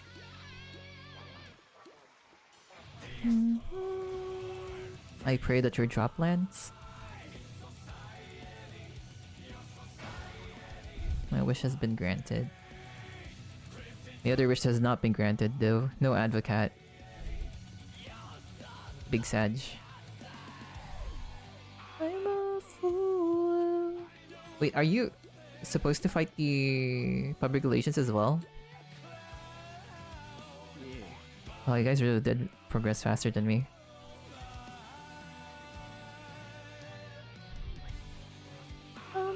Because I was helping fancy at some point. Ah, fair enough. That's fair enough. Alright, I'm gonna go TP real quick to the other district, to the other playground, just to give myself more task space.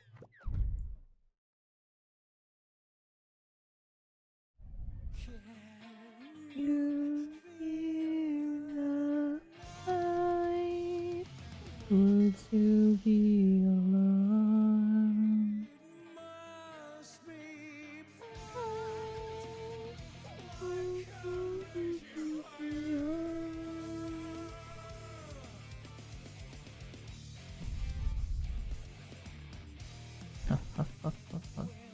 Have you tried fighting the gatekeeper?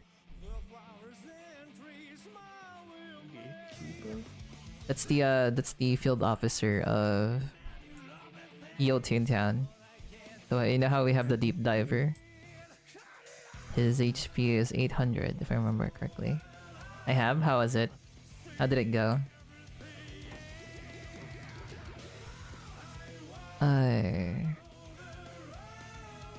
I'll get more gag XP in Barnacle Boatyard. That's pretty dope. Sound is good strat for him. Ooh. And it's not like I want to fight him right now, because I just want a story push. Let's see. Night Null.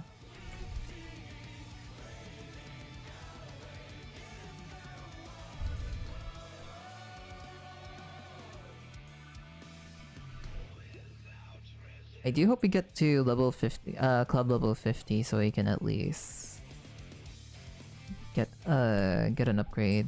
So I want to buy those boosters. The booster I'm gonna buy is Jelly Bean related. So one of them is definitely gonna be like Jelly Bean burst.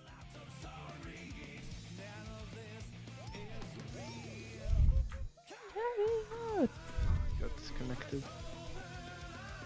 I gain damage next hit for each cog kill during Gatekeeper fight. Oh, so it's like the damage really is gonna scale like super hard. I see. That's kind of scary if you don't know what you're doing. What I'm looking forward to fight though is the is Denji from Chainsaw Man.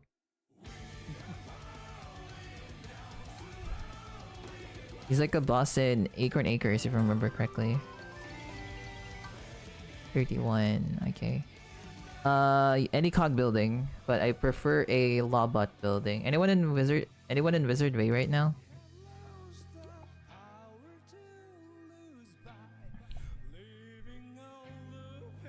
I'm thinking of swapping districts. Because there's a lot of people here. Which is 93. That's a lot of people. A lot of tunes. It's Sunday. How are you? Hi, Lavender. It's been a while. I've been fine. I've been great. I've been everywhere. I don't know what I said everywhere, but I've been fine. How about you? How are you doing? Hope you've been well.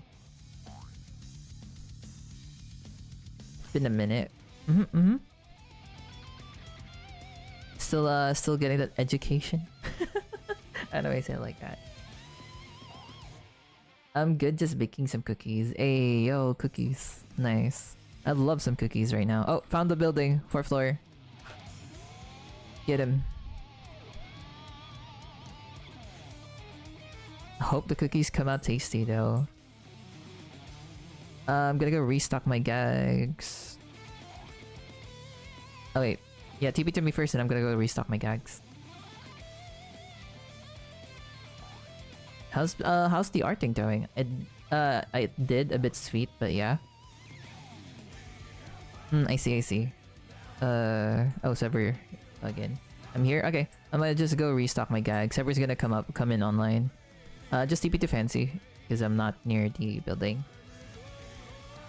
Yeah, I would love some cookies right now.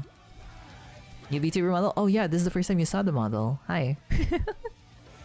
Yeah, it's the new VTuber model that I made. This was back in June, so that's how long you've been away. This model only came to be last June.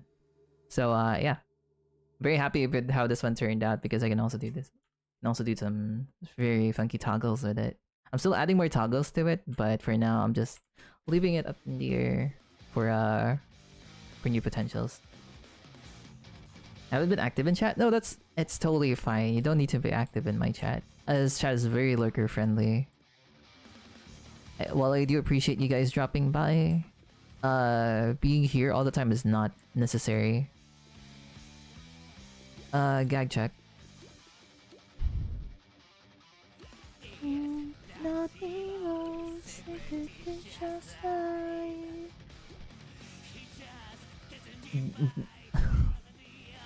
Demon skirt.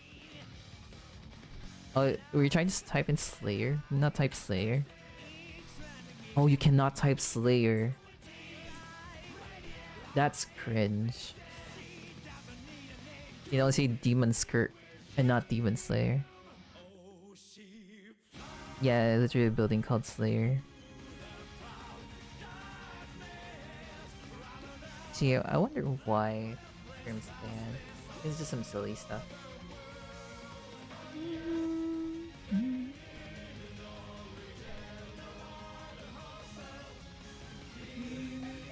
Welcome, Chicker Gags.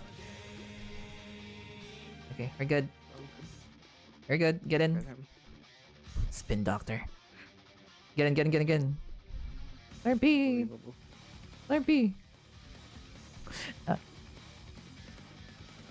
Unbelievable. Look at that Spin Doctor just like roaming around.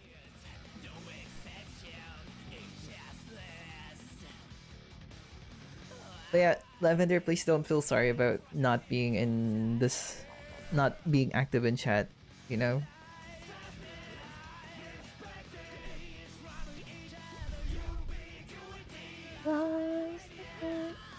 Can Trumpet kill? Trumpet can kill here. No, not my Yoga. Fuck! I used up my trunk. Damn it. It's fine. It's okay. I didn't need the trunk anyways. You guys can cover my damage. Don't laugh at me, Fancy. I will remember your name. Someday we'll remember this.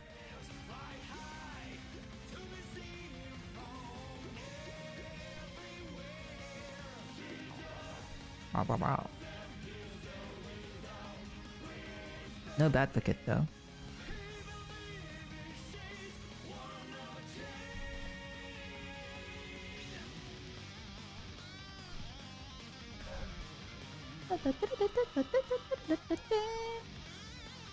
$113. At this point, I think we can kill turn 1, the 165 earlier, with just Trunk.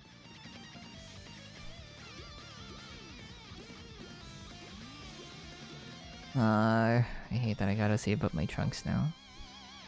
Oh, he flies through the vast darkness higher than.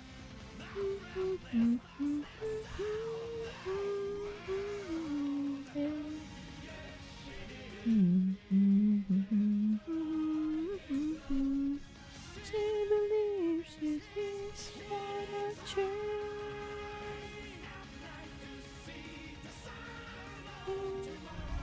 Still haven't unlocked the presentations ever? Oh, Advocate. Hello. Unlock what? Have you not unlocked the presentation? Like the level 8? The level 8? You have the level 7 already.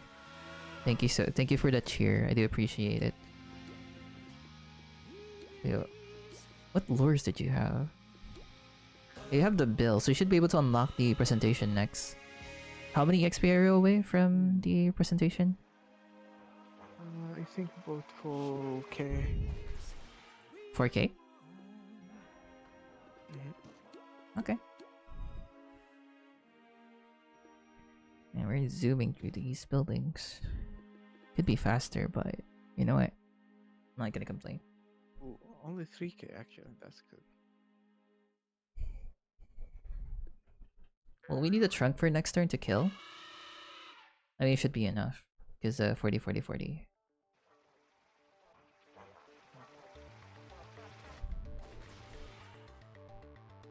Denials.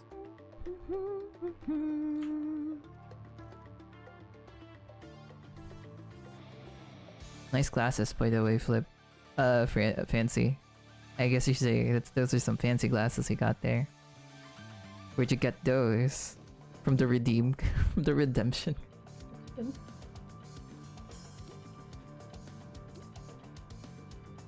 Sounds like I'm bullying Fancy. I'm sorry, Fancy. I didn't mean like that. I gently find your fan. Ads are in the middle of your skirt. Oh yeah, this one kills, I think.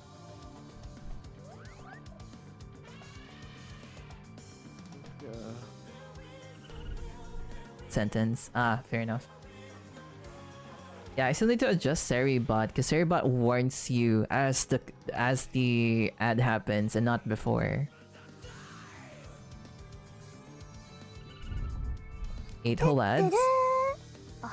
Thank you for the follow, Zephyr. I do appreciate it.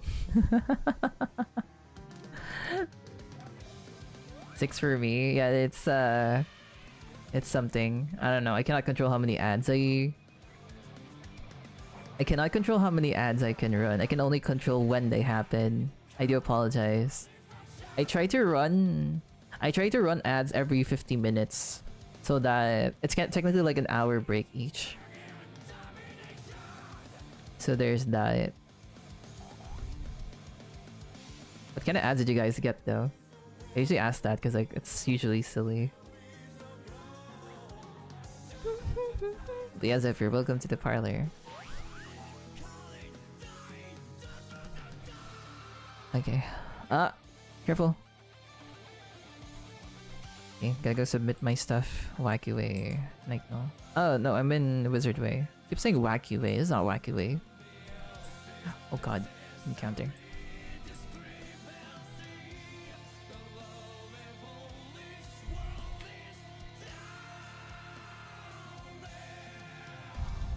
Then tomorrow I'm gonna be... not on Thursday. I mean on Thursday I'm gonna be playing Final Fantasy 14. Another... 2-story Lobot building. Okay. Another... MMORPG. Boy, I do love myself right now. Picking up multiple MMORPGs. Truly I'm not that crazy. She was indeed that crazy. Shoot. Like, no. Finally, ad ended. Welcome back. I need a Lobot building for one of my tasks, but I'm not sure if that's the main tune task though. I'm still gonna run. There's a cat following me. Help. There's a cat following me.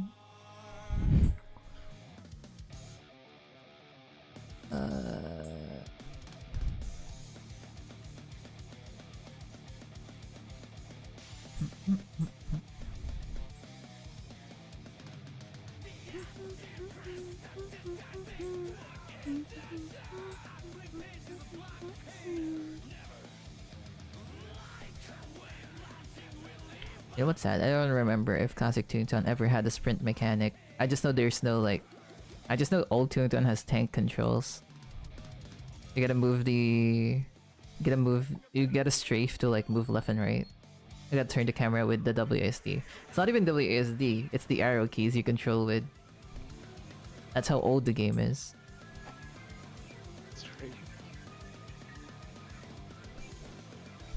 You gotta turn your body so you can like move to like a different direction. You'll get used to it, but I can't believe there's no such thing as a camera control back then for Toontown. You can't even zoom out. Like whatever they'll give you, that's like the range you can see.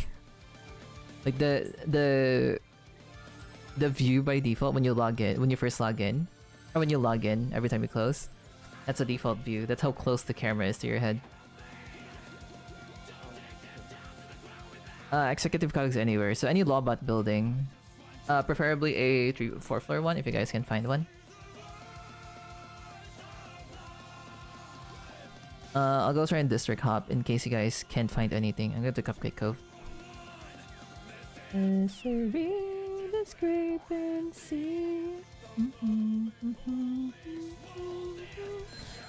Thank you so much for... I remember changing my controls in every other game to hierarchies because I was so used to Toontown.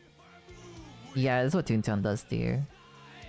I mean, granted, back then, the main controls really was arrow keys. Because some of the games require like you know those games with local co-op where you control this with the arrow keys and you press like NMM or something. And then there's one the other player controls using the numpad and the other player controls with the WASD, and then the other one controls with the, if you're lucky, you have like the ones at the top of the arrow keys, the 9 keys above the arrow keys. That's where you find like the insert, print screen, stuff like that. A lot of the games back then has like local co-op, which is pretty silly.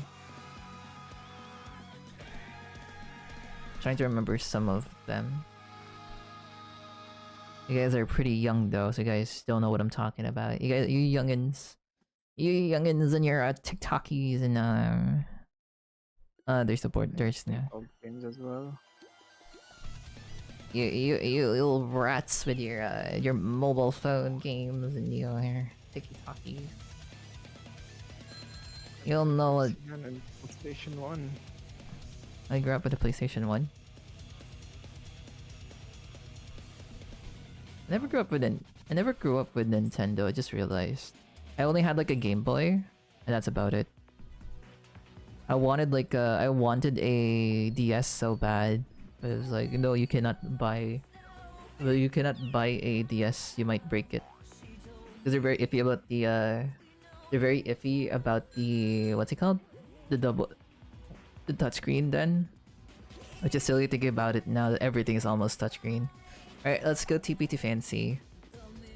I may not have gotten a DS, but I did get a PSP. And that defined my childhood a lot. Let's see. Collect jelly beans. That's a cool task. Now they're giving us the big boy task now because we're a very high level club.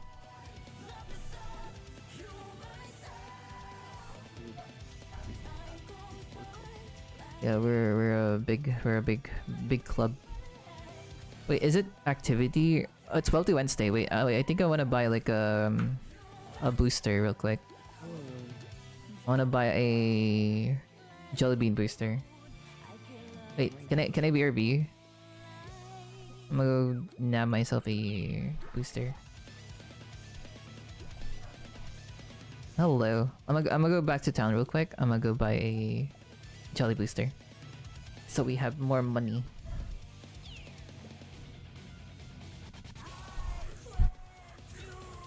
Ah, god, I miss the days when we're trying to scrape for a enough money for a club. Now we got a lot of money.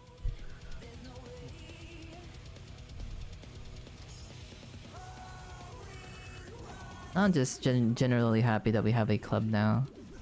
Oh, it's activity booster because it's Tuesday still. Never mind, it's not Wealthy Wednesday yet. Nope. I thought it was a Wednesday for some reason.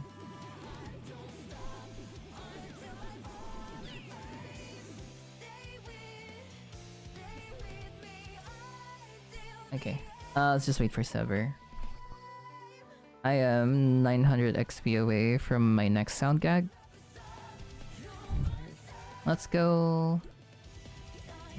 Checking your gags real quick. You did not regag, Sever. What? I didn't? You didn't. Oh, no. It's okay, it's fine. Just save your trunk for later. Lure Pie?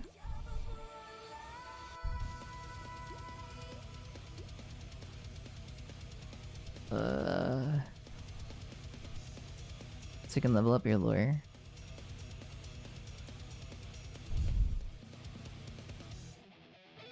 What if you brought pies? Here you go. I baked you a pie. Oh boy, what flavor? Pie, pie, pie.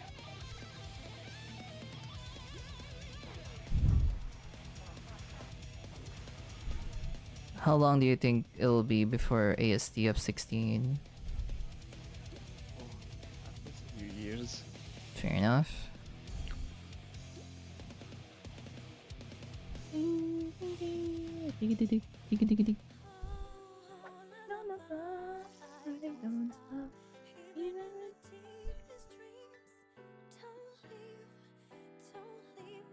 Oh boy. Fancy, do you have the duck shuffler outfit already? I assume you do.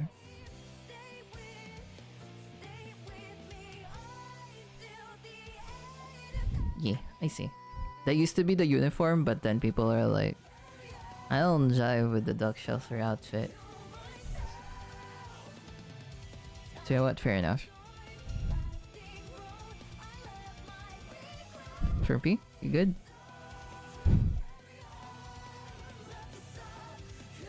Oh, there we go. Hell yeah.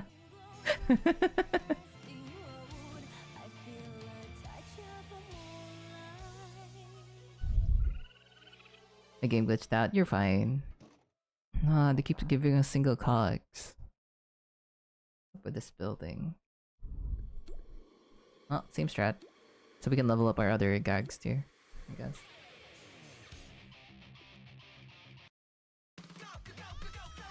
Gotta go fast. Gotta go fast. Gotta go faster, faster, gotta go faster. Within the street of sound, let's walk around. Stuck in a new location without any explanation. It's time for relaxation. Don't pay. Just pay. Let's go, go, go, go, go, go, go, go, go. Na na na na na. Na na na na na. Number one finding, number one finding. Coming at you like that. Make go fast. Make go fast, make fast, make go fast.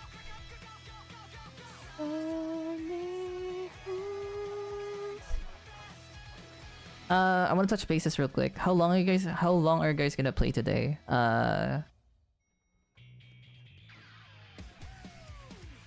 Because I'm gonna go for until probably go for 4 more hours. If I don't feel burnt out. I think 4 hours is a good estimate for me. Follow my rainbow. Stick around and You take can it go for moving 4 on. hours as well. At least that much. Fair enough.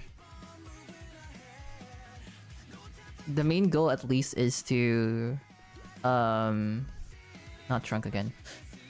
The main goal, at least for me, would be to reach the boss of Yo Toontown and then get a club level 50 so we can buy the second booster slot. And I think we're very close to that if we just keep up the pace.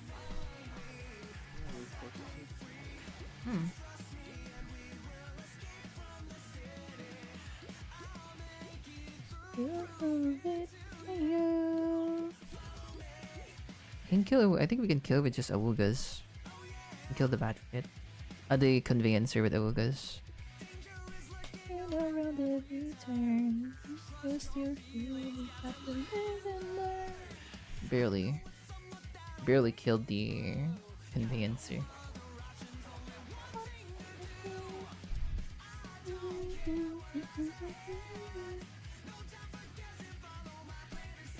Let's go, fellas. Take my lead, I'll set you free. Follow me, set me free.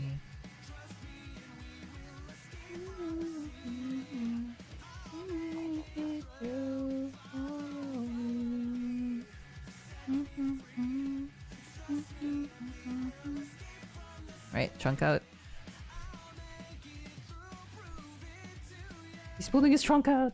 He's pulling his trunk out. Fuck. Fuck. Is this what we get for being silly?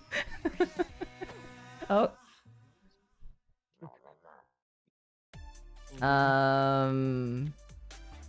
Sever lore Flurmpy Sever lore AoE AoE heal Flurmpy if you have. And then we can just kill the can I kill this? No, I don't think. I don't have birthday cakes. Shoot. I'll just kill the lady. Drone be can kill? No, it's fine, it's fine. It's a good setup. It's fine, it's fine. I am a dangerous weapon. You just need to, Oh, our sound didn't land, so we're not gonna be... We don't have encore, I see.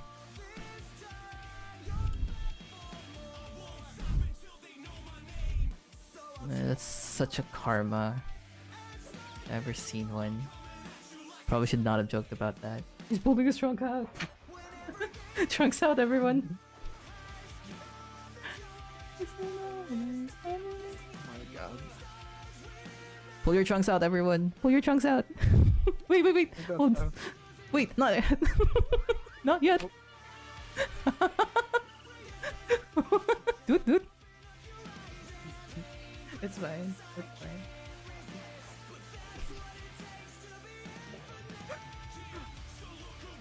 You're fine. You're fine. 21, you're fine.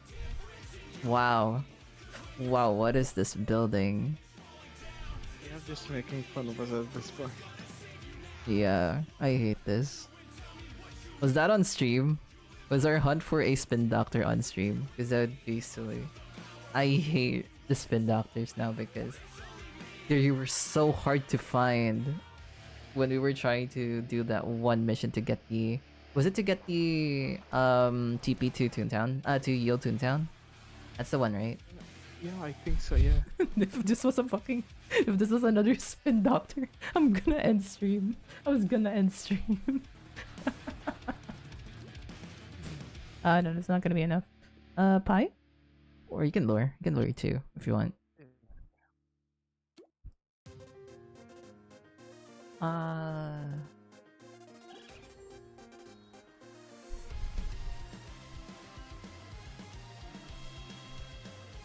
Man, I sure would have loved those 5 spin doctors a few days ago.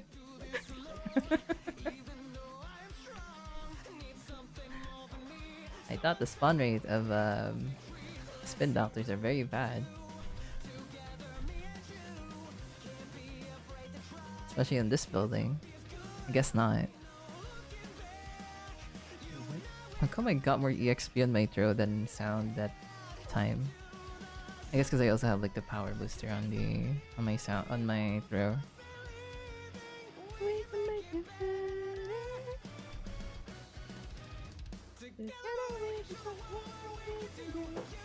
The bad bucket was about to enter the building. You see that? Yeah. Playground.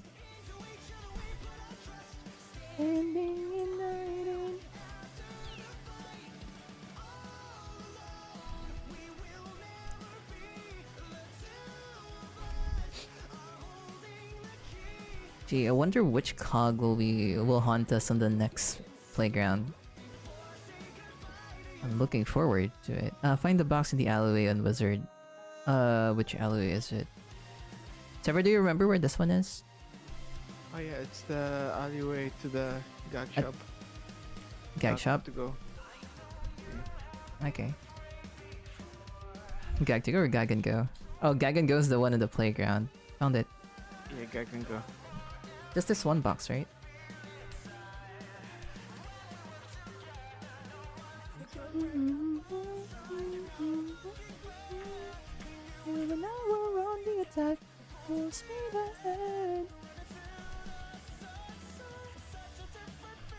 Can you check which step is executing the executives on the yield to Toontown task line? Yeah, there's 11 steps. Right. Or there's 11 parts to it.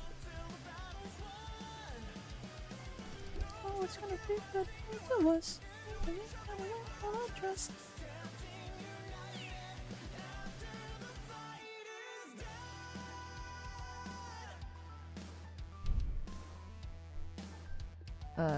Cog building, 80 cogs, backstabbers mayhaps.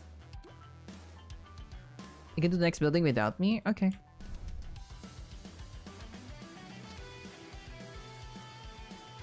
Let's see.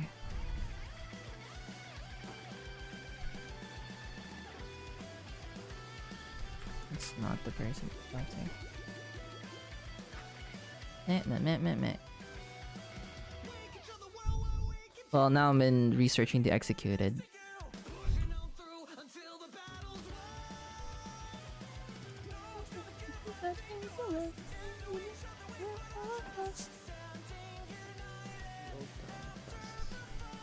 Yep. Hiya.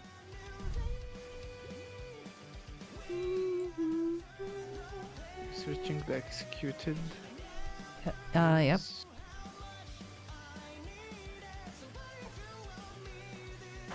One, two, three.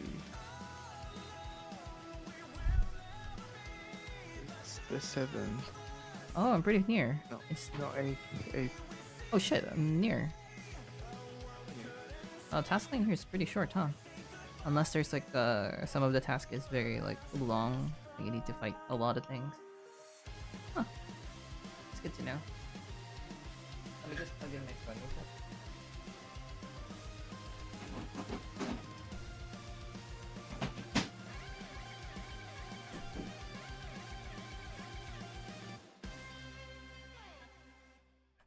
Let's see. Right now I'm not sure. What's the? You can see what cog we need, what cog I need to fight for that one, so you guys can look for it if you have it open.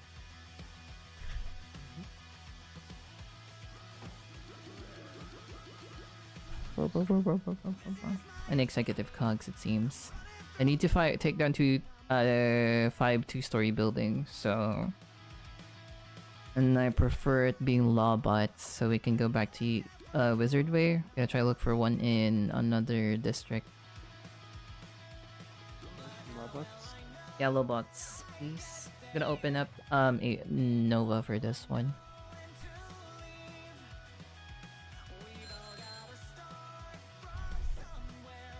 Just pray for me. The possibilities are never ending. I sing it. I sing it.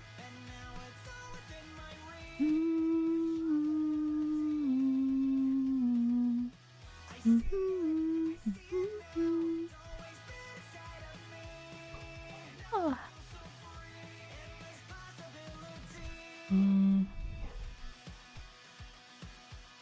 2000 EXP. Okay.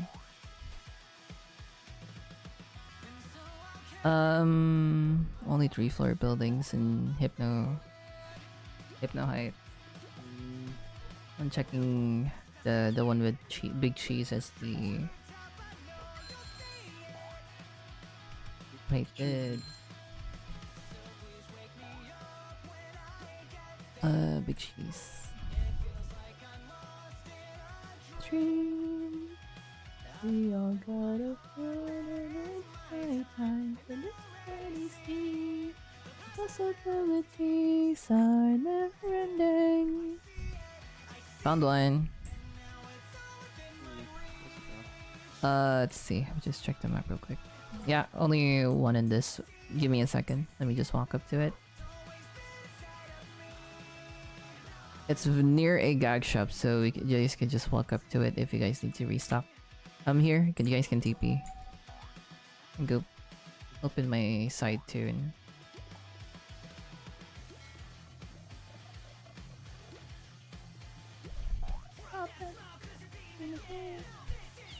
let me respec my other tune real quick. Have you tried running alts, Fancy? With your current tune, or try to like solo things?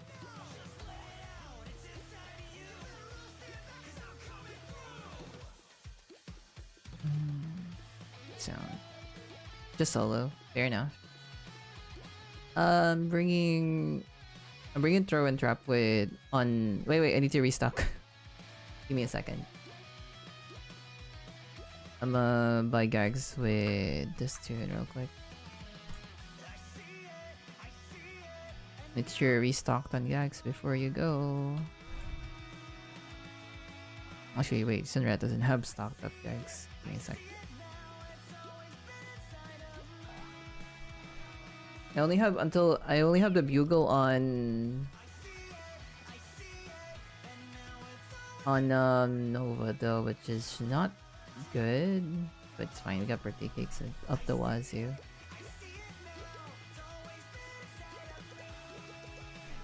Yeah.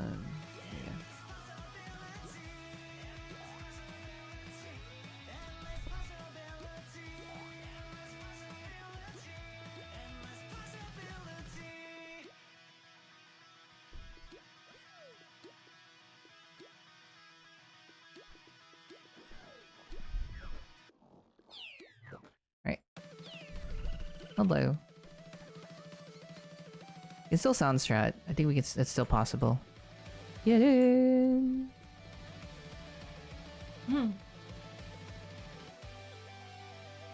Wake up at the speed of sound.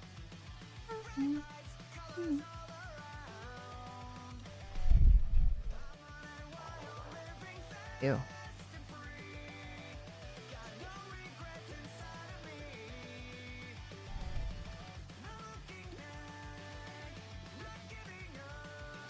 I feel so weak. Oh. Oh, that will land.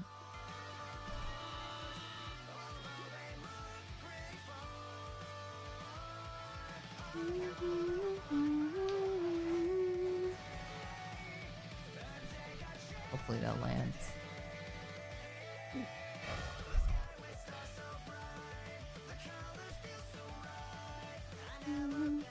Like this, I'll keep on running. So far. Let's stop the ride. Let's take our hand. We're gonna reach for the stars.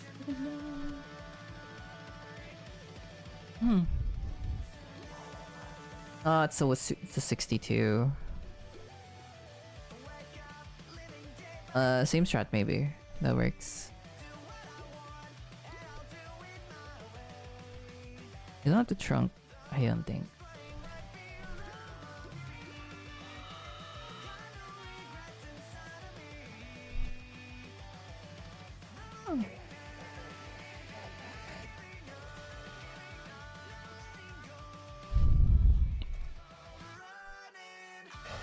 Nicely done.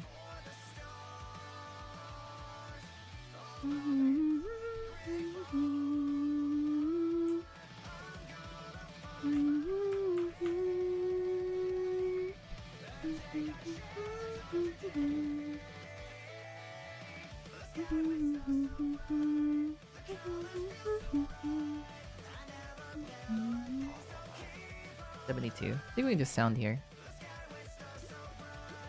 Yep, we can definitely just sound here.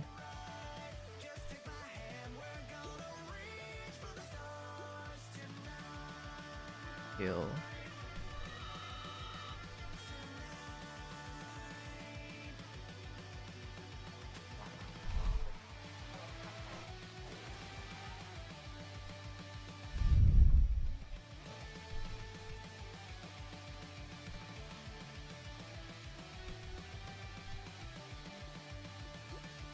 Remember the days where we just had the whistle? Those were the times, you know? When everything was much simpler. The good old days.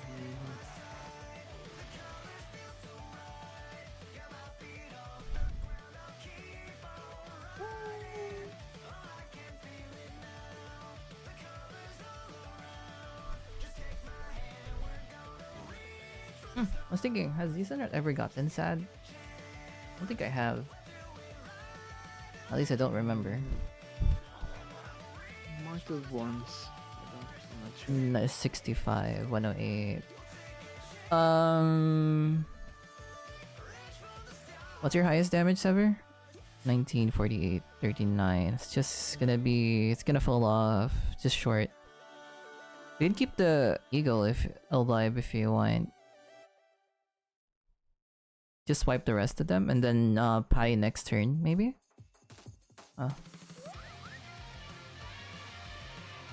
Barely killed some of them. Aside from the spin doctor with 2 HP. Let's come down, if my feet don't touch the ground. See the world spinning upside down. Body crush without sound. Looking through your every race. The suicidal total face.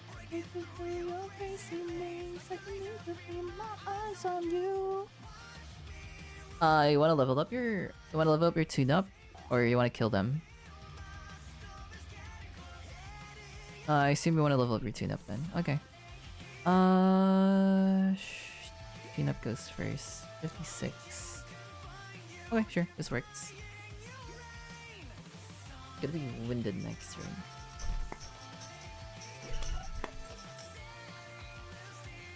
Thank you.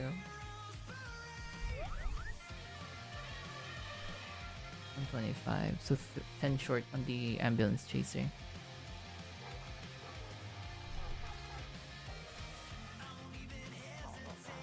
I think I know what contributes to my burnout. It's running 2 tunes at the same time. Might be. Right now I'm feeling hella lazy.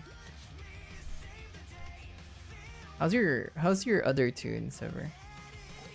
How's Loopy? It's not Loopy. It's how's Woody Woodpecker? No.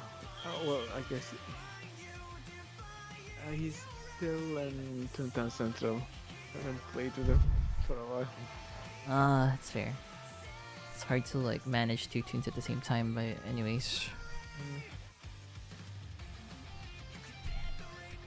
Give me the good shit, please.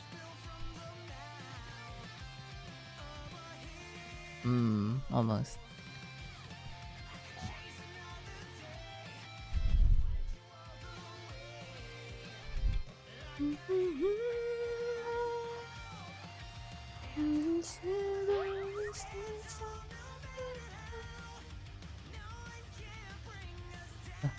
Streets. Let's see.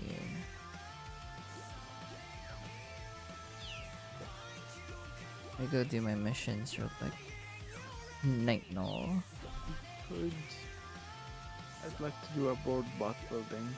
Okay, sure. Is that my next building as well, or? No, that's a ranked mission. Oh, I see. Can you check which building I go next? Because I just finished the first step of research the executed.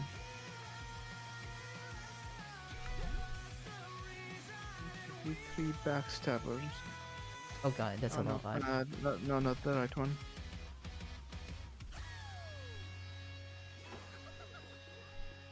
Which one do I need to fight next? Let me check.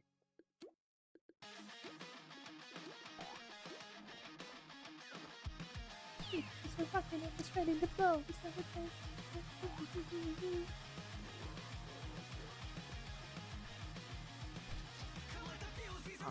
Recover stolen potion from level 6 cogs anywhere.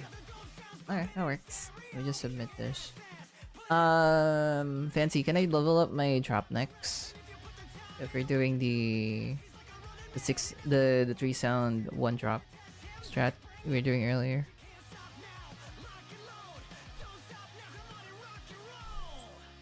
In this world. Did I prestige my drop? Okay. Nice. Thank you. Okay.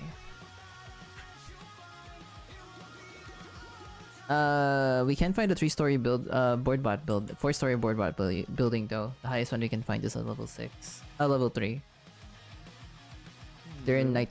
Yeah. You remember we're looking for a 3-floor board bot, a 4-floor board bot building a while back. We couldn't find one. Because night null refuses to spawn them. Or noble, was it Noble Nuke? Noble Nuke was the robots, I think. No, what? No, that's Wizard Way. Wizard Way was the Lawbots.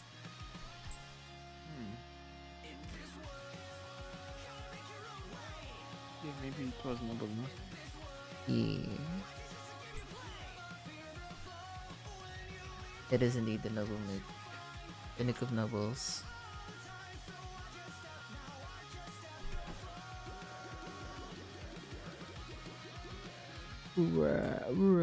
Wizard Way.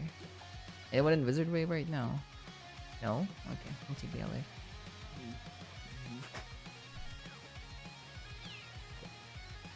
So I read the new rules for Toontown. 3-story board. Okay, you can TP to Sever, you can TP to Fancy. They found the 3-floor one. Something I just read from, they changed the rules for Toontown Central.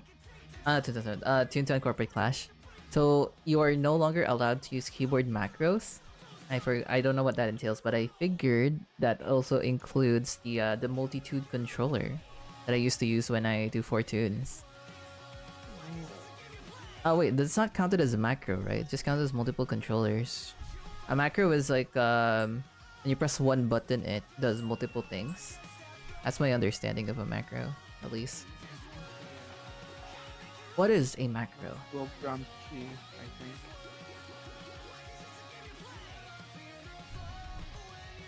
Our caliber is still in potion. 6 cog. Oh, there it is. Okay. Let me just TP to you. Let me make sure my gags are all topped up. Let me make sure I'm gagged up. Alright, I'm gagged up. I am as well. TPing to you, Commander. Hell yeah, let's go. Ah! Hello. Get in. Yeah, yeah, yeah, yeah, yeah.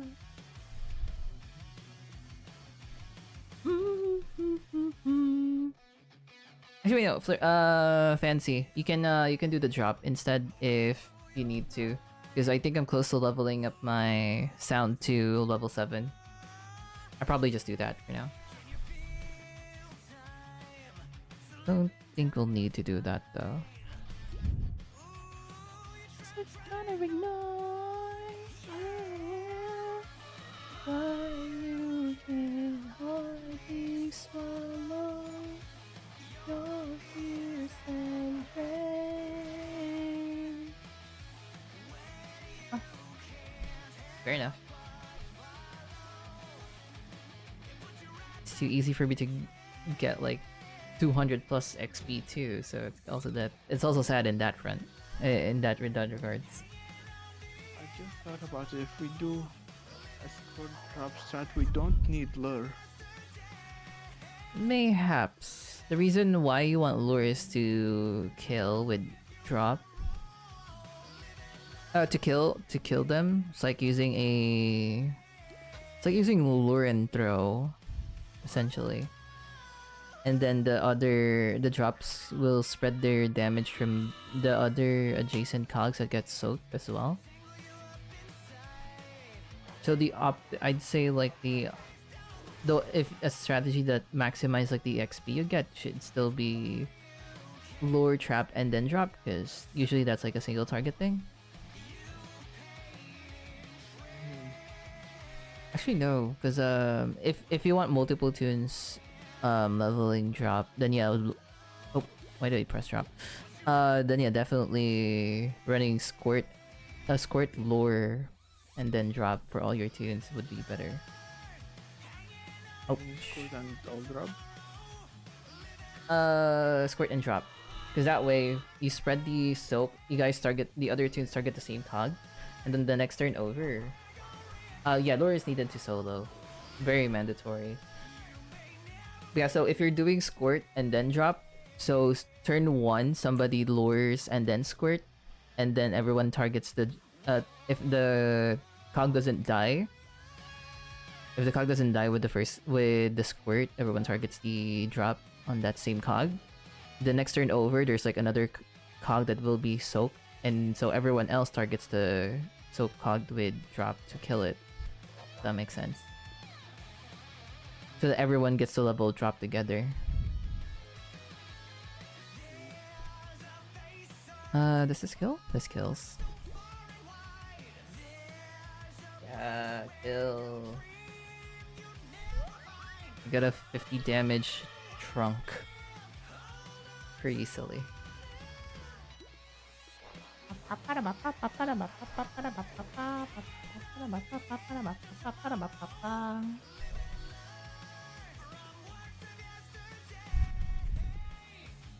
Live and learn. If you beg on, if you Yeah, it's hard to solo without lure. You'll need the lure for this, for the crowd control.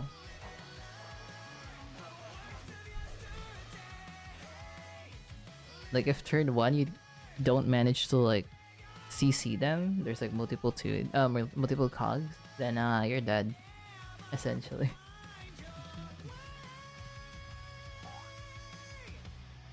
Wait, am I almost max pi on?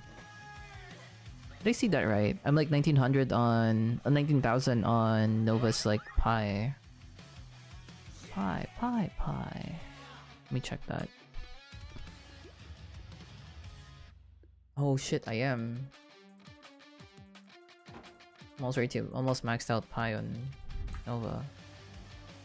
Next building if possible another lawbot because I need the backstabbers.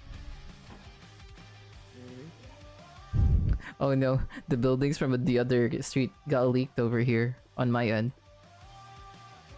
If you have opened the map, it shows the buildings from the Wizard Way as well, I think. At least for me. I love this game. Yeah. Game can be amazing sometimes. Am I kidding? This game is amazing all the time. Very silly. Here and I drum to the heat of day, like a night I'll fight till the fight is won. Is a lane I'll slay each and every one till this war is won. And I live the rule. Every inch of the power is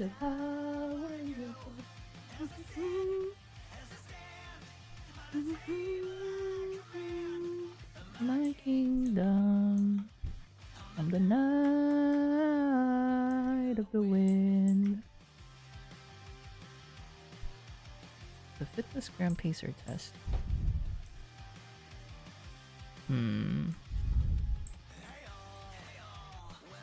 I have multiple options for the Wednesday stream. Well, Huni Pop was one of them because we did do Huni Pop 1. I'm kind of scared of doing Huni Pop 2 because I don't know what the gameplay is like. I look at the trailer and I look at the screenshots and I'm like, oh, what's going on here? Am I supposed to play this? 6 executive cogs anywhere, but I do prefer I would prefer lawbots. Yeah, for the backstabbers. Let's go to Wizard Way.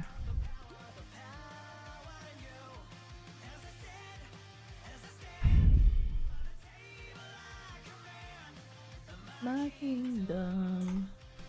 I'm the night, the wind.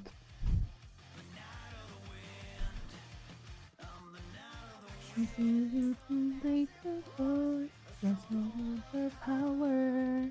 Honest is unbreakable, remember every hour. That's a 2-4. Yep, nothing here. Swapping districts. Into Whistlewood.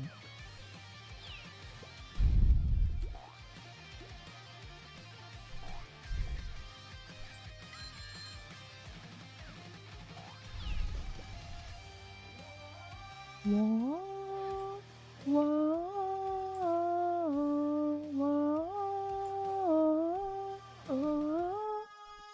I genuinely think Toontown is too big for what it's worth. Like I get the appeal of it being like, oh, it's a cast, like a kingdom and stuff. But like Traversity, like being this slow sometimes, it's kind of like better to just have like a smaller playground, like with the other, playground. 2 floor, 3 floor. Damn it. like Renee Garcias. No luck on... I assume no luck so far in the 4th floor building. Yeah, no luck. Only 3 and 2.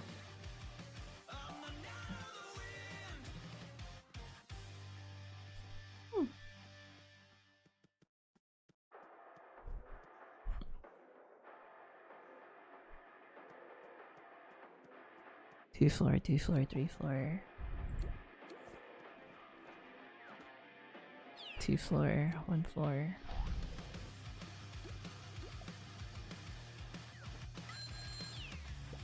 Let's see. Like writings on the wall.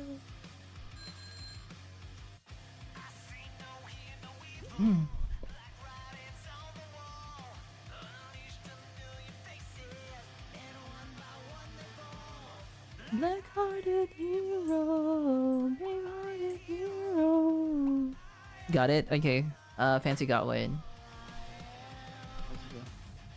Let's go, Fancy. I think I know where Fancy is.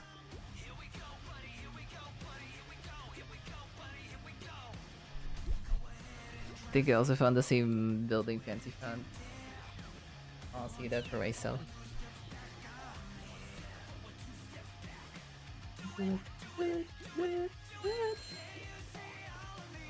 Hello. My gags real quick. I need to... Yep, it's not the same one. I did find one in another district though.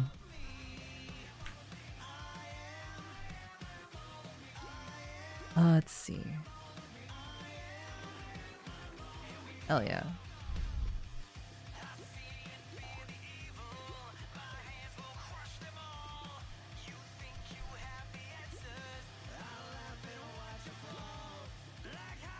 Also, Flumpy, let us know if you're joining, by the way. I just have the alt open in case you want to join next. Alright, should be ready. Get in?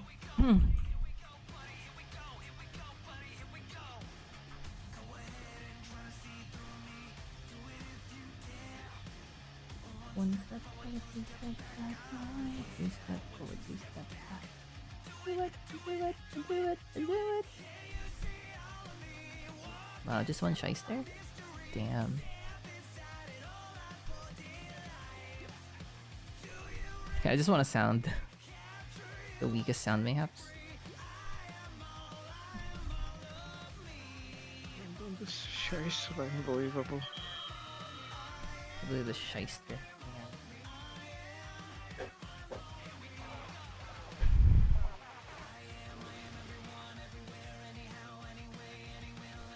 Doesn't approve. You're not supposed to be here, Gladhander. This is not your building.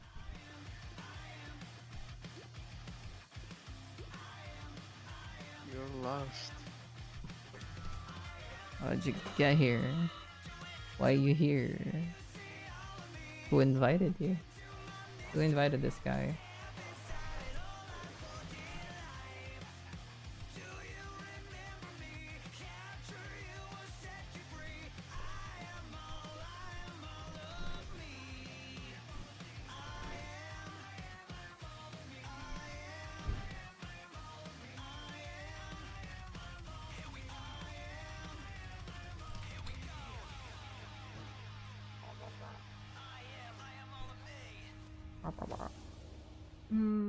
Is that a 90? It's only a 90. Should be fine.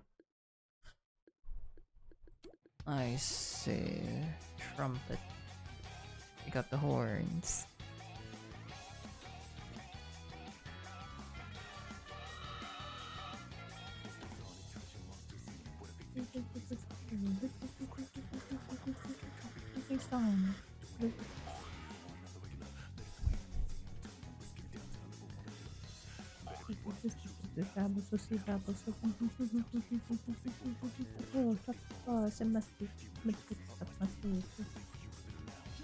Mr. Melody, listen to my eyes. Nothing but things to be nothing about behind my life. simplicity. I hope this heart will be found.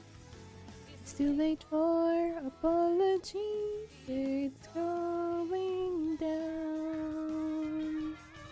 Down.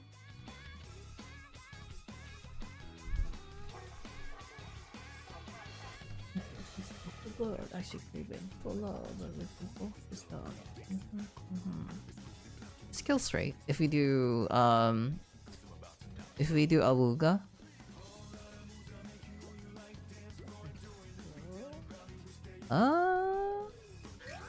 That's fine. Barely. Why did I whistle? It's fine. We need the heal EXP anyways. We're good. And he doesn't land it.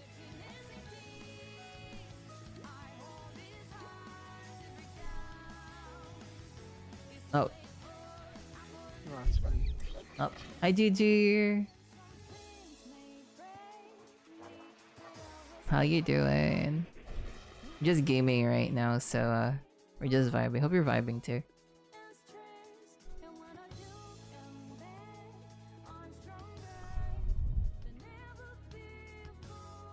I'm good. You better be good. You're a good gamer. Ever? There you go.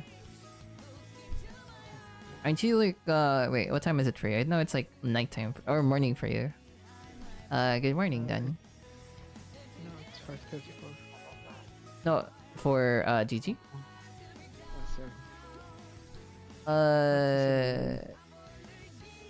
No, well, I was calling out to you. You can drop, if you need EXP on your drop.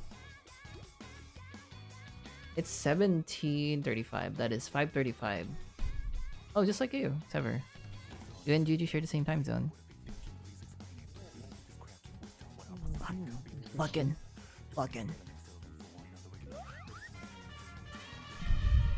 Just pulling his trunk out.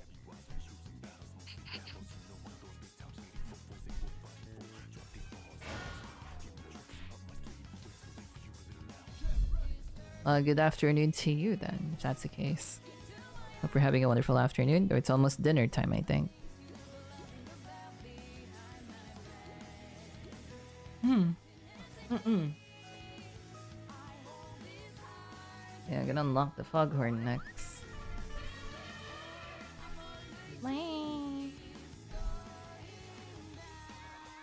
Oh, one of the sound gags is just like a cat like screeching. You have eaten dinner already. Oh, I see. You guys eat dinner early. Or I just eat dinner late.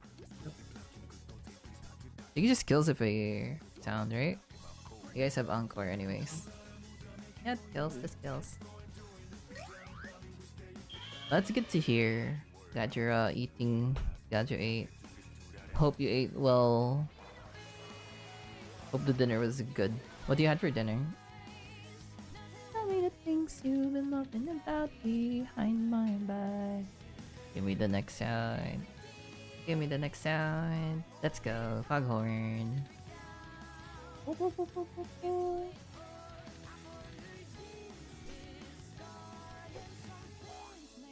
Wait, there weren't a lot of executive cogs there?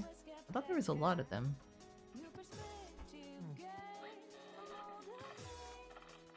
And no backstabbers too. You should eat at like 3 or some around 3 or some time around that. I see. You guys do eat early. Lobot again? I found one earlier, but I don't know which district it was. Oh, time to look for another one. Hi, Goboon. Are you hopping on to Toontown, Goboon? Got a slot just for you.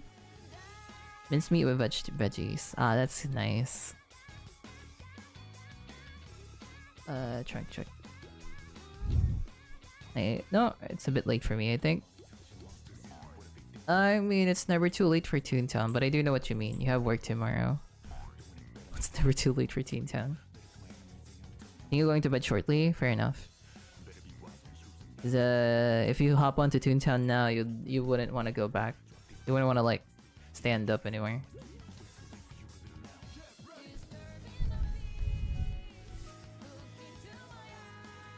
Yum, minced meat. Sounds tasty. I wish I'd have some. I need to defeat 4 board bots and Noble Nook. I think I'm just gonna do straight bots. Okay. Waiting for you. There should be another building that I found. Oh, you're here already. I'm gonna start from the very top then. If you're gonna start at the, I'm gonna start at the very top of the list. You can start at the very bottom. Fancy. Secreting for love. Maybe I'll hop in, buy a booster, then go to bed. Nah, the booster today is activity. It's not worth it. It's not worth it to get up because I don't think you'll need the activity EXP anyways. Yeah. It's not Wednesday. Unless you want to max them out. That's fair. I think Gubin's already maxed out in some of them already. It's much of a gamer. Yeah, except racing. He has all activities except racing. Because we refuse to race. Nobody wants to race.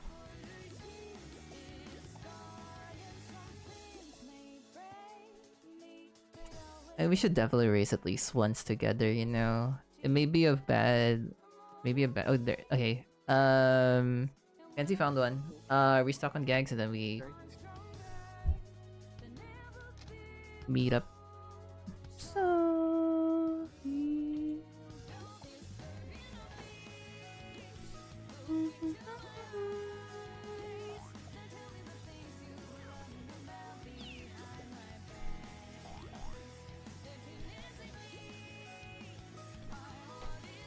Racing is a lot different since the last time I played. It's like Mario Kart. They added like they added like traps and stuff, right? That you can nab. Oh, there's like a new drifting mechanic from, if that's what you mean. I was well stopping in. Have fun rest of the tuning. Thank you so much, Boo. We're doing sound strats right now, so it's gonna go very fast, I hope. Why did I TP to myself? I'm gonna TP to you, Fancy.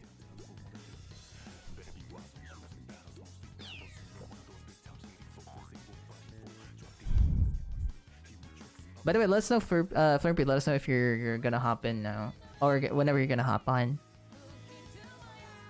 So, cause yeah. Wait for my other tune. Kinda wanna order food right now. I hunger. I just ate dinner, but I hungry. Yeah, I'm back. Okay, Flurpy's back. She said. Let's go wait for Flurpy. I'll say goodbye to Nova for now.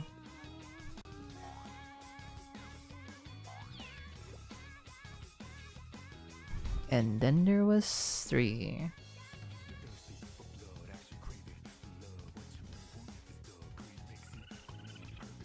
Right, get in. Bring it back, please.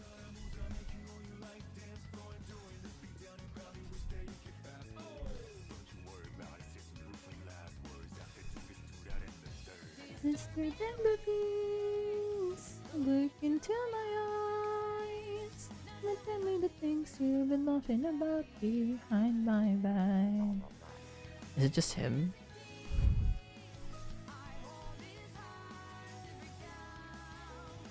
It feels like a waste, but might as well. Might as well. We're leveling our sound at least. Get that EXP going. 106.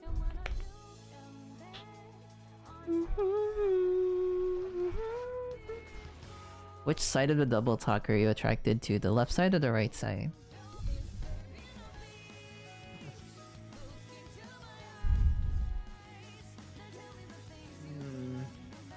This kills, right? If we all awooga, this kills.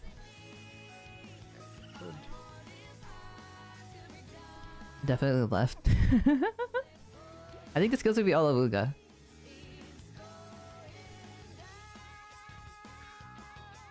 Oh well, They're gonna level up their chop anyways, it's fine. Auga!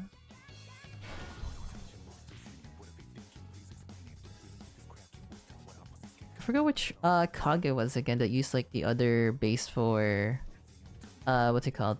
For double talker. I think it was a Cellbot. He's just both of them just like smile, so it's just hi. Not another single cog.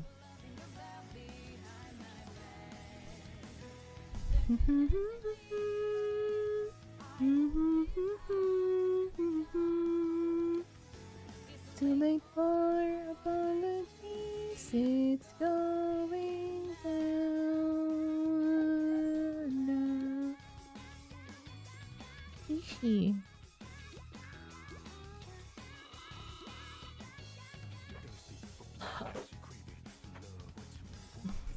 Did you upgrade your bank, by the way, Sever? Upgrade my bank. Yeah, because your bank at home can only carry up to like 15k. I mean, I always donated before then, anyway. Ah, fair enough. Very much appreciated. Your service is very well appreciated. Very much appreciated. Thank you for your contributions to the cause. What can you use them on that needs so much? Outfits? Jelly beans. The club? Picking a club? Other than the club. I genuinely don't know. Outfits. You wanna like kit yourself out with cool outfits. Like That's... Gucci 5k. You got disconnected, damn it. No, we lost Sever. We lost our man, our guy.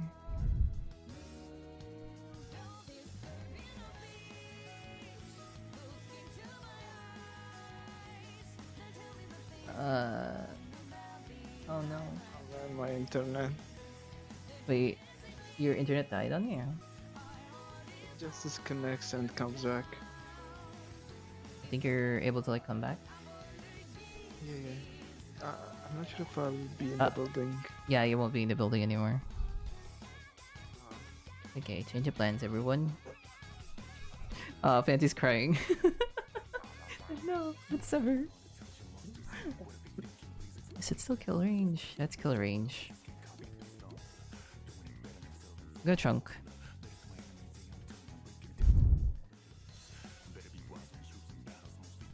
I think Trunk's overkill here. I can just... Yeah, Trunk's overkill here. Someone might just...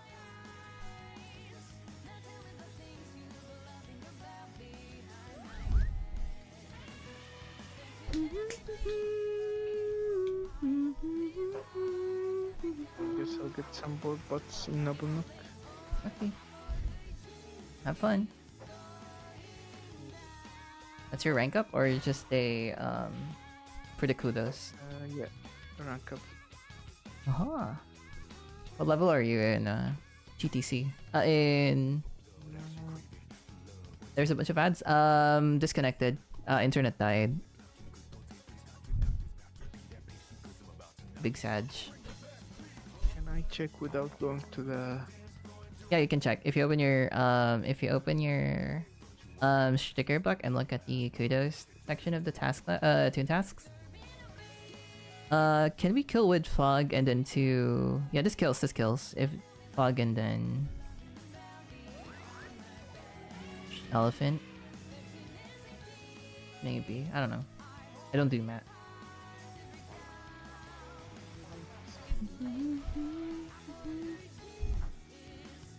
I am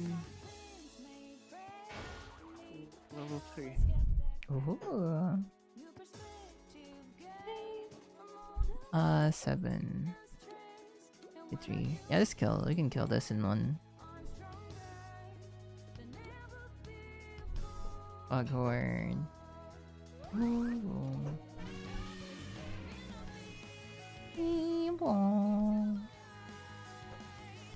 You tell me the things you believe.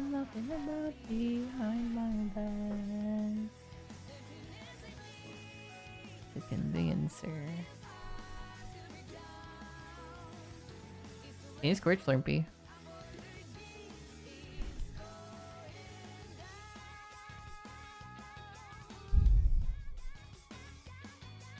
Thank you.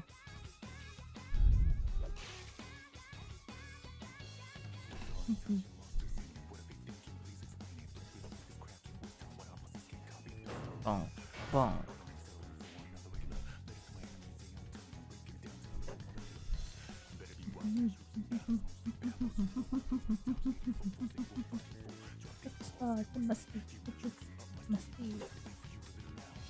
Whispered in the breeze, look into my eyes.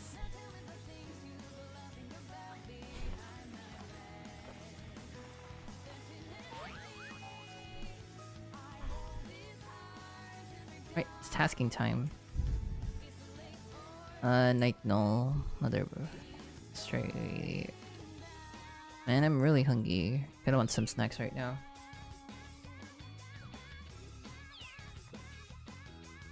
Can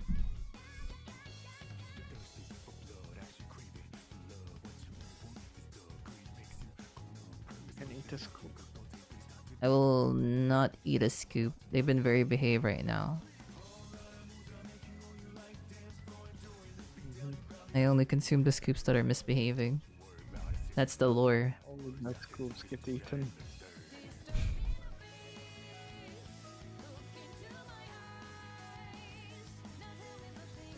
I will not introduce Vor into this community. I'm stopping myself there. There is no such thing as Vor in this parlor.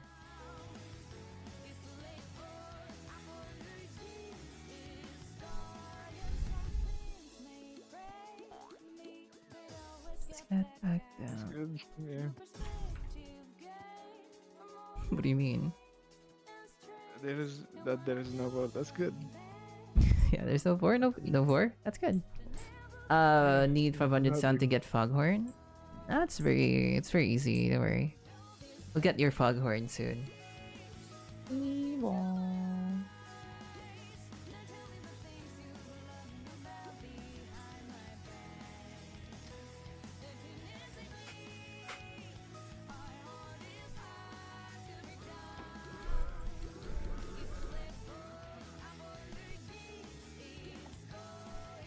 I think I should be at 1-9.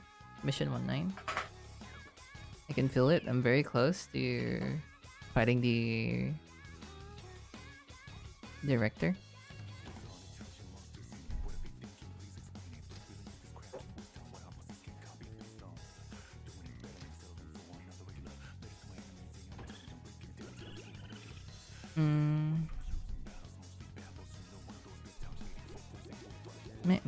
Meh.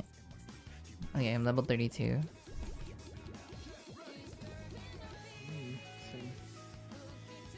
Noble nuke.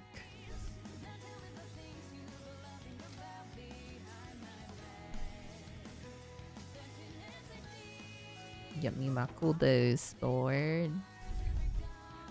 Yes, men anywhere. Sure. Let's say a boss spot though. Anywhere. It is anywhere.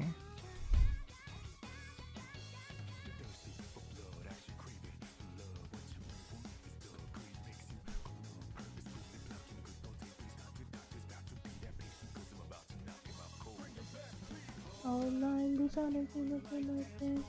We make the sound and run in the perfect fashion. Disturb entities. 7 cogs anywhere. So, which cogs do you prefer? Can somebody look for a boss bot building for me? It could either be in Noble, not Noble Nuke. Could be in Wizard Way, though very low rates, because the only place with a lot of boss bots would be Noble Nuke, which only spawns up to like level 3 buildings. I'm checking Night Null. just in case. But I know there's a lot of like boss spots in boss bot buildings in Wizard Way, but not as much as what's it called? Not as much as Lawbots. Unless you guys need other cogs as well. I need boss bots as well. Okay. Flunkies. You need flunkies? Okay. Boss bot it is then. Either in Wizard Way or 4-story board bot if you want. Let me just check if we can find a 4 level boss bot here in Wizard Way. If not, then we can try to go for the board bot. I'll try like a different district first.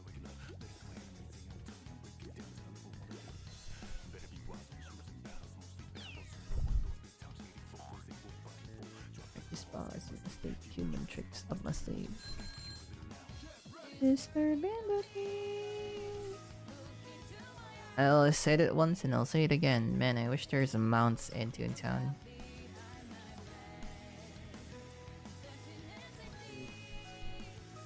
You can ride the cart you have in racing to main streets. That'd be crazy.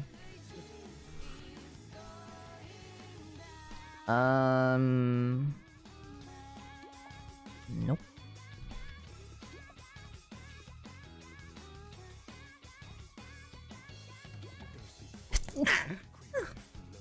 Found fourth floor boss bot. TP to Sever. Everyone TP to Sever. Anniversary ends in an hour. Very sad. I wanted the perks so bad.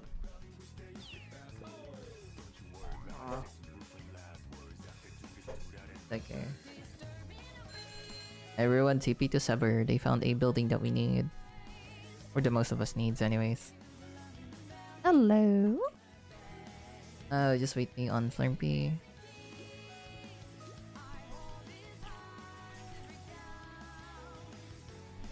Wait for apology. It's going. I did show you guys the Toontown world in VR chat, right? It's pretty bare bones. Gag check first before I enter. Okay, Sever's good. I assume everyone's topped up already. Alright, let's go.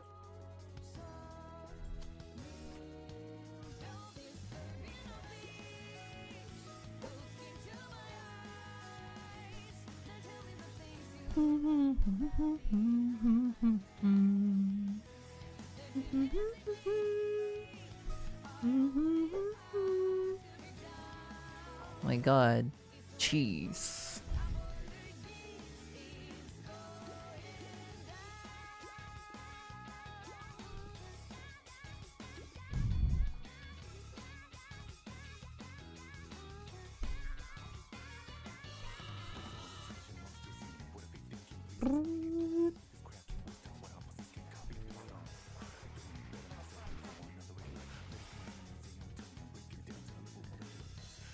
Should be bosses, you see babbles, mostly babbles. Choppy spots and must be human tricks. Mr. Bambuki. Look into my eyes.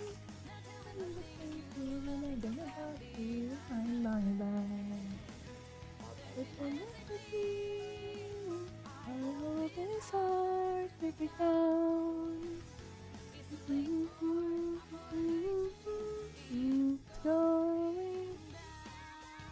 Thank you for the for save your work. I don't know which one you want me to save, but I'll definitely try. God. What happened? Right clicking on the gag you want to use auto-locks it. Really? Yes. Hell yeah. Sounds dope. I was talking about, that's great.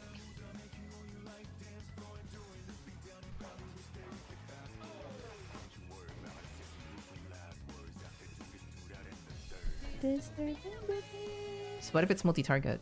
Oh, what if it's single target but there's multiple cog? So it will auto-lock if you... Huh. That's cool. Good try. Oh, that's what happens. So if you have like the auto lock activated and then you right click, it doesn't actually lock it. It basically reverses it.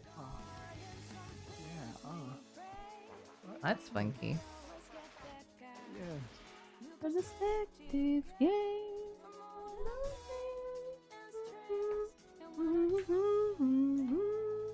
I'm stronger than ever before. Oh.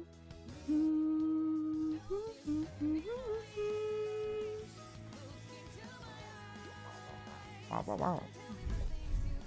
There are much yes men in this building. I figure it's because the level cap of yes men is level 6.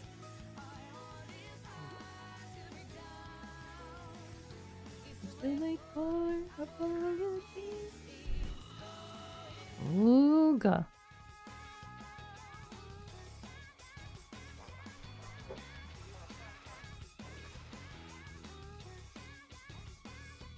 Oh.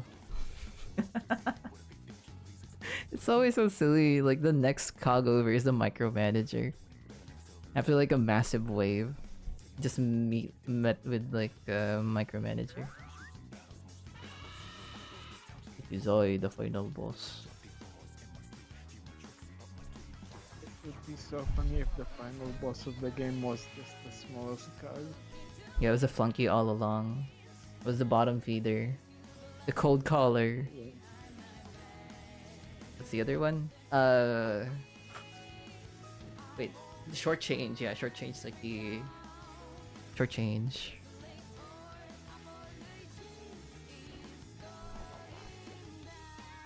Oh, 11.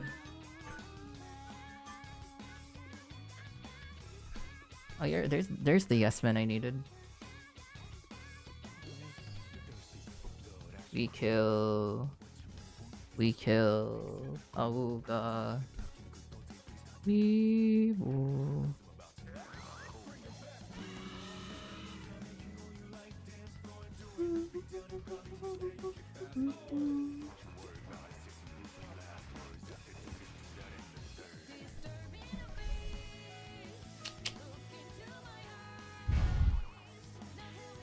Hell yeah.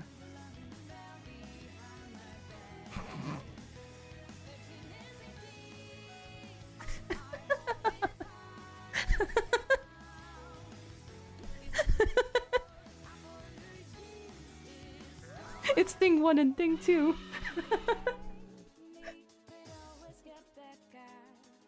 From what's it called?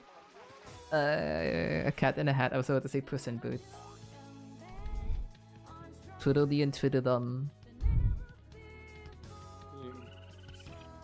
You're a power couple? I agree, Flare B. I agree. Their love is so strong.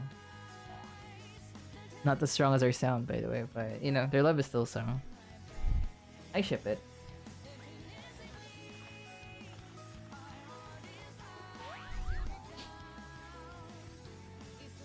Far up.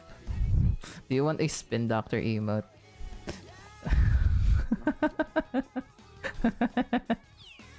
Just looming over. A spin doctor in a swivel chair just spinning around.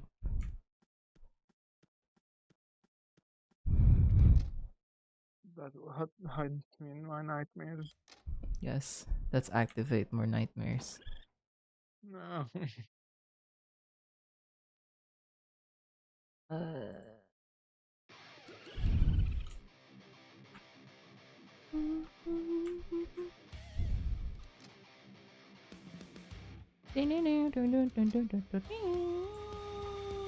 Am I about to level rank up my kudos?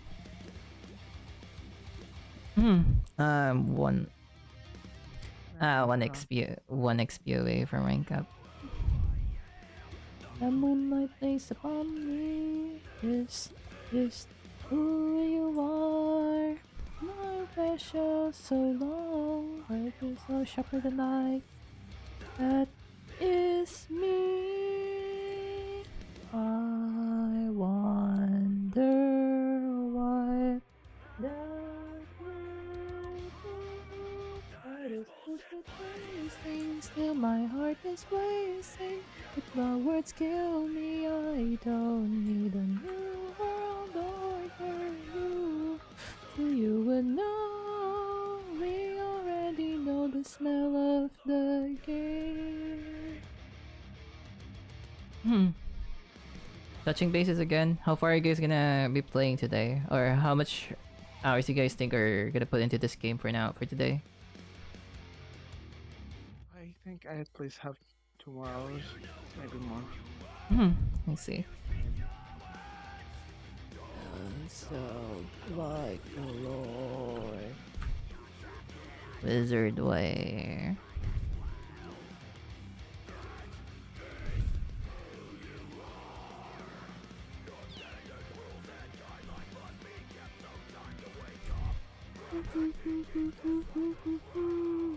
That is bullshit racing. Have you hoping to do? Yeah, sure. Yeah, that's the minimum. 3-story boss fight. Sure. That's higher chance of yes man actually. Can you hover on the boss spot for a bit? Because I'll try to submit my task for now. Yeah, at least we do the field boss for the playground. So that you guys can move on to the next playground properly.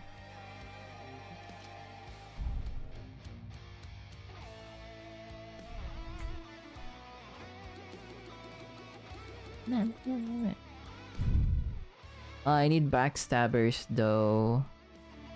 Can we do do you find any Lobot buildings though? 4 floors? Hopefully. I don't see anyone right here where I am though. I would prioritize a Lobot building right now. If we're gonna focus on the completing the task line. Nothing on Confetti Canyon. So I'm gonna start with Whistlewood's again. I'm lagging and I'm disconnected. It's lagging. Oh no, you're lagging. I'm disconnected. You're just disconnected? He's disconnected?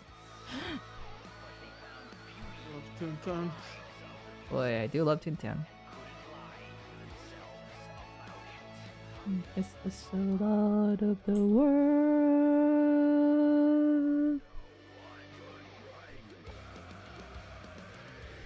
Check in on Tessa Chandra.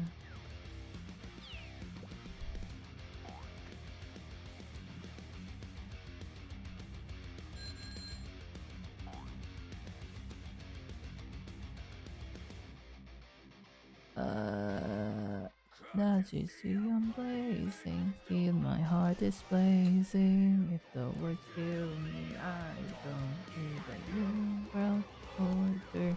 You, if I was like girl, you'll never make me disappear. The next thing I need to draw is a sketch. A sketch. You on the building, by the way? Who's on the building? Wait, somebody found the building? Got it. You got a 4th floor? Lobot? For the fancy got one. Let me just restock. Okay, let me just restock real quick. Unless there's a gag shop next to where you are at right now. Not too close, not too far. Okay. I'm in front of the gag shop now anyways. But yeah, Okay. next thing I'll be drawing is a full body sketch. I sure hope it stays as a sketch.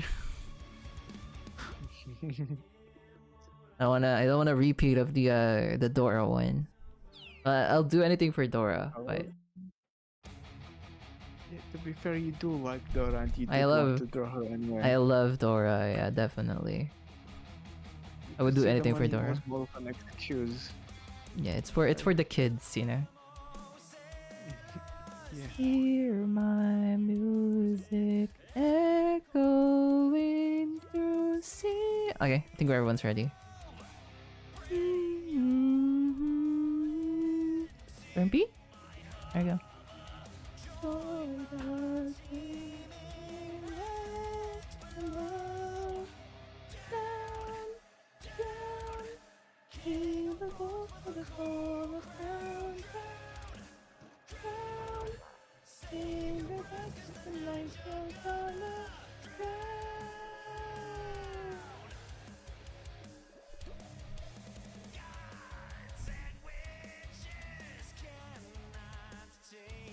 Generic Cogs, thank you for checking.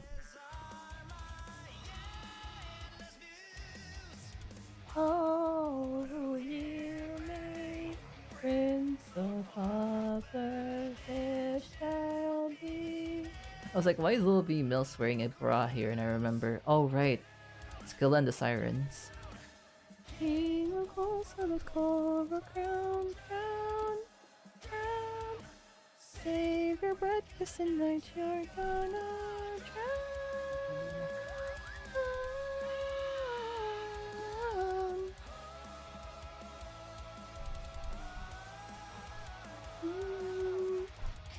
See, I chose this over Elden Ring. Can you believe that? I would. I would believe it. That's a choice. Toontown is not a choice, it is a lifestyle. It's not a choice, it's an obligation. Choice is an illusion. Play Toontown. Yeah, to be fair, Toontown is free, yeah. Why did your bonk move it? Are you here to tell me that I'm wrong? Yeah, I mean, even if they want to monetize it, they can't through legal means. But I'm happy that they chose not to like monetize it, regardless. Like they could easily like put in microtransactions and be like, "Hey, this is for cosmetics," you know. They're mostly running they're mostly running the servers via donations from people. Cosmetics, I would let it slide, honestly. Fair enough. If it's just for cosmetics, yeah. Yeah.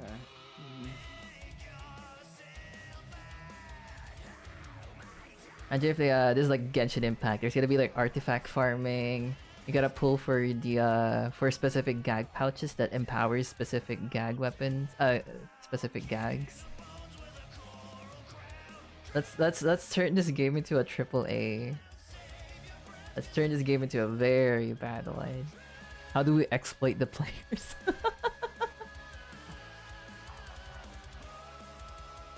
How do we exploit the players further?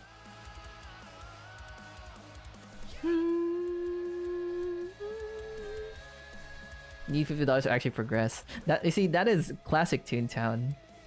That is classic Toontown. I don't know what you're talking about. That's when Disney had their grummy hands on Toontown, then let go of it because of Club Penguin. Actually, need to pay money to progress.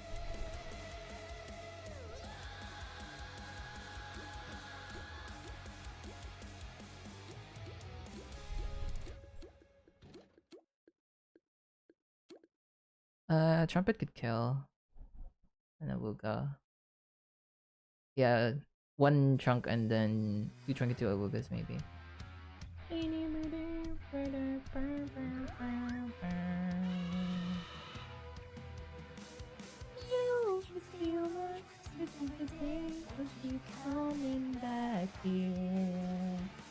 Yeah, we're basically speedrunning, so we can progress through the story faster.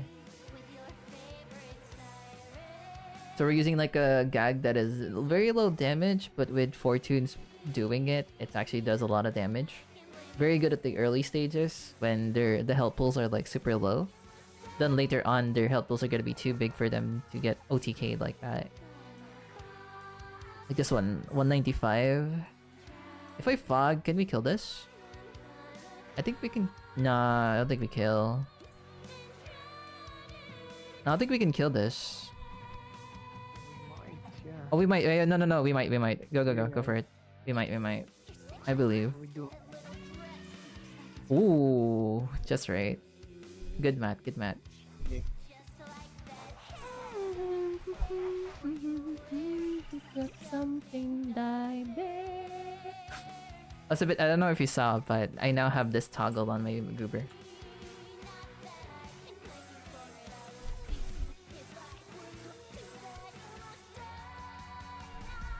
I don't know if purple is the good.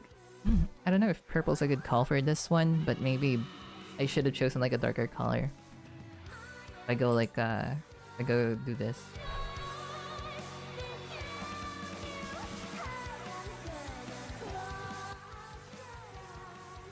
And drown to death, I am gonna.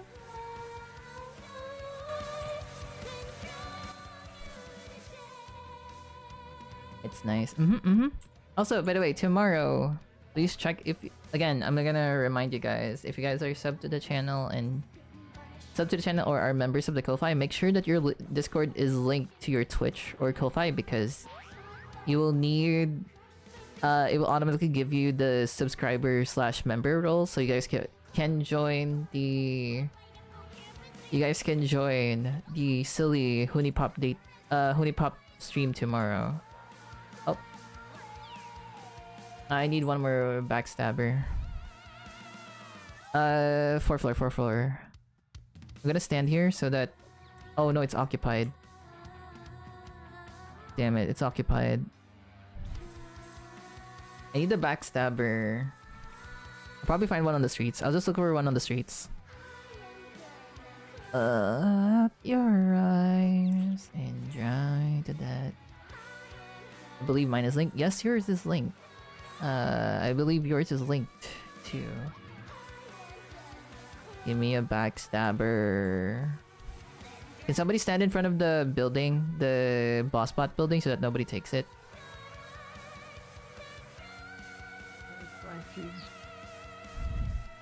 You kids get out of my property. We got here first. Let's see. I'm gonna go and look for one in another district. Got it. Thank you. I'll just go look for a backstabber on the streets.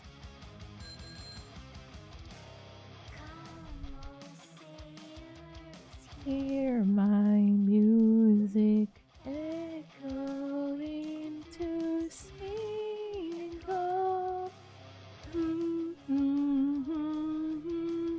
to my harbor.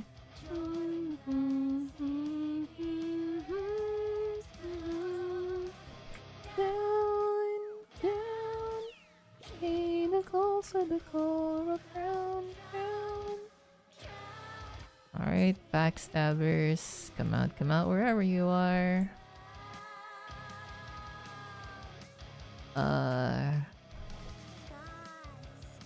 Is it backstabbers anywhere? It's anywhere.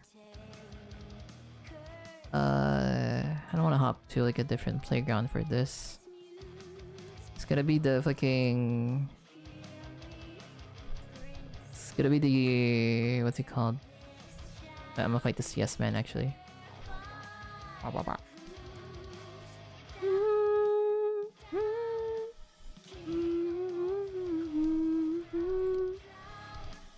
Eat this.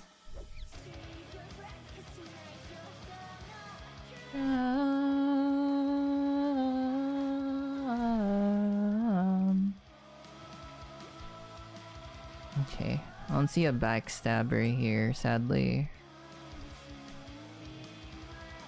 Tasty morsels, always room for more. You know what I did find though? If you can't find it, there's a forest story. Is it occupied? I think that one's occupied.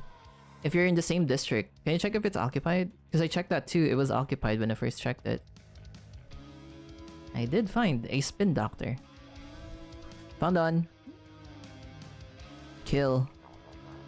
No, I want to talk to you. Talk to me. Hey, don't be rude. Okay, I found one.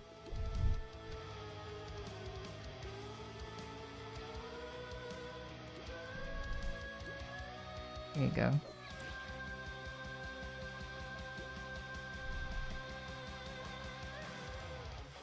Practically. What are we looking for? Generic. According to Fancy, that's my next task, is just find a generic mission. Wizard Way. Investigate Wizard Way Tunnel. I will investigate the Wizard Way Tunnel. Just means I just go through the tunnel, right? I do prefer boss bot because we do have the boss bot missions. I still have like the yes men on me.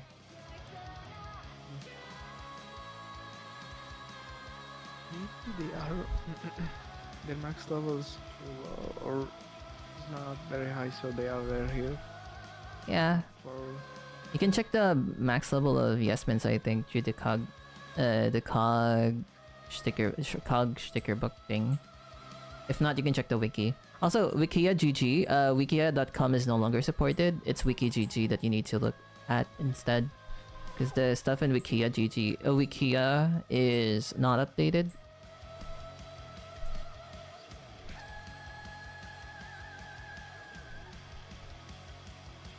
Let's see. Noble Nuke. Let's see. Beside me, and everyone's going. Oh yeah, level Frankie's 1 through 5 max. 1 through 5 max. You can look for one on the streets instead then, if that's the case. Yeah. Are you ready? Oh, wait a second, there is one right here. Get here. Okay. You feel that it's hard, but I really hate it. Impatient, but it was bearable. We did place for a long time ago. Feels odd seeing like a level 3 flunky roaming around these streets. Flunkies are very cute, I must say. I like the flunky. I'm very weak. I like the whole big glasses, like small pupil design. Well, no, like I mean like the pupils are in the glasses. That kind of like aesthetic. I love it. Yeah, they are just little guys. They're just little guys, you know. Let me just go submit my task real quick.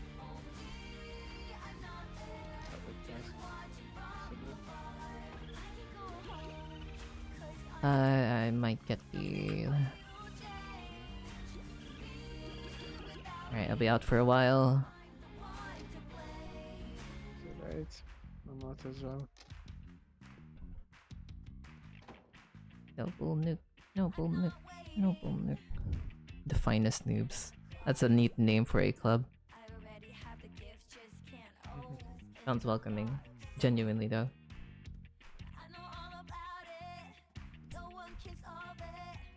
Damn, this building's occupied. It's a 3-floor board, but not worth it.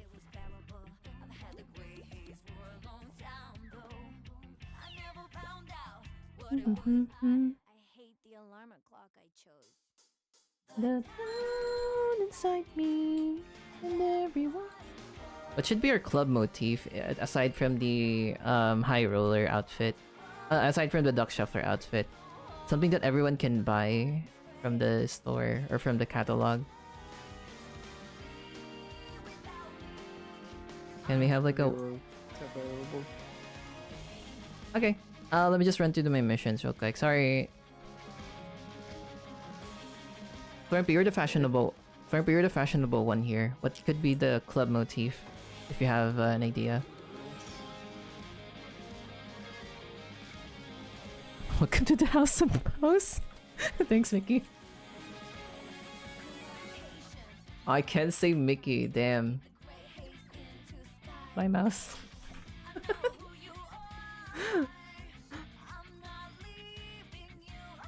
That's wholesome. That was a wholesome interaction. I forgot that I was a mouse too. There's an ice cream shirt. Is that like a Toontown Central? Is that a Toontown Central exclusive? Because Toontown Central's like the ice cream place. I'll just go clothes shopping for a bit then. Once I'm done. Any board bot building for me, but that's not a priority. I'm TPing to you. Wait, let me check my gags real quick. How near is the gag shop over there?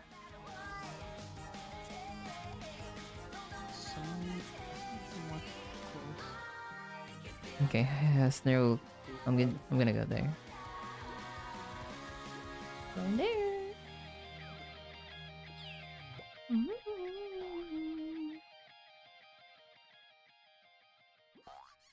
Hello.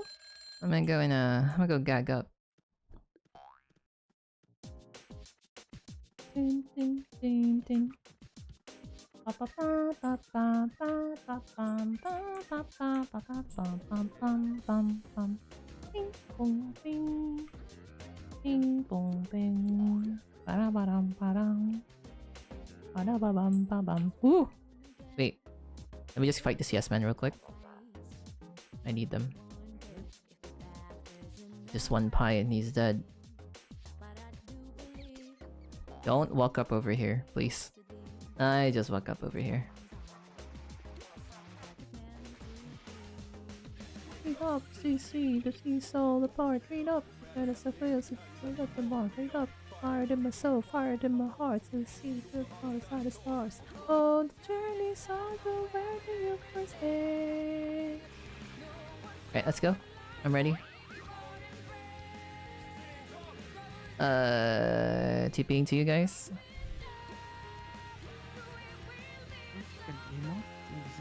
Yeah. The sticker? It's the first time you saw the sticker? Oop, oop, oop, oop, oop. Not the sticker, it was an emote. Like actually like emoting like Oh, the dance. Yeah, you can buy those. I think I have some. I didn't.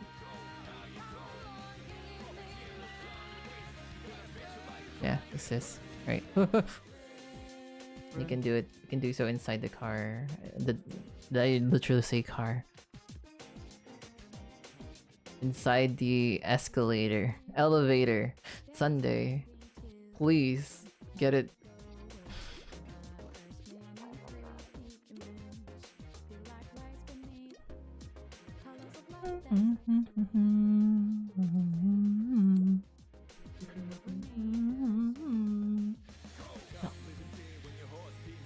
Go.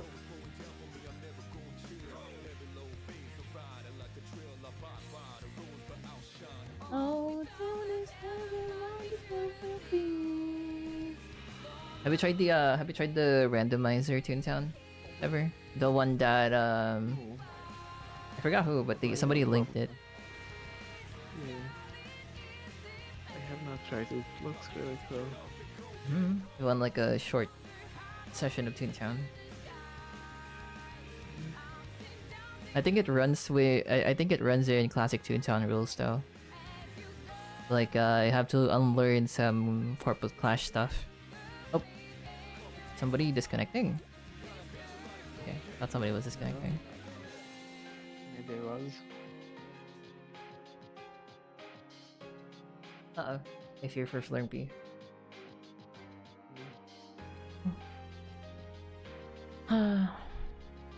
Yours hasn't loaded. I see. It's okay. You should be fine as long as you don't disconnect.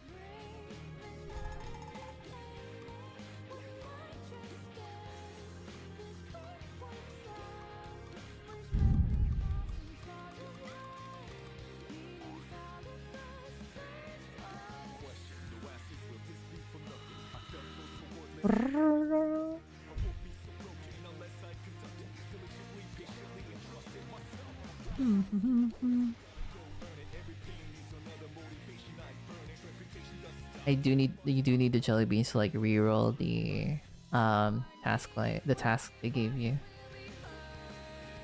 But that's in the club, right? You don't use yours. Use the clubs. I would cry if I need to use mine. My game crash? Oh no, we lost Slurmpy.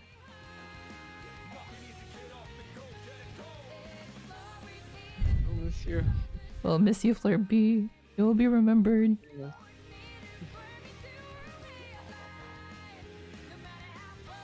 It's like I still hear her voice.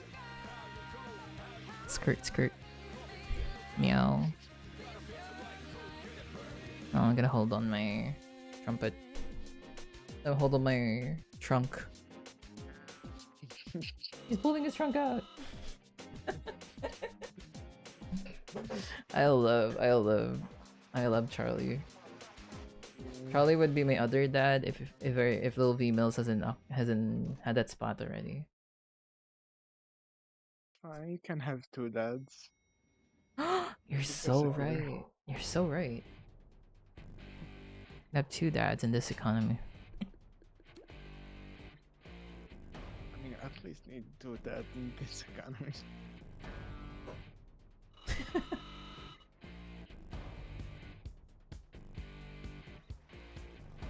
Fair enough. No arguments here.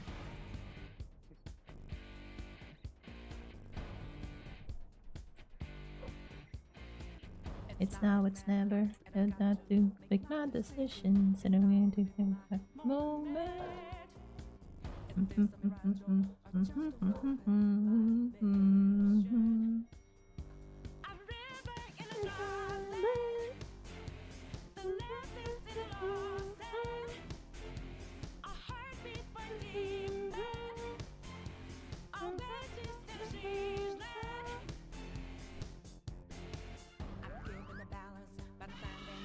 Why am I saving my trunks? I have fog and trunks at the ready.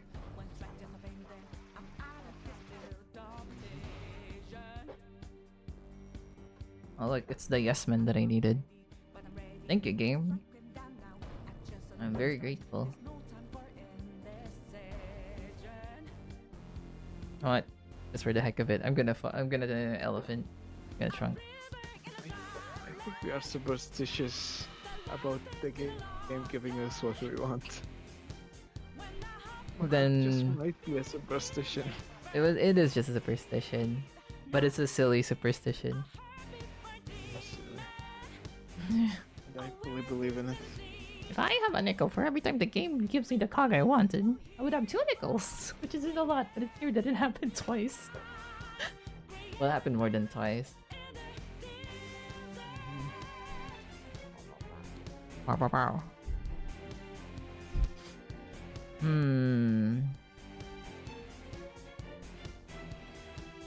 Do you wanna drop? Do you have pie? Can you pie and then we drop?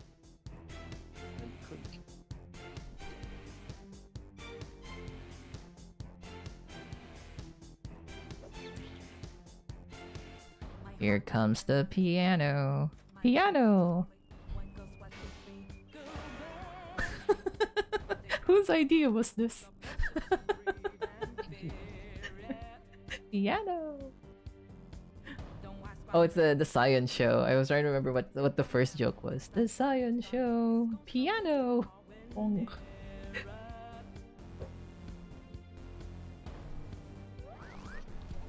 A river in a dry land.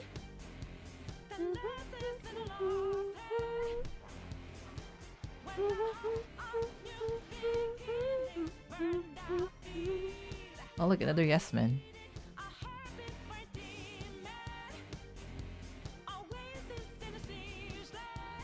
Fog it up? Oh wait, I can't use fog. Damn. Only elephants. All the trunks for days, man. Trunks for days.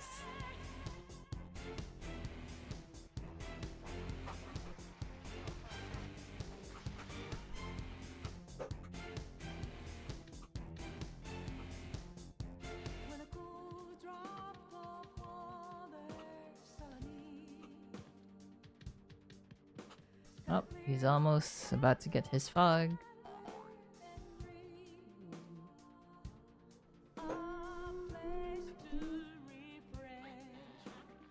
Rivers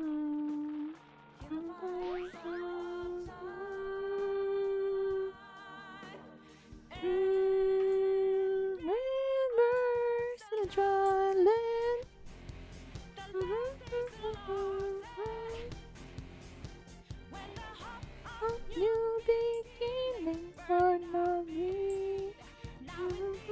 Oh, I found one flunky here, if you need one. Hi, Melon.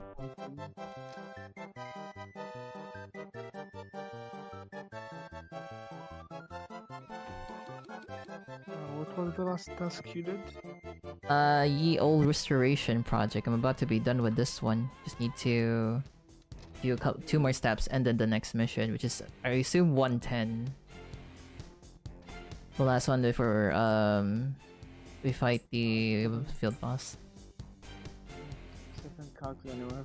How you doing, Melon? Hope you've been well. She tuned on my town till I... What? Yeah. So nice.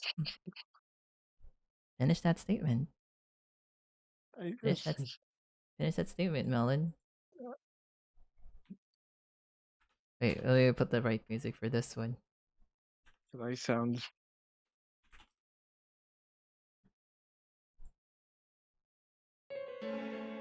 Finish that statement, Melon.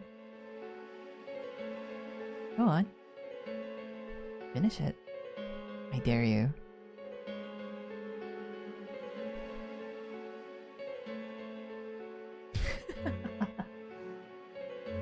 You can't, can you? Ah, excuses. Mm-hmm. There's so many words that could go there. I was like, So true.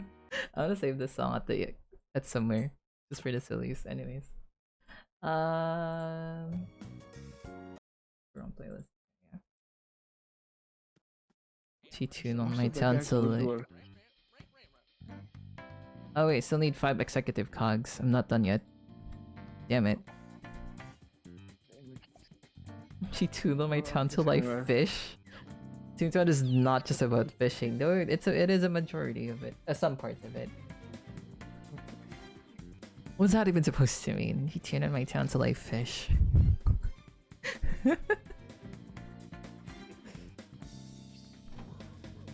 This is a kid's game, damn it. There are children playing this game. We are the children who plays this game.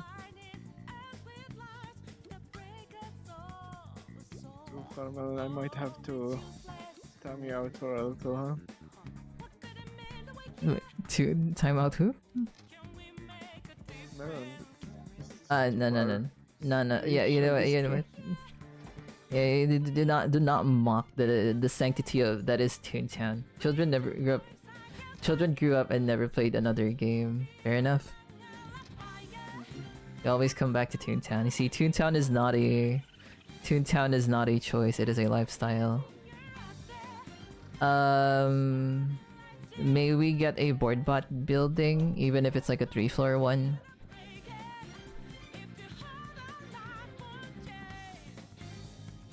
Am I doing the rank up mission? I think I'm doing the rank up mission. Oh, Toontown, more like Poopy Town? Melon, I will shut you up. In ways you don't expect, and I'm not gonna elaborate on that. Anywho, jelly beans. Probably like 35 cogs anywhere. That's a better one.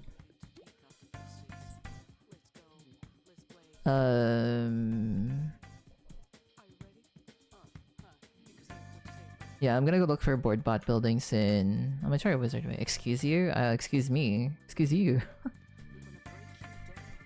You heard what I said. Actually, don't know what I said there. Guess who didn't go to bed? Gooba, no.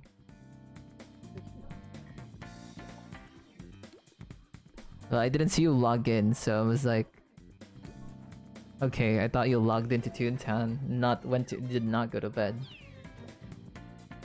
Be crazy if you did.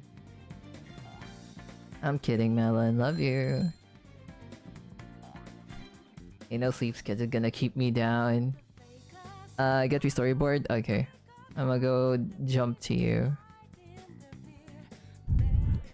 Everyone, to fancy, then we proceed to play like the you know that transition in like Batman and Robin where it goes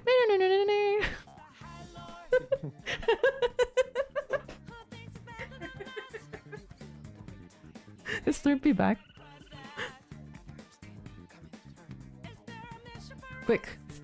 Quick to fans. Wait. No. No. Don't hop in yet. Don't hop in yet. No. Gonna back up. Someone needs to gag up. I came here to check again before I supposedly go to bed this time. Okay, go to bed. It's a command. Go to bed. There's no time for me to do the silly sound thing.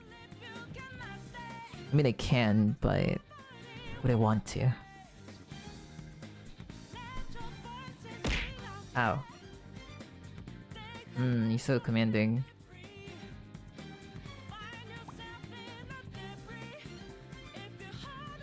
Girl band, it's time to go to bed, girl band. I don't know what the voice is now. Is that the Lewis Griffin voice? Oh, Peter. Time to go to bed, girl band. I don't know what I'm doing. It's like... It's 11:30 p.m. Yeah, Lewis. I tried. It's pretty good. I'm not proud of it if it's pretty good. I do not claim my voice. I have nothing but trumpets.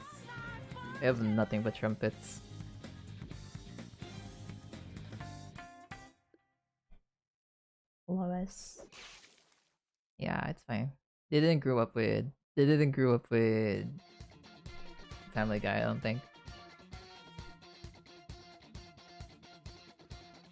Seems today that all you see is violence in movies and sex on TV. I learned all good values. The one we used to rely. Looking it's a Family Guy. This is what the Sunday sounds like. I didn't know. I already know they're not bitchless. Read the rules and I hope it's okay. Yeah, it's fine. I am in fact bitchless though. It's just fine. I don't really care for bitches anyways. Don't call them bitch. I chose to be not in a relationship, I guess. So hi Sarek, welcome.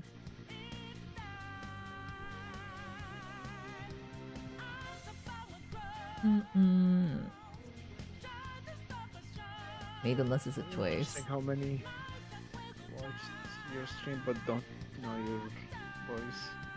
Yeah, they come over during the art part of the stream, but not this one, I guess. Oh, I cannot hear my own voice. I want to hear my own voice. Oh god, is that what I sound like? Oh god. Ew.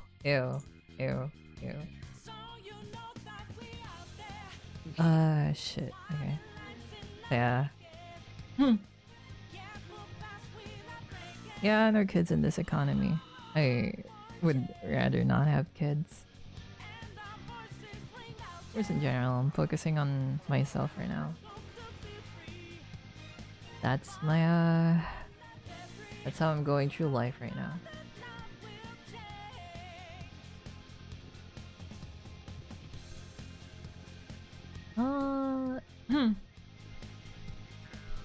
Oh, it's fair. A lot of people don't really consider asexuality as an option either. But, you know, you don't have to be in a relationship to survive. That's what I've discovered for the past few days. I'd say. Do I sound different from earlier, Sever? It feels like I'm playing up my voice. Sorry. I keep skipping. Oh, fuck.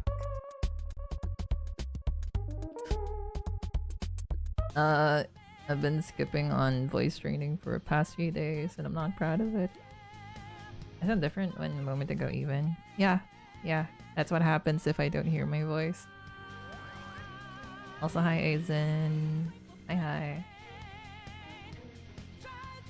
Like earlier I sound like this, right? But then I hear myself and I'm like, wow, that's not what I'm supposed to sound like.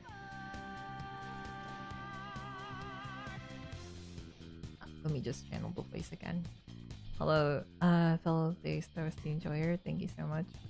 Yeah, I do enjoy based OST. Thank you for the lurk as well, I do appreciate it. Hope you enjoy your lurk. 217. Holy shit. That's what with Foghorn and Elephant?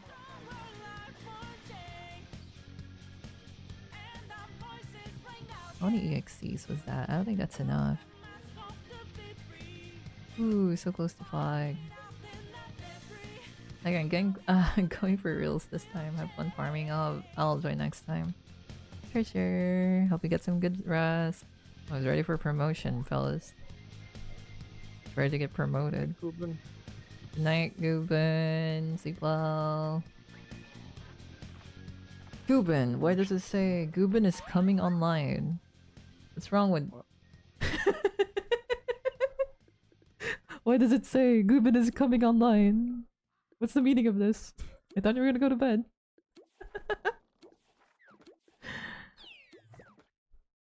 Let's see. Shoot, this building's occupied. I need that building for a mission. It's a good thing the buildings you need for main task lines are not occupied. Are you friends with Sarol? Oh, wait, did I read their name right? Sever? No. Huh. Oh no, I'm thinking of Oreo. I was thinking of Oreo earlier. Oreo you're familiar with, right? You guys seem well acquainted earlier. No. Huh. I thought you guys knew each other because you guys were like, oh.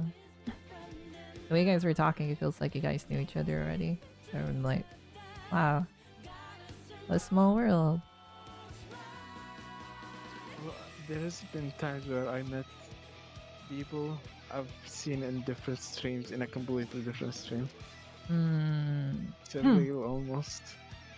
Fair enough, fair enough. Especially when it's been like weeks.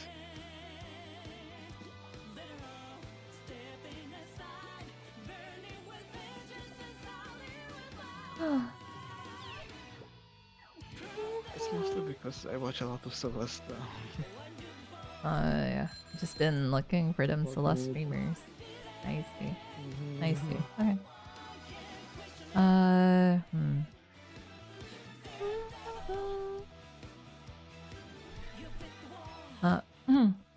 god. I really need to rechannel my voice again. Mic check. 1, 2. I do sound soft again, but I know it's better. Yeah, let me move my earphones. I want to hear what I sound like. Okay, so what's this the other voice I cast? I don't want to make it too nice. I don't want it to sound too nasally. I think there's a good level for it. I think there's a good level to it.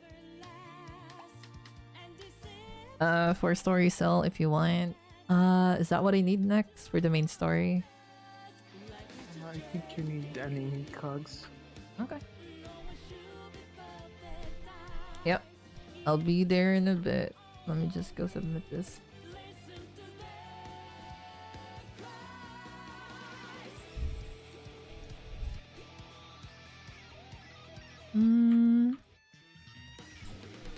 Let's see. Oop. Made a mistake. Okay.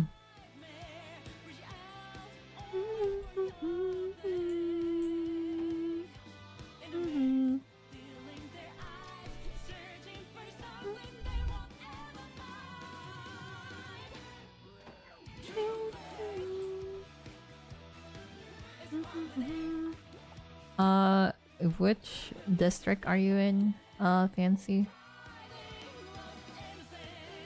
I thought the person earlier thought they said, yeah, I sound bitchless. No. I sound bitchless right now. It'd be like, you know what? Here. You give her the follow, Fancy. It didn't have to. I appreciate it. And one night, no, okay. I just go Toontown, so yeah, I've been playing Toontown, so yeah, I guess. Right, let me just restock on gags. And then we're gonna be yep, restocking on gags real quick. Because I'm next to the gag shop anyways. Oh, sorry, it's the gag shoppy. Yo, gag shoppy.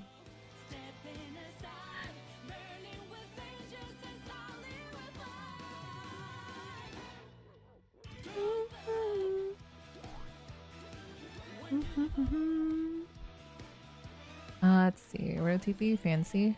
Okay. Ooh.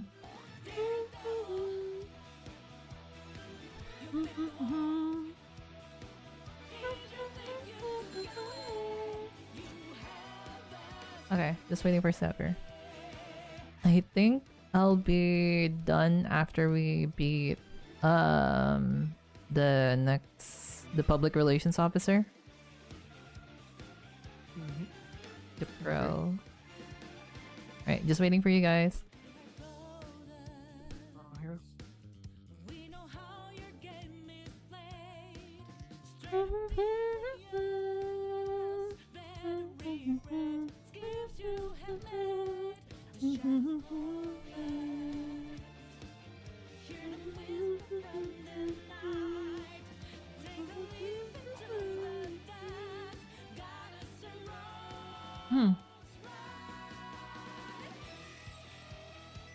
Alright, let's go. Sound baby. He's pulling his trunk out.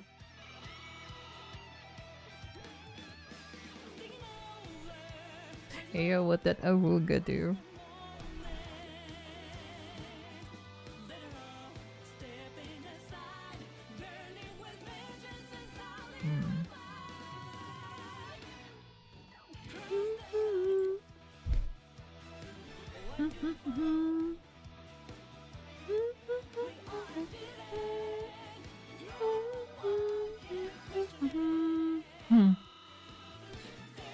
Oh shit, is Sonic Adventure 2 for sale? Huh.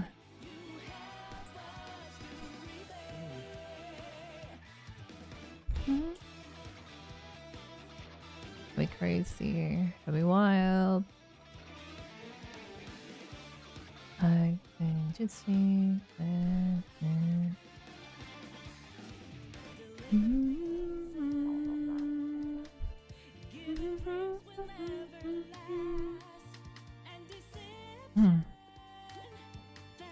This one goober, he's dead.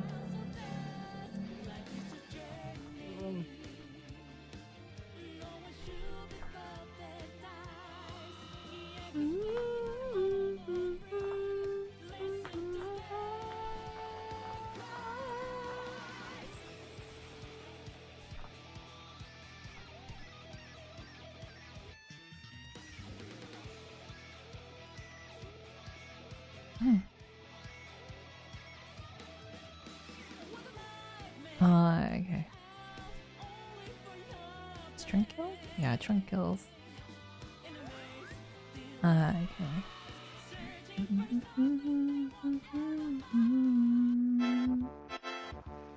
Ah, thanks for the head pat.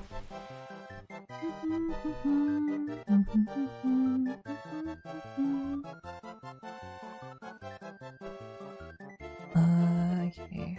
Be a trick. Oh, there it is. Sorry, I was checking something.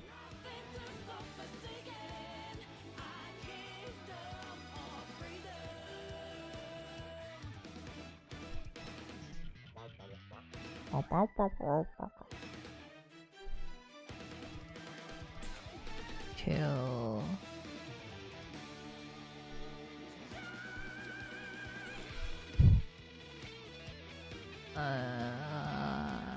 Kill.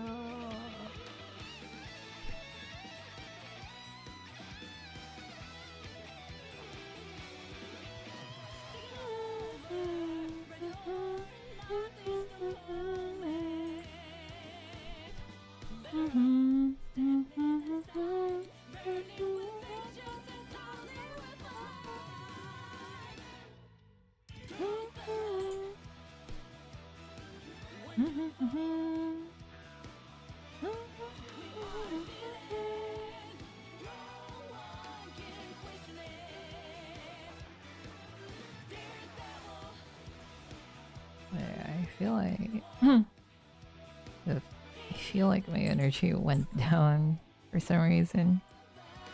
Oh god. It's fine. We're so close. We're almost there. I think. I hope. I pray. Something's really happening with my game. Oh no. You good? Yeah, I'm okay. It's just the camera. Oh, okay. Is it a wonky camera? Yeah. I might need It to was restart your first Toontown. person. Oh, first person. It was first Oh, person. whoops. Whoops. And Didn't mean to. the mouse was inverted, I guess, and the movement. I had to go walk backwards to forward. That's I don't know what weird. happened. That's actually weird.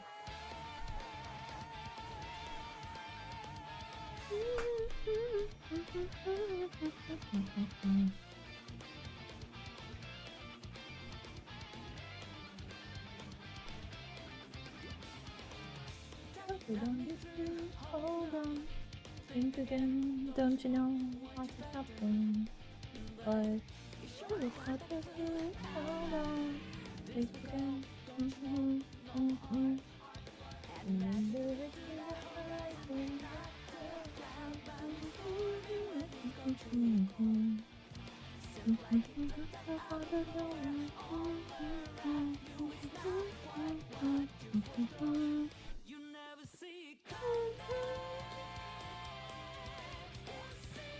Oh yeah, let's go. And we just finished a club task.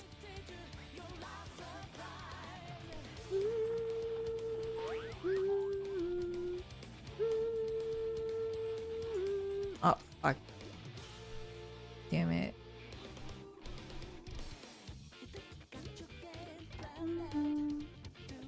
48. 2 more levels before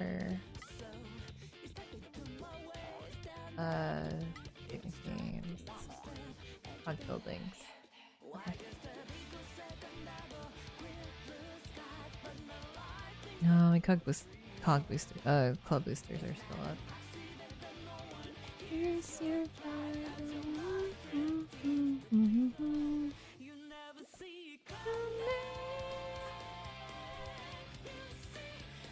I'll go to Nobu Nuke.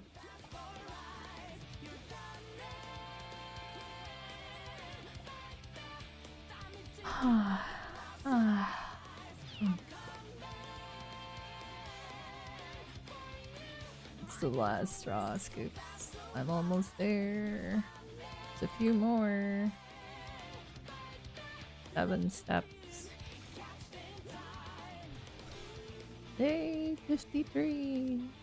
Give it up for day 53.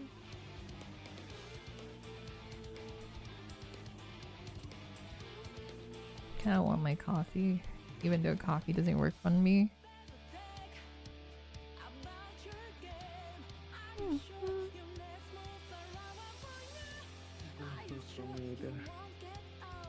That's because you have ADHD.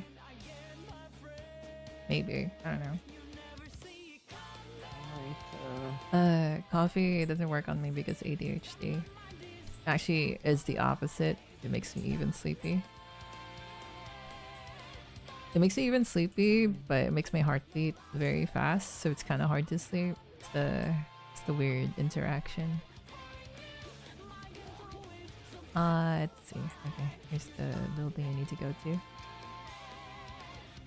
I will be 1 second. Yeah, Okay.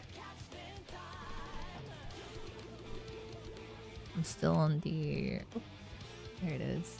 Requires me to recover 8 wirings from cogs. So any cog building. 3-story board. Are you on Noble Nuke? That's favorable actually. Yeah, okay. Let me TP to you. Let's wait for Sever. They went AFK for a bit.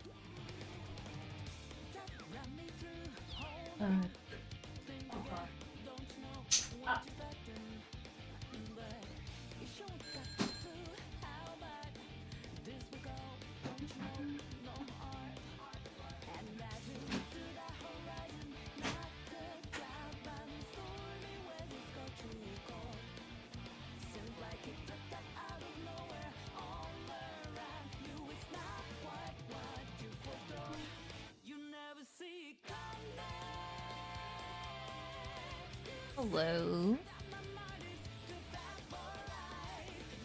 Just wait for Sever. Nice. Noble move. Let's check our progress today. After a task, you need Shaker. Sell bot. Okay. Just one, right? How many Shakers do I need? Because if it's just one, I can look for one on the streets.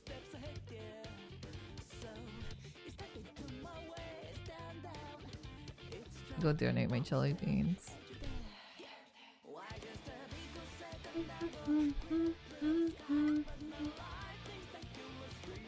Again, if you guys have jelly beans to spare, don't forget to donate it. Recoveries are probably chance. Fair enough. It's okay. Like my odds.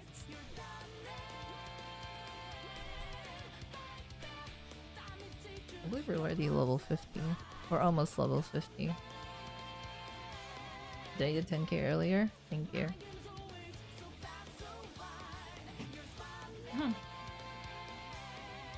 Okay. How much the stuff cost? I can show you guys later. Once we're done with public relations officer, I'm gonna show you guys what we can buy from the club and show you how expensive it is.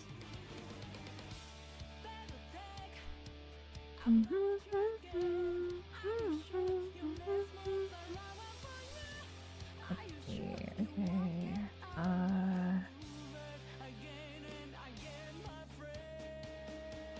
I'll never see it go. Well, I'll use this opportunity again to remind you guys, if you are a Twitch subscriber or a Ko-Fi member, please don't forget to link your account to your Discord, so you automatically get the Twitch subscriber role and the Ko-Fi member role. That way you guys can join tomorrow's exclusive Hoonie Pop stream on the Discord server. So yeah. It will happen on the same time I usually play games on stream, which is 10 p.m. 10 p.m. my time. Aside from that, I think that's about it. About 3.4k to reroll task. That's where we mostly use the jelly beans to reroll tasks. Because we keep getting the task that requires us to play, do the playground stuff and the golf ones. I mean, we can definitely try golf, but it's not gonna be as fast, I guess.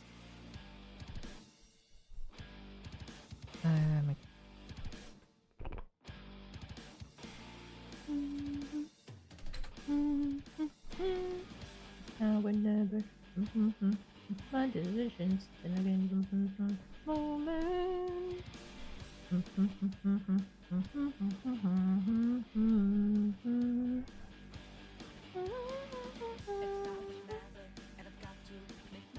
Oh, it's not.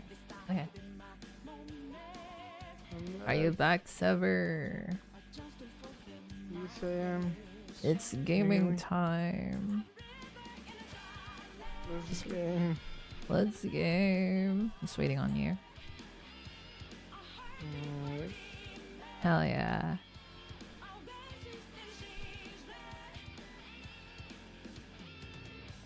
Hello.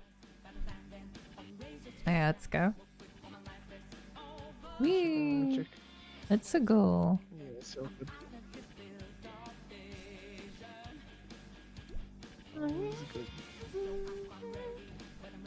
You good? Oh god, what happened to my voice? You good? Nice, good for you.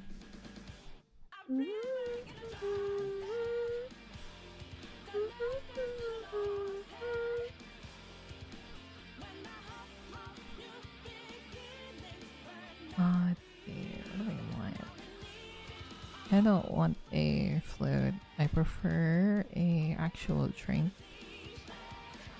So I would go for a vanilla, maybe. Yep, vanilla is the option.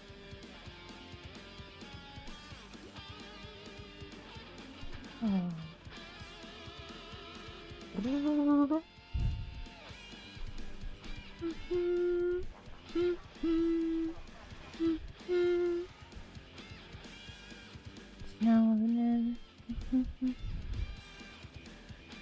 Hmm.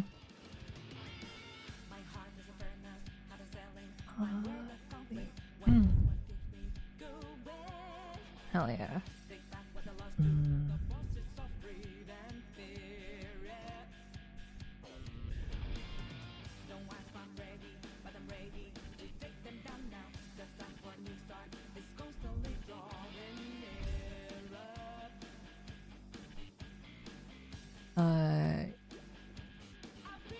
Enough, right?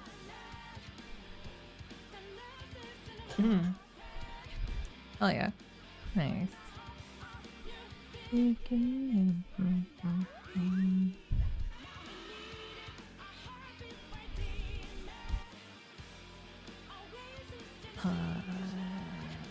Let's go.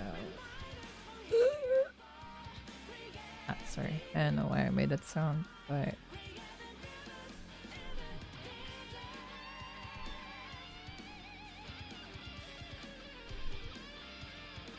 let's see. Calculator.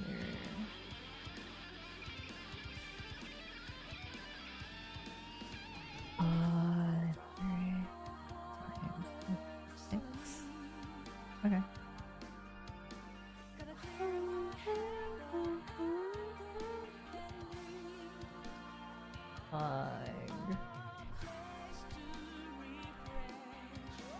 My brain right now is not braining. I'm just I feel pretty silly right now.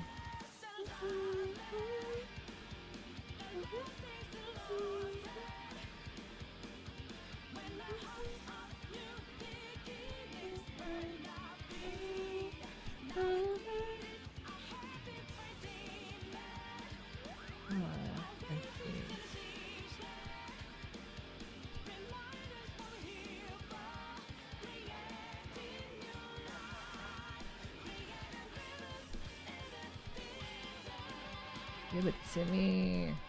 Let's go. I almost had fog. Nice, nice.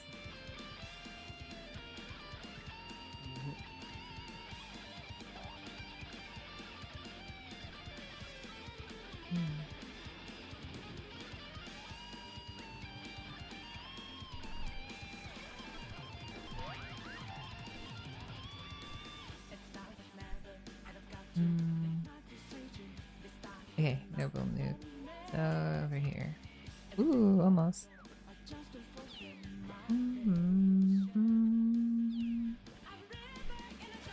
Might as well restock while I'm here. Okay, I'm gonna try something with my voice that I haven't. Well, I have tried, but I barely kept it like consistent thing. What gags for? What do you mean? What gags for rep? Oh, the PRO? Good question. I actually don't have a plan. I think we can just go with the old reliable of dropping trap. Yeah, I don't know.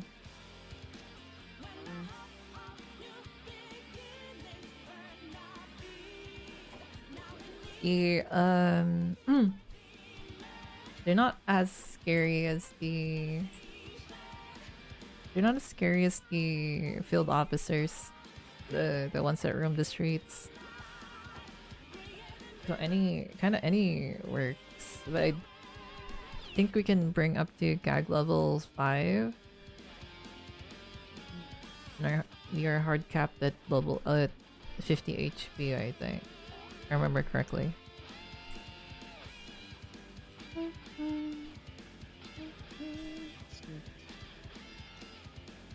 Can you double check the content sync for public relations officer?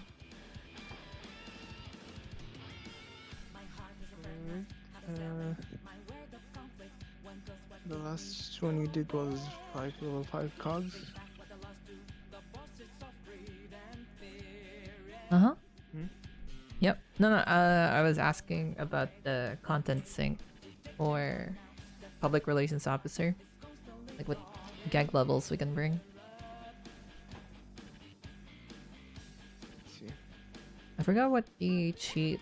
Can you level 5? Can you also check the cheat of the public relations officer? I'm trying to remember what it was. Particular strategy. Do you know how Derek Man can heal the other cogs? And then Land Architect can reduce the damages of our abilities. I'm trying to remember what public relations officer is.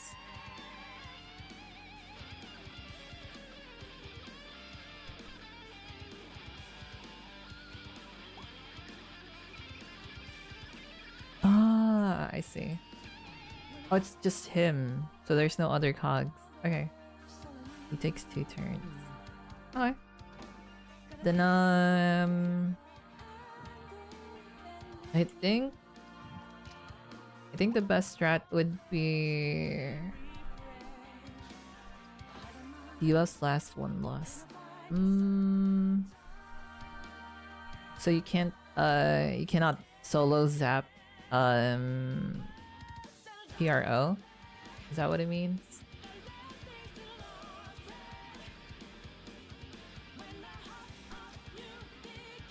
Okay. That's interesting.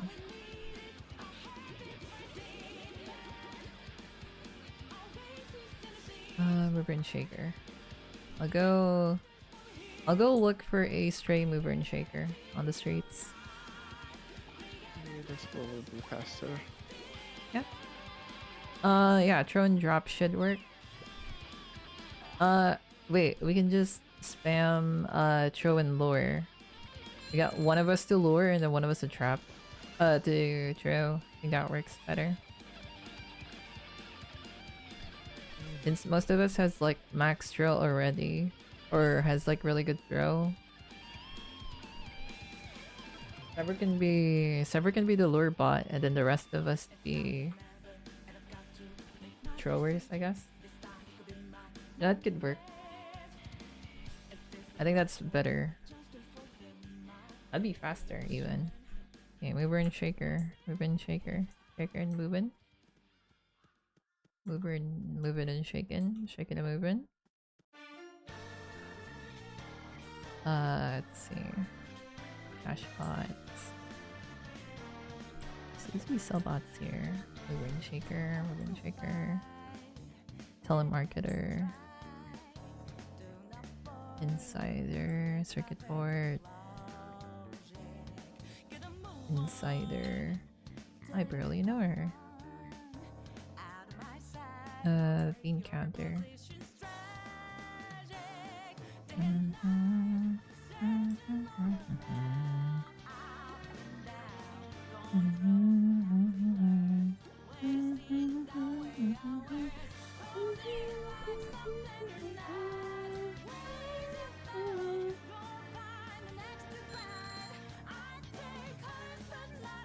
Where are we? Oh, shit. Okay.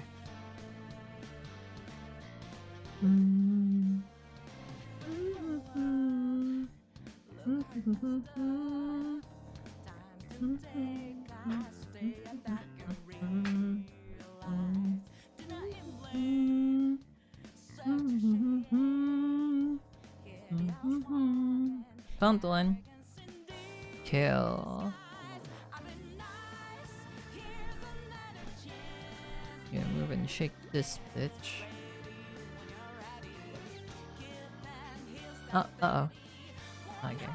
Not joining.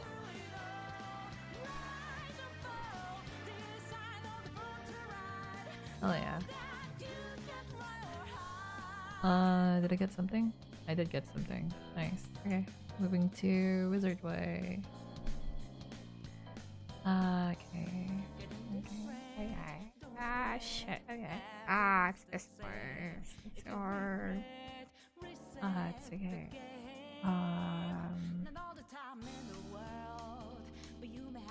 Okay, I got my mover and shaker. That should be the final one, right?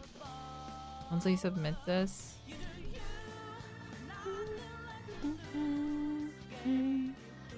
What's the next objective? I think that's it. Oh, it's time. It is time. It is time. Okay, it's let me just go here real quick. Okay.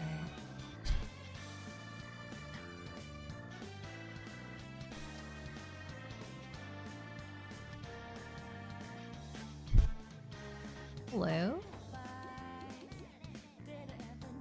Playground. Okay. Yee, almost. I'm almost there. Mm.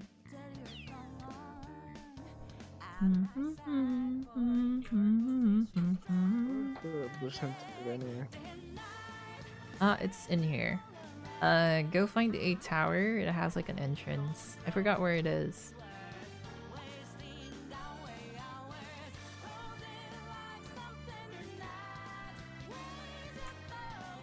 I can TP to Fancy.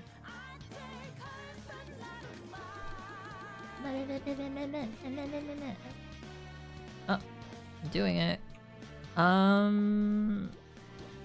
I got drop in Tro still, but I'll not respect, but move my gags around. Or maybe not.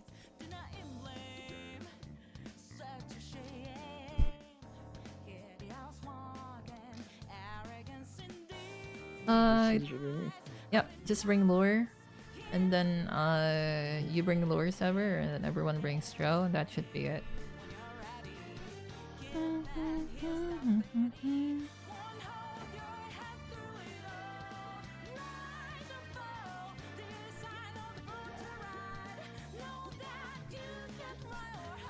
Let's see, Kirby. Right, TPing to you, Fancy. God, we're almost done. We're almost here. We're here.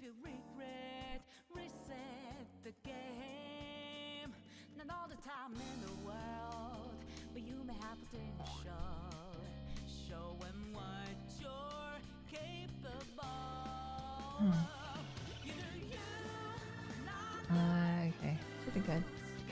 Alright, everyone, let's go.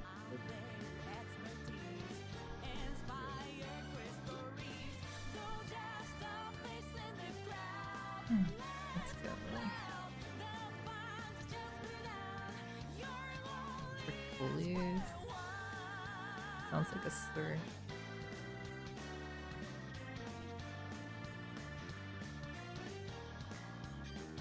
Oh yeah.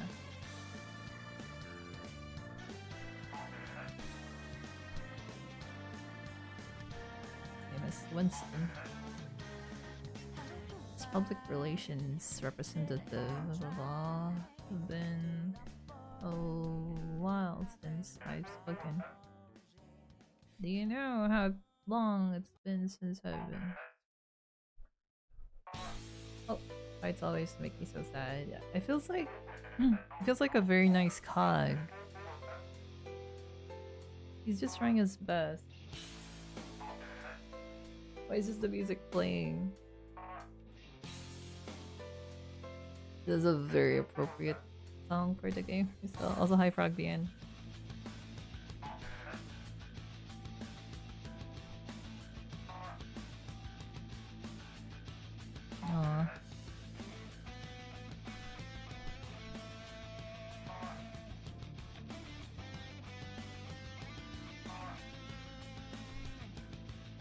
If you're listening, if you can hear the music I'm playing right now, this kind of fits.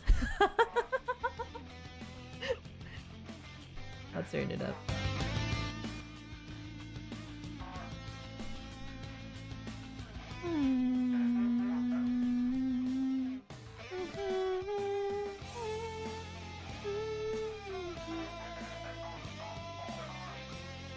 Funny tune.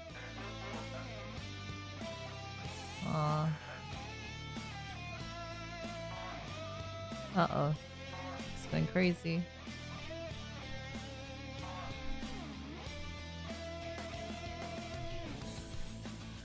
Also, hi, Cashers. What earned your pizza points? Think I'm earning much pizza points, sadly. Oh, that's half HP. That's so cool. If you're luring, are we pie?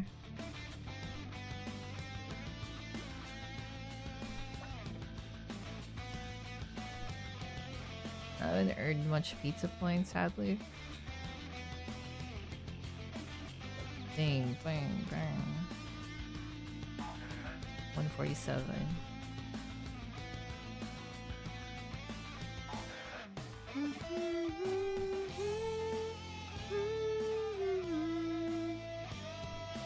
Okay.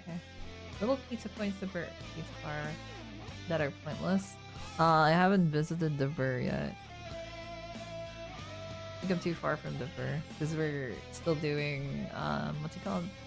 We're still started pushing. We're just about to finish Yield Toontown, so I do want to get some pizza points then. If that's the case. Getting pizza points sounds pretty cool.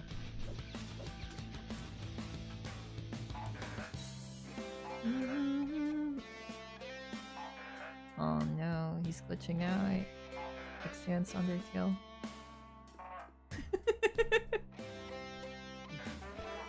Wait, it's not Sans Undertale that glitches, it's Flowey or something. I forgot. Not Sans Undertale. Yeah, that's way too easy. That's why we have the secret bosses for Playground that we should definitely fight. And he's dead. That's a good man.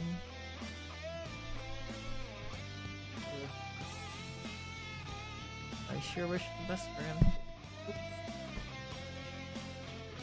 Good job, fellas.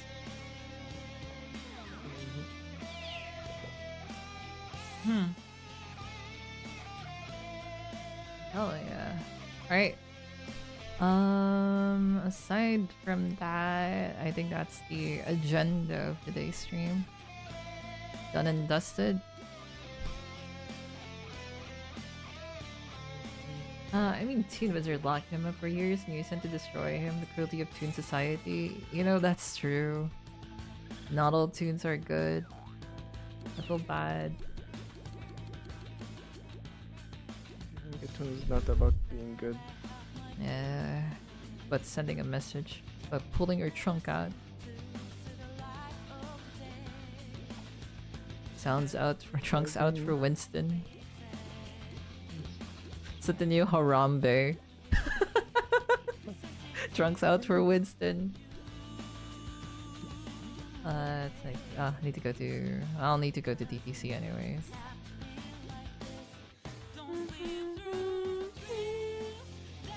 I really need to like at one point I really need to like sit down and just read the story of Toontown, or at least the one set by Corporate Clash, because I'm too focused on like speedrunning the game that I couldn't like admire the story.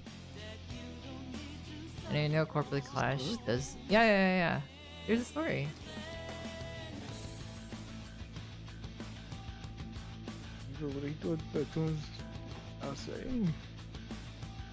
The NPCs are telling story here.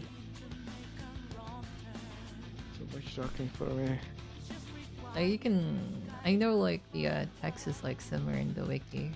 If you're too lazy to like read it in game, I want to like sit down and just read it. Go to the playground. The school.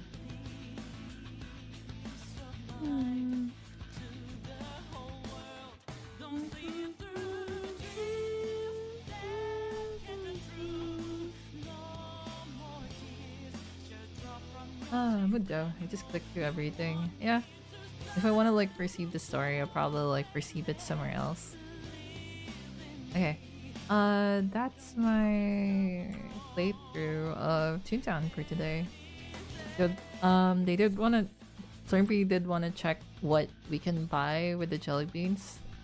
And that they donated in the club because they're fairly new. Well, not fairly new because they came back and yeah. I'll go show that for a bit before we end stream. Right.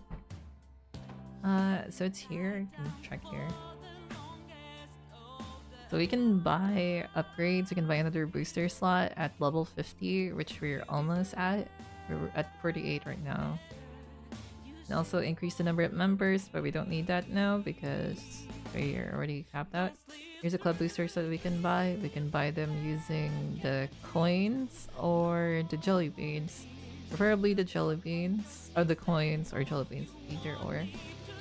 Also get different kinds of benefits. Level 100 you get the all-star booster, which is the one that's really great. Which boosts everything. This one stacks with the other stuff.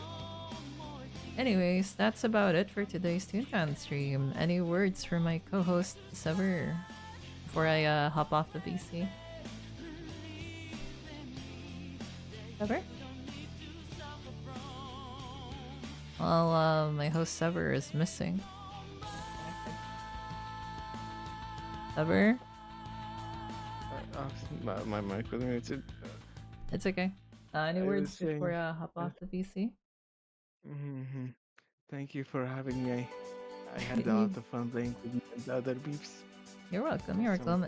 Also shout out to Flurmpy and Fancy Flip for joining us for today's session of story pushing. Next time we'll play Toontown will be on Friday, where we'll be just gag farming all day. Yeah, thank you so much. I'll be hopping off the VC so I can do my outro. If you guys have somebody to suggest to raid, feel free to just drop it in the chat right now as I do my outro. Okay. Bye, Saber. Anyways. I guess that's it. Okay. Thank you again, everyone, for dropping by the stream. I do appreciate it. A few words of reminders. Join the Discord server if you haven't. Tomorrow we'll be streaming Huni Pop 2 on the Discord, exclusive only to subscribers and members. So if you're a Twitch subscriber and a Ko-Fi member, make sure that your Discord is linked to those accounts so that you get the role and you get access to the exclusive chats and the exclusive VC. You'll find out, you can see it in the server if you get access to it. I'll be pinging you guys, and you don't receive the ping, and then if you don't receive the ping within the next 24 hours, but you're sub or a member of the Ko-Fi or Twitch respectively, then send me a message so I can fix that for you. Another thing, we have a Twitter where I post my art as well as other updates, so go follow that. In terms of my commissions are somewhat open. I do art commissions. I make my own model, so you guys can commission me for VTuber avatars. You can also commission me for emotes and illustrations. And if you have some money to spare and you wish to support the parlor to keep the lights open, we do have a Ko-Fi where we accept direct donations through Twitch, through PayPal. And you become members, and get little perks like being able to join the exclusive streams as well as the being drawn as a scoop. That being said, I don't know who to raid. Look for a Toontown streamer to raid, mayhap, since we've been playing Toontown all day. I'm sure they would appreciate it. Already eyeing somebody who's streaming right now.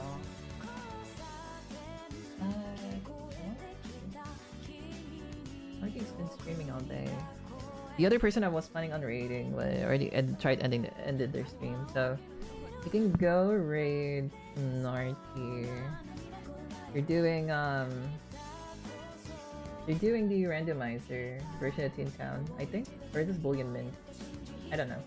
This doesn't look like rewritten. Yeah, this is not rewritten. Oh, not anything else. But yeah, everyone's ready to raid message. We are gonna be raiding Northiac, ex Northiac. Let's see. There you go. Alright. Oops, thank you so much again for being here. I do appreciate it. I'll see you guys again on Thursday. We'll be doing some art and then we'll be playing Final Fantasy 14. Very excited about that. Anyways, I'll see you guys around. Goodbye.